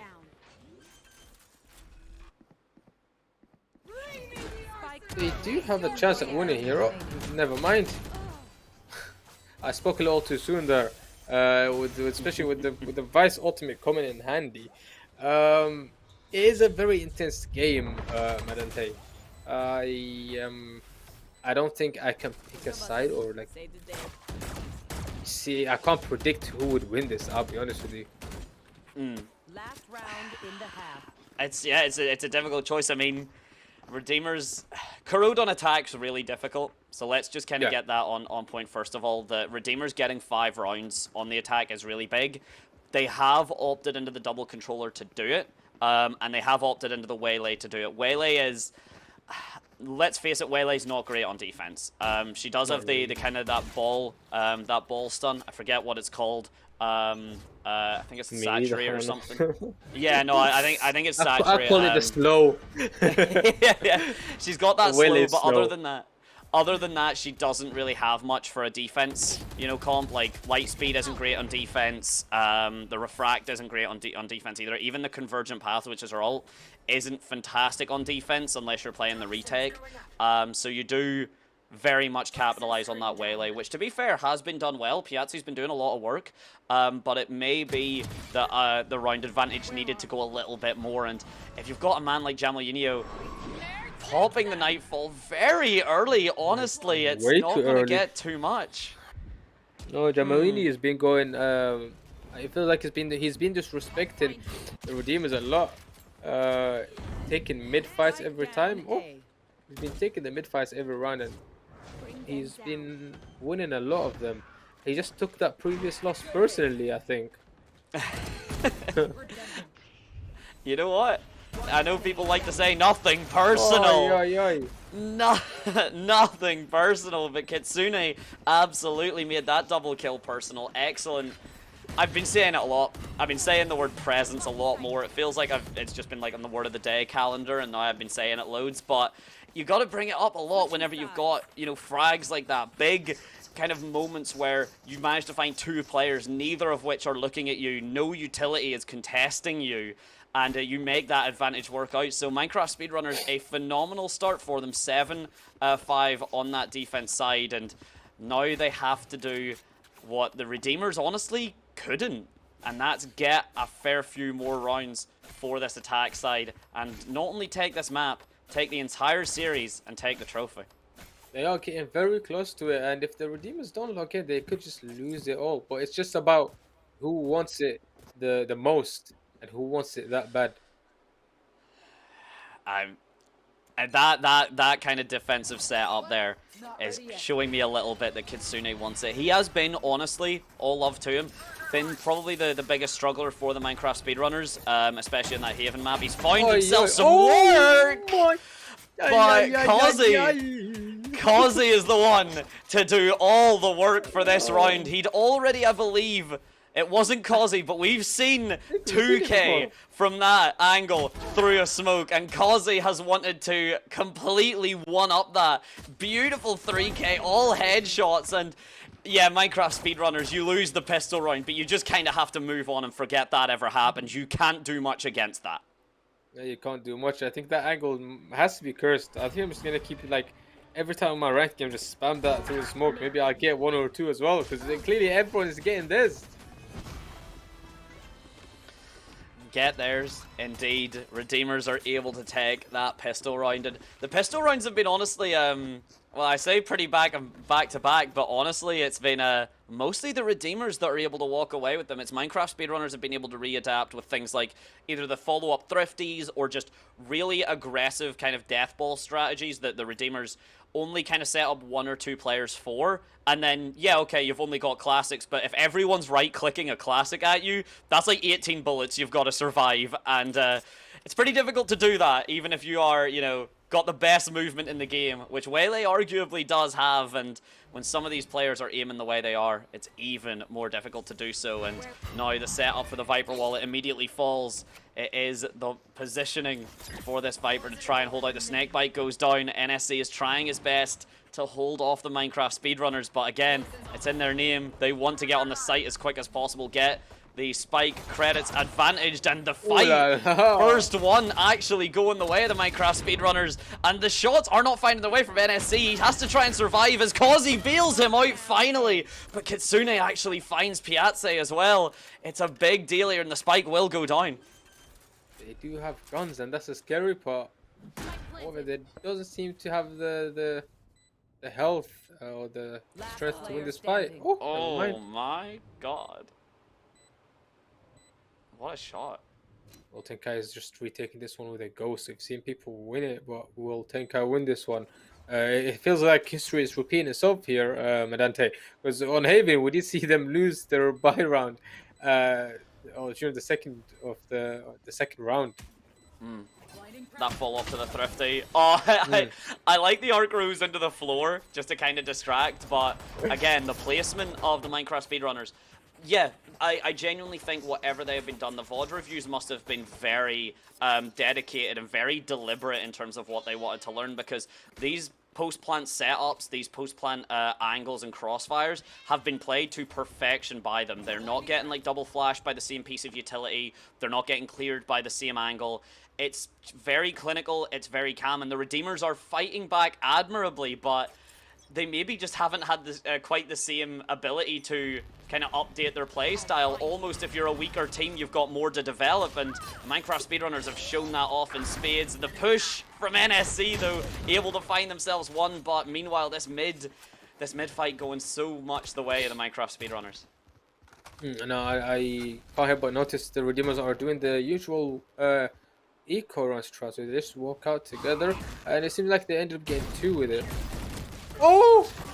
Was it 2? Speaking of getting 2 with it, NSC's able to do exactly that. The spike is retrieved, and this push towards the A site. B is terrifying to fight against a Vice, so I understand why it's not really lent against, but Kazi!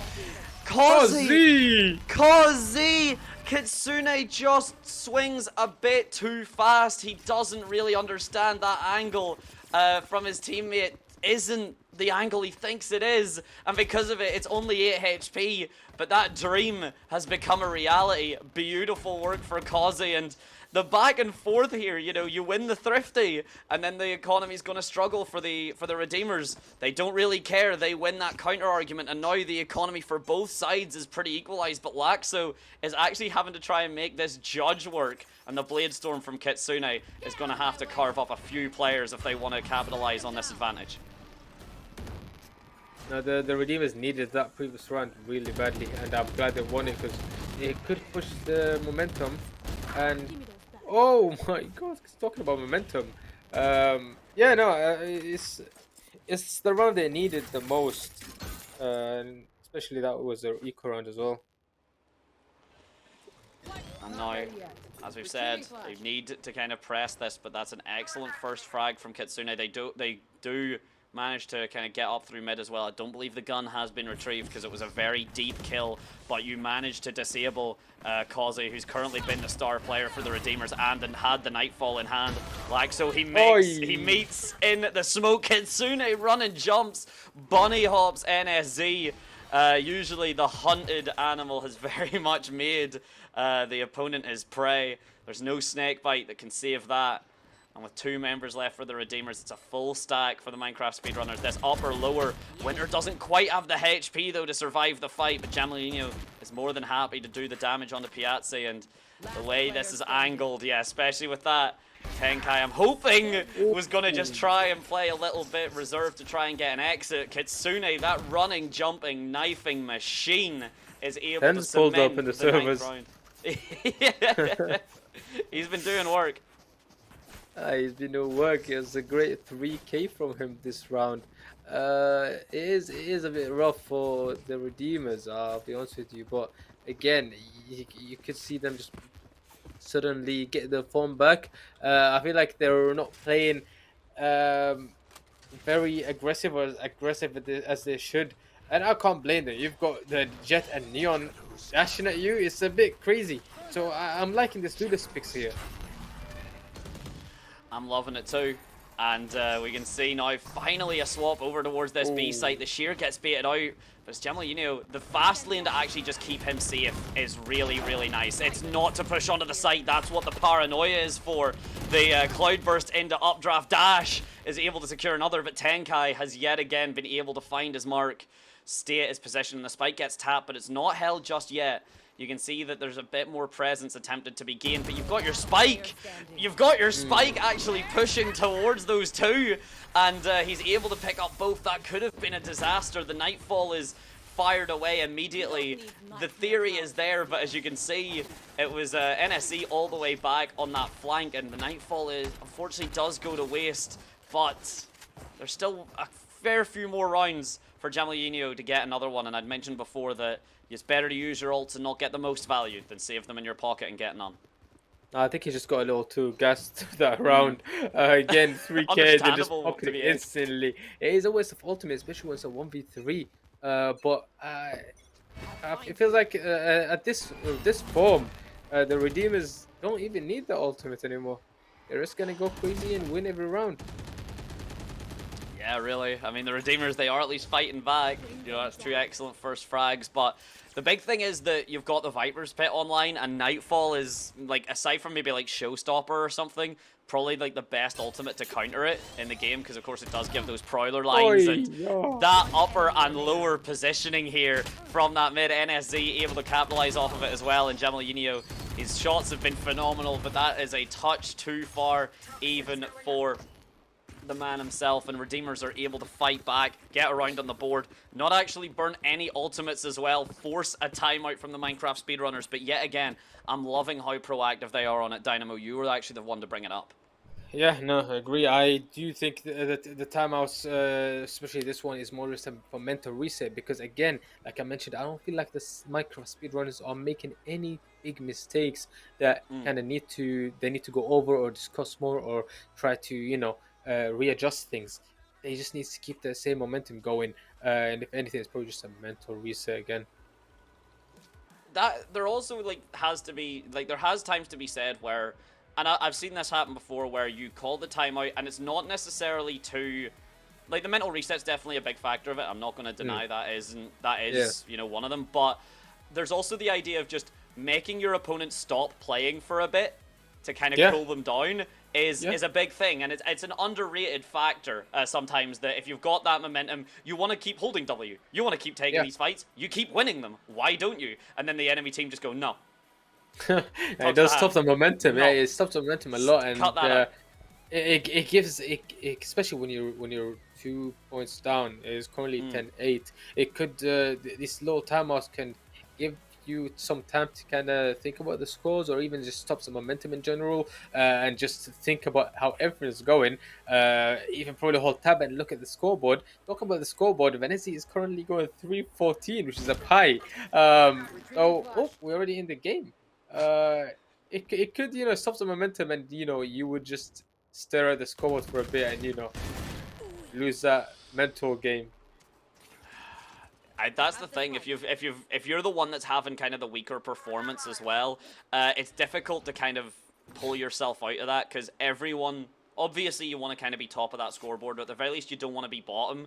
But it's not something that you really want to let yourself get, too caught up in, which is why another reason you're letting these players kind of get caught up. I mean, Porridge was actually the one to mention it very quickly, that if you're stuck in ranked, you can develop pretty bad habits, but these are habits that are not that bad at all. The positioning, though, Minecraft speedrunners can't just quite fight their way in. The haunt setup is absolutely perfect. It does push them off. Drummy tries his best to continue pushing the presence, but he is going to get shut down because of it. Causey is going to cement the 9th round for the Redeemers. Again, no real ultimates used, and with 4 online, and the only one missing is Venezi, who, 3 and 14, 12 assists, though, is a big deal. By far the highest amount. And let's face it, from the shadows, pretty terrible ult. It's really difficult to make work, so I can't imagine they're too upset that's the one that's missing. No, I agree with you. It's not that much of an ultimate. It does come in handy every now and then, but not always. It's not always necessary. But no, the Redeemers get another point on the scoreboard, and will the momentum keep going up? I'm not too sure. Hopefully it can for the Redeemers. They've got 4 ults, they've got a lot to make it work with. One of my favourite combinations, though, which we're not going to see right now, is that Nightfall into from the shadows, because it does prevent you from hearing where the Omen teleports to, but you don't really need to worry about the Omen teleporting. Of Causey, he's been pushing that mid advantage quite a lot, and he's always managed to find someone. Not only does he find someone, he finds a massive pick onto Drummy. That is the Steel Garden eliminated. It's an excellent counter frag. The Viper's Pit is now also gone for the Redeemers, but the full rotate's already happened. That mid-control dynamo you mentioned, otherwise it is 4 to 5 business days. Causey pushes through, finds the timing perfectly, gets the first frag onto it, and Laxo just kind of getting gunned down there. It's really brutal for him. It's a good flash, it's a good frag, it's not quite enough, but suddenly 1 versus 1, and Tenkai with only under 10 HP. He might not have enough to work with. There is the full gun online for Jamoinho. It's all down to this timing here. He's got the awareness, he understands, he's trying to hold that position as much as possible. The Steel Garden's not really going to be able to save you in this 1 versus 1. It's all down to this angle, to this positioning, to this timing, but Jamoinho just... That is a great timing. Yeah, he just swings out so wide. He seemed so confident in his call that Tenkai wasn't mid, despite the fact that it was just, he beat him to the rotate. That's a huge blunder. No, it is. He genuinely thought that was over for Tenkai, especially with being on the 10 HP. If I was Jamoinho, especially with my KD there, I would take that gunfight. You have... Oh, sorry. It was Jamoinho, wasn't it? Yeah, it was Jamoinho. It was just Tenkai was the one that was pushing him and got the frag. Yeah, I would say taking that fight there should have been better than playing it safe, especially with having the health advantage. It's a big deal because Valorant... Oh, that's a big deal too. But it's a big deal because Valorant obviously has had that change where you don't see the damage you've done anymore until the player dies. So there may have just been there may have just been no confirmation that damage had been done. Oh no, and speaking of damage being done, Kitsune and Winter able to find their marks. The Paranoia does hit, but doesn't find much. The Jet Draft is a nice distraction. The Steel Garden is popped, but let's face it, those primaries, they are jammed, but the positioning has been gained. And the Minecraft speedrunners, they have the overdrive to not even really concern themselves with. The Convergent Path gets fired through, doesn't find its mark. So there's now only 1 ultimate online.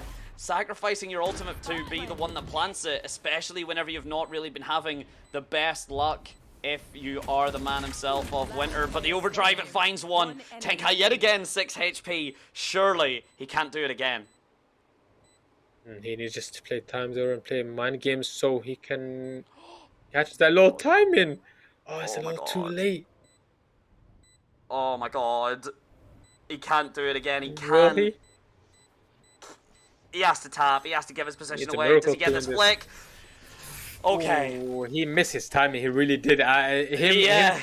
No, when he just stood Link there, I think that was a perfect play, just to sit there and wait it out, and just have that little, mind games, making your opponent think you're going through the other side of the other entrance. Yeah. But he just missed that timing by probably just a second. If he just swung, he would have caught him off guard. That's That I mean It's that's unfortunate. heartbreak, but it's one of those things where you can really only make that kind of statement because we can see everything. Yes, obviously he finds the mark if he shoots, but there's also quite a lot of times where you see perfect crosshair placement through a smoke and go, oh, if you pulled the trigger, you get a kill. But obviously the players don't.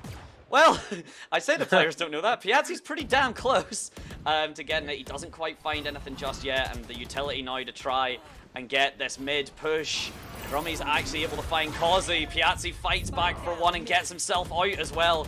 That light speed is absolutely perfect. The Nightfall comes through. It does find its mark on a Piazzi. The shots are so close as well. Drummy does use the Arc Rose, and there's no respect for NSC's potential positioning as he finds two, and it's a 1 versus that 2. There's no overdrive to bail out Laxo this time. There has been a bit of damage done onto Piazzi, but he's had the regen shield, so he's actually recovered most of it. And this setup for the Redeemers right now, it's Tenkai, it's Piazzi, and it's potentially match point if Laxo can find the timings that he's found so many times before. He swings away, put down to 9 health. There's a lot of utility here. The relay bolt goes through to prevent the Arc Rose swing, but Laxo surely cannot make this work. He's a little bit nervous seeing that he's just walking back. Or is he? No. It's not planted for him, though. Surely. No, he's been red. He's been red! Oh my god! Do you believe in miracles, Madante? I just watched one happen, Dynamo, so yes, I do. Oh my god. He's been red. He's been struggling this match. He's the lowest. He was at 10 and 15, but he's just that fast. He's Neon in the server. He's Neon in real life. You cannot say there was anything wrong with that. The rotate was as fast as it could have been. Of course it was red. You didn't see Laxo come from that other angle, but when you're that fast, holy moly, there's light speed for the side of Redeemers, but it's Laxo that's actually that fast. Trummy's able to make it work again. This is match and series point with a man advantage for the Minecraft speedrunners. This could be it. They are getting very close to that win. The grand finals are becoming champions.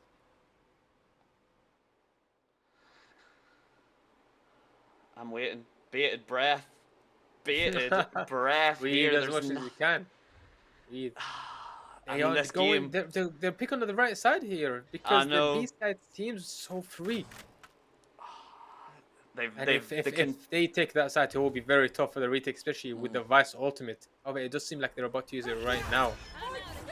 Yeah, the conditioning here has came through. They've got the shear out. They've got the Razor Vine. The Steel Garden is not going to find its mark, but it's that big long rotate we were talking about, Dynamo. Express shipping at least, but still going to be a bit for the rest of the team to get towards that B site. And the Redeemers, they've got the Viper's Pit, but you need to be able to get on the site to use it. Using the Viper's Pit proactively is so difficult. It is possible, but it's down to this engagement. That's an excellent first frag, and so far it is leaning the way of the Redeemers.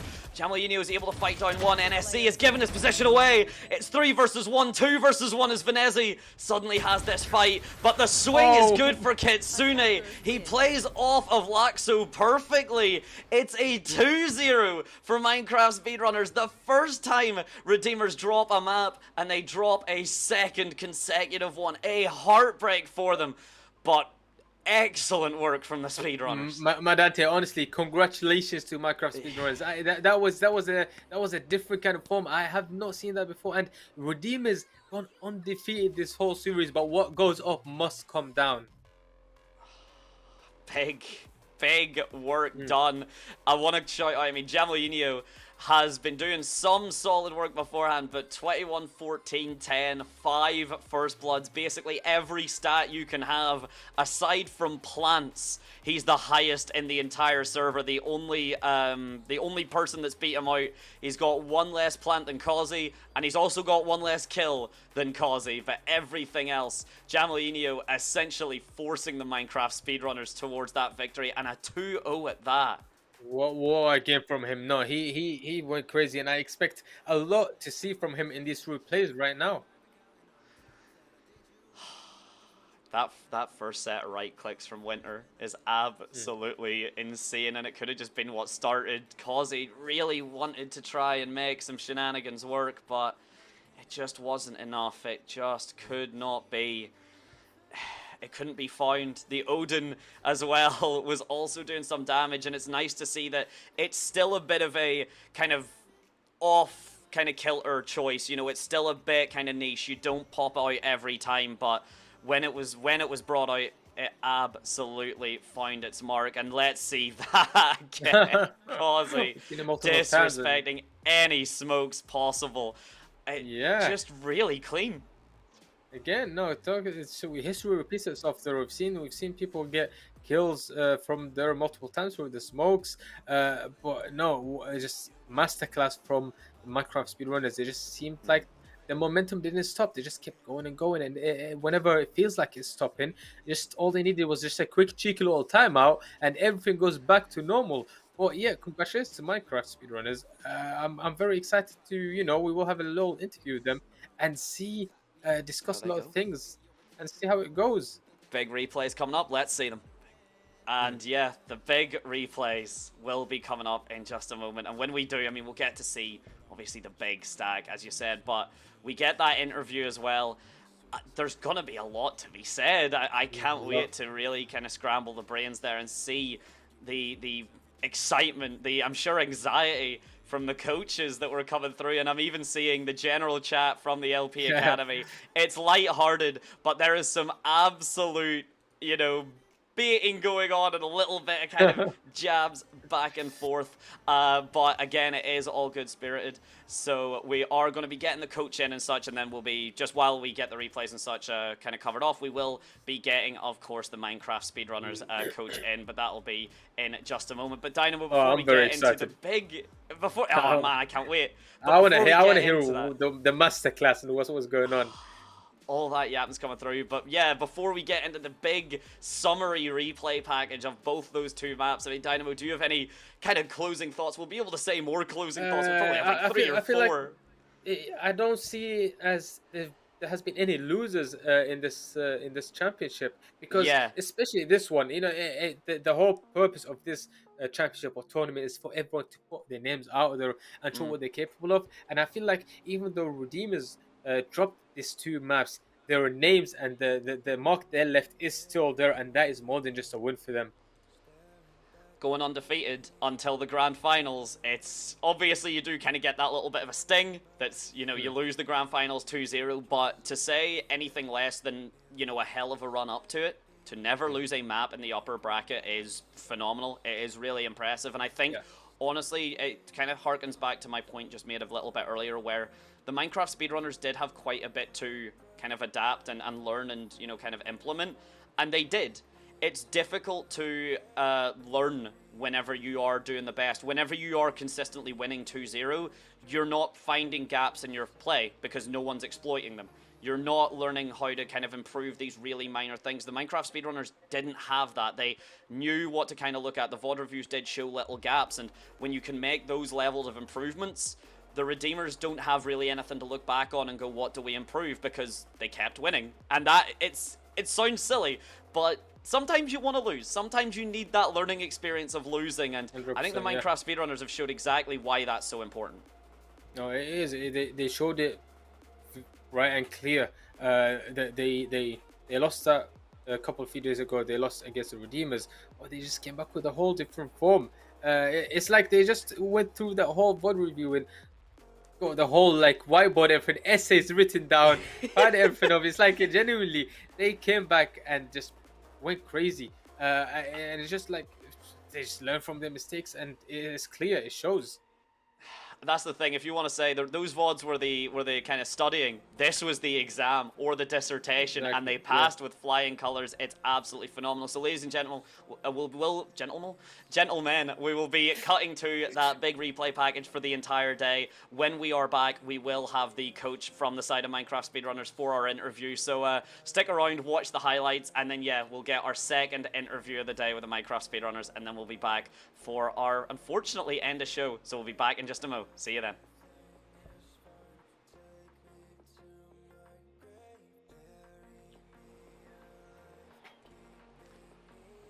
I hope we yapped enough. Sorry, did we maybe call that? Today.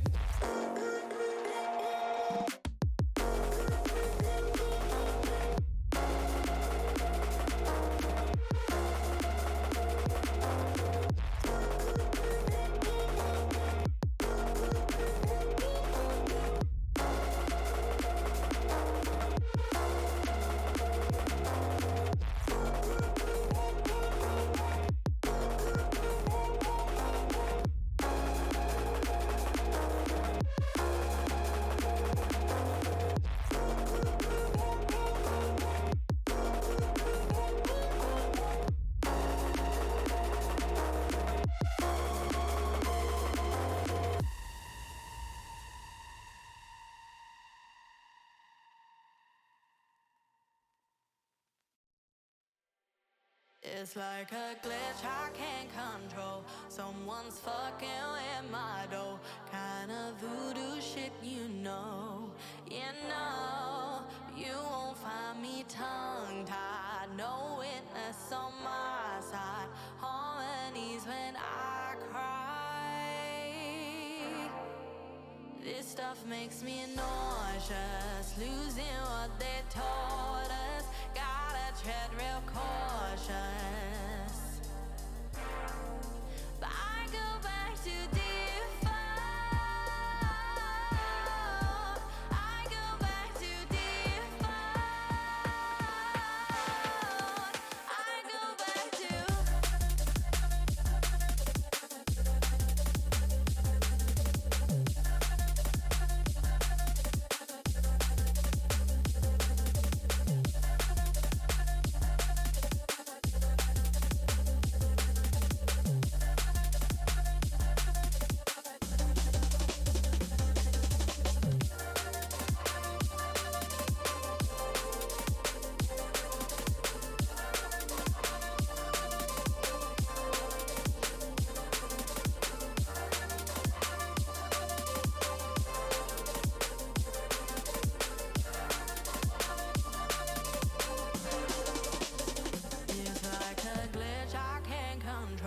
Someone's fucking in my door.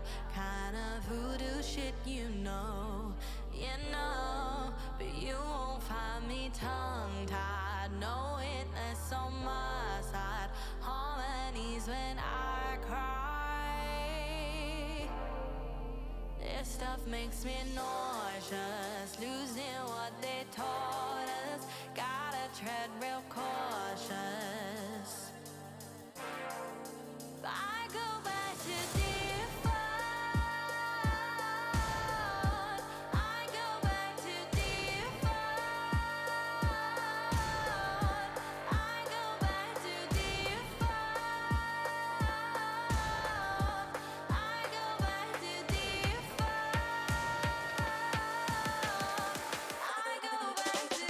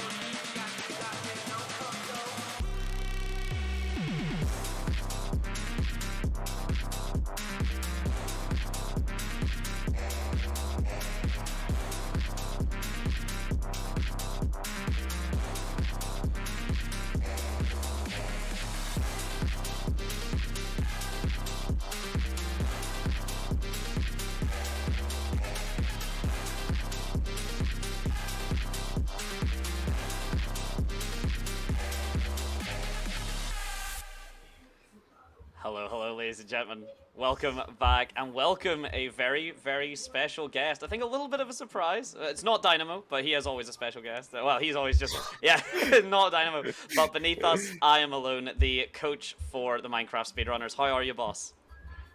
Hello everyone. Can you hear me? We can Yeah, hear you we hear you absolutely loud and clear. Okay, You that's sound fine. beautiful But as well. Sounding awesome as well. And Dynamo, if you want to kick us off with the interview questions, we can get right to it. Oh yeah, no, genuinely, what a masterclass from your team, the Minecraft speedrunners. You took us all by surprise. I'll be honest with you. Seeing the way you played Corrode last time against the Redeemers, and this time it just felt like a whole two different teams. And I just want to get a quick understanding and insight about you, the mastermind behind the whole strats, the coaching, and the play style. What changed there to kind of take you guys from here to up there and get this win? essentially, we have to switch account because I tried to play the previous one because I want to just be Mysterious. mysterious. Yes, Yeah, sorry, that's and okay. just for being unexpected. So that's why I played three duelists, and also, I mean, I got three duelists. One of them is Flex, Flex to Spotter, but I just want to try it. Also, we were against a, a really good team, especially for Tenkai because he's a really good at GL, and oh, that was so tough. I had to switch up. Few things also we changed the sound defaults, we changed a lot of things, and So now would you say that one Corrode game with the three duelist was that just like a like an experiment for you to see how everything's going? yeah, that was an experiment, but it failed. So I Well, mean, clearly you learned from that mistake because you just yeah, went yeah, crazy this time. Yeah, we have to learn from our mistakes. yeah, it shows, and clearly you did. That's the biggest thing. I mean, and I want to go kind of just dig a bit deeper into that. So there's obvious mistakes you learn from. Three duelists and Corrode, you make that mistake once, and you absolutely did learn from that. But I want to ask, like, was it pretty in depth? Because we were kind of theorizing just before you jumped on. Were the VOD reviews, pretty intense? Was there a lot of, really down to like the finest detail, or was it a bit more kind of just sweeping observations about not only your playstyle but especially coming back in against the Redeemers? Was there any kind of specific things that you'd maybe taken notes primarily from your previous encounter with them that you'd implemented? Honestly, no. No. I just worked mostly on the human side, so on the communication, because I always thought that before being players, we had to be a bunch of friends with the same goal, and this goal is to win a tournament, a game. So, I mean, it was just the environment. The environment was pretty good. Everyone was happy, even the previous time that we lost Corrode, or I mean, the match in general. That's only caused the environment because everyone is happy. They're happy to have me as a coach, and we trust each other essentially. No, that And it that shows. clearly yeah, exactly, it shows it paid off.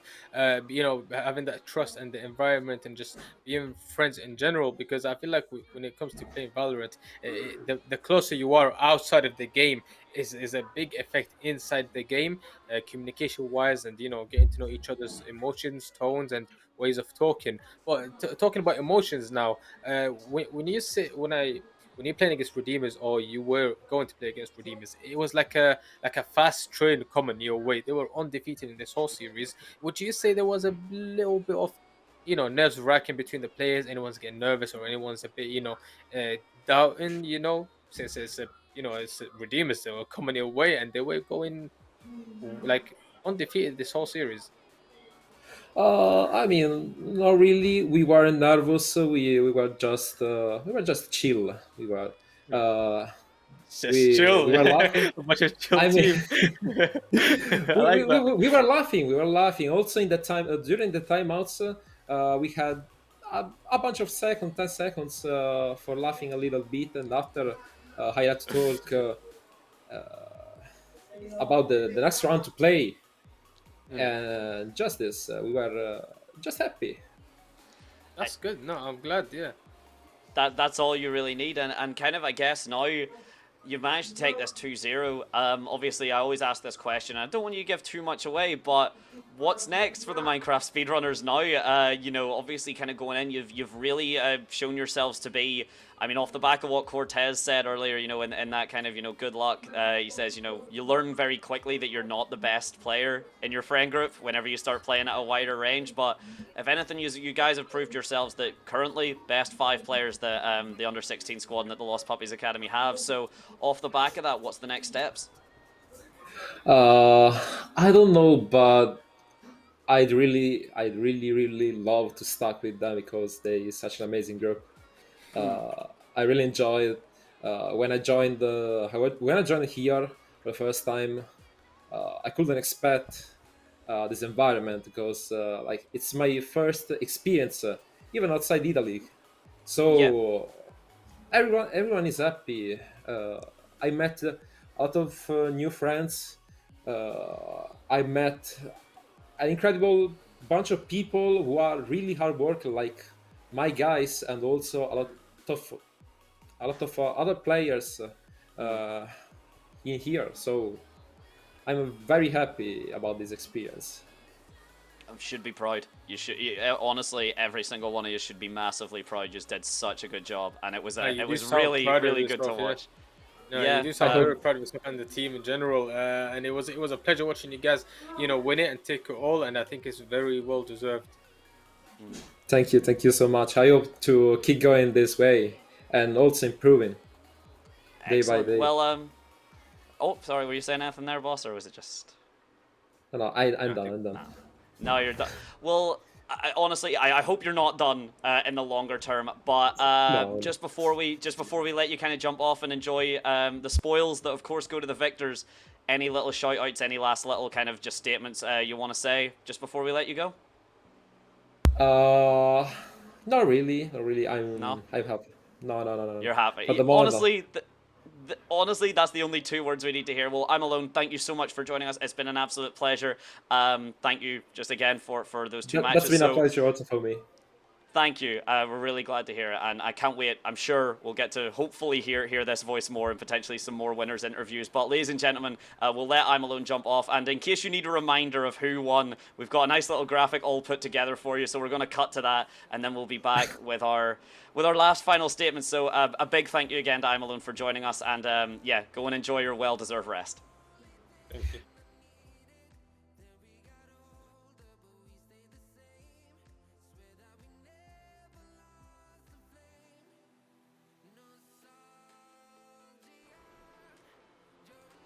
Oh, wow.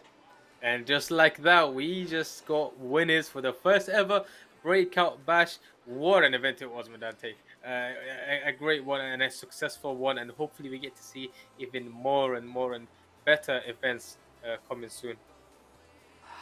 If this is, and I do mean this is not just to kind of, you know, shill anything. This is not to kind of, you know, glaze wherever it's not necessary. This was the first one that was put together. And the turnout was absolutely insane. We mentioned it earlier with Porridge, of course, whenever he was with us. I hope he stuck around and enjoyed the grand finals as much as we did, because it was an absolute, blast. Shout out to him, of course, for having that interview and kind of giving. But honestly, this has been an absolute phenomenal watch, and being very much shown in real time how old I am, and I'm not that old, but in comparison to these players, how old and slow I have become is honestly, it hits the ego a bit, but as I think it was You Cortez talk to that yourself, said, man. I'm still, I'm a 24-year-old young man.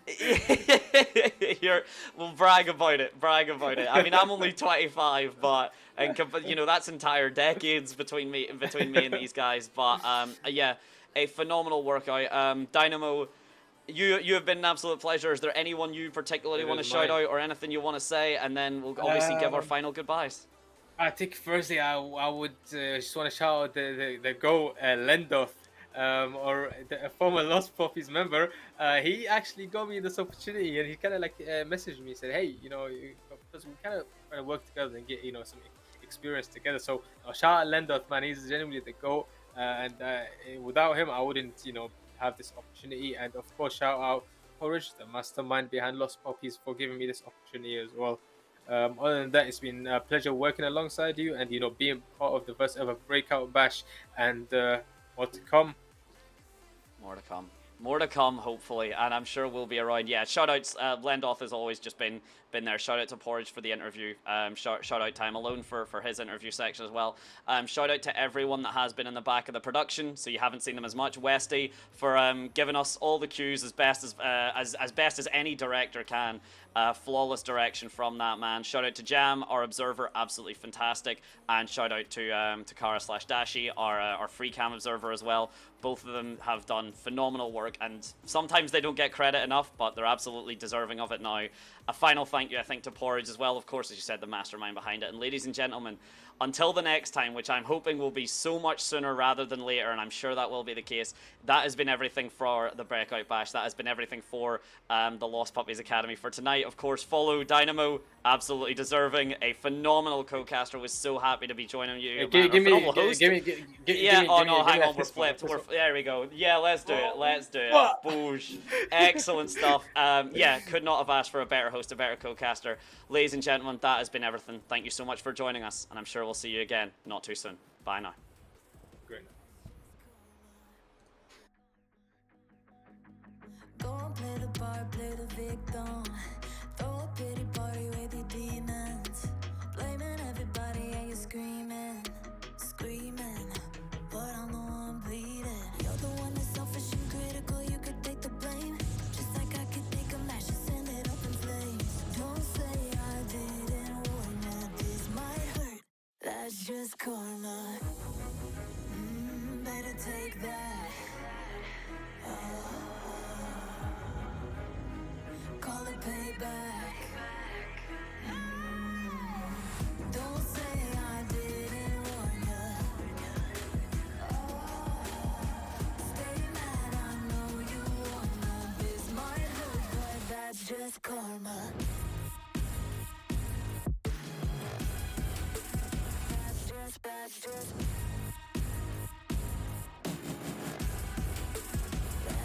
karma. Fought too hard and let it die.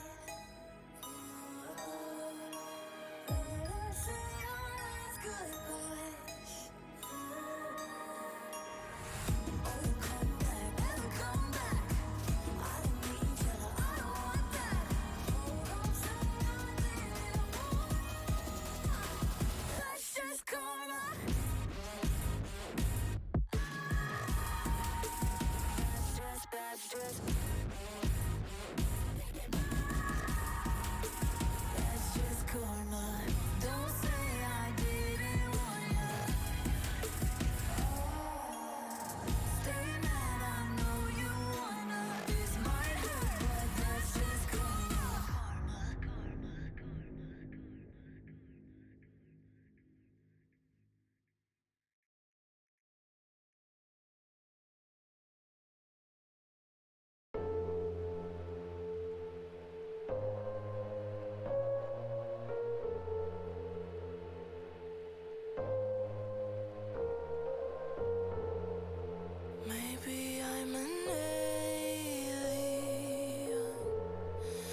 must be something heaven sends. Payback for the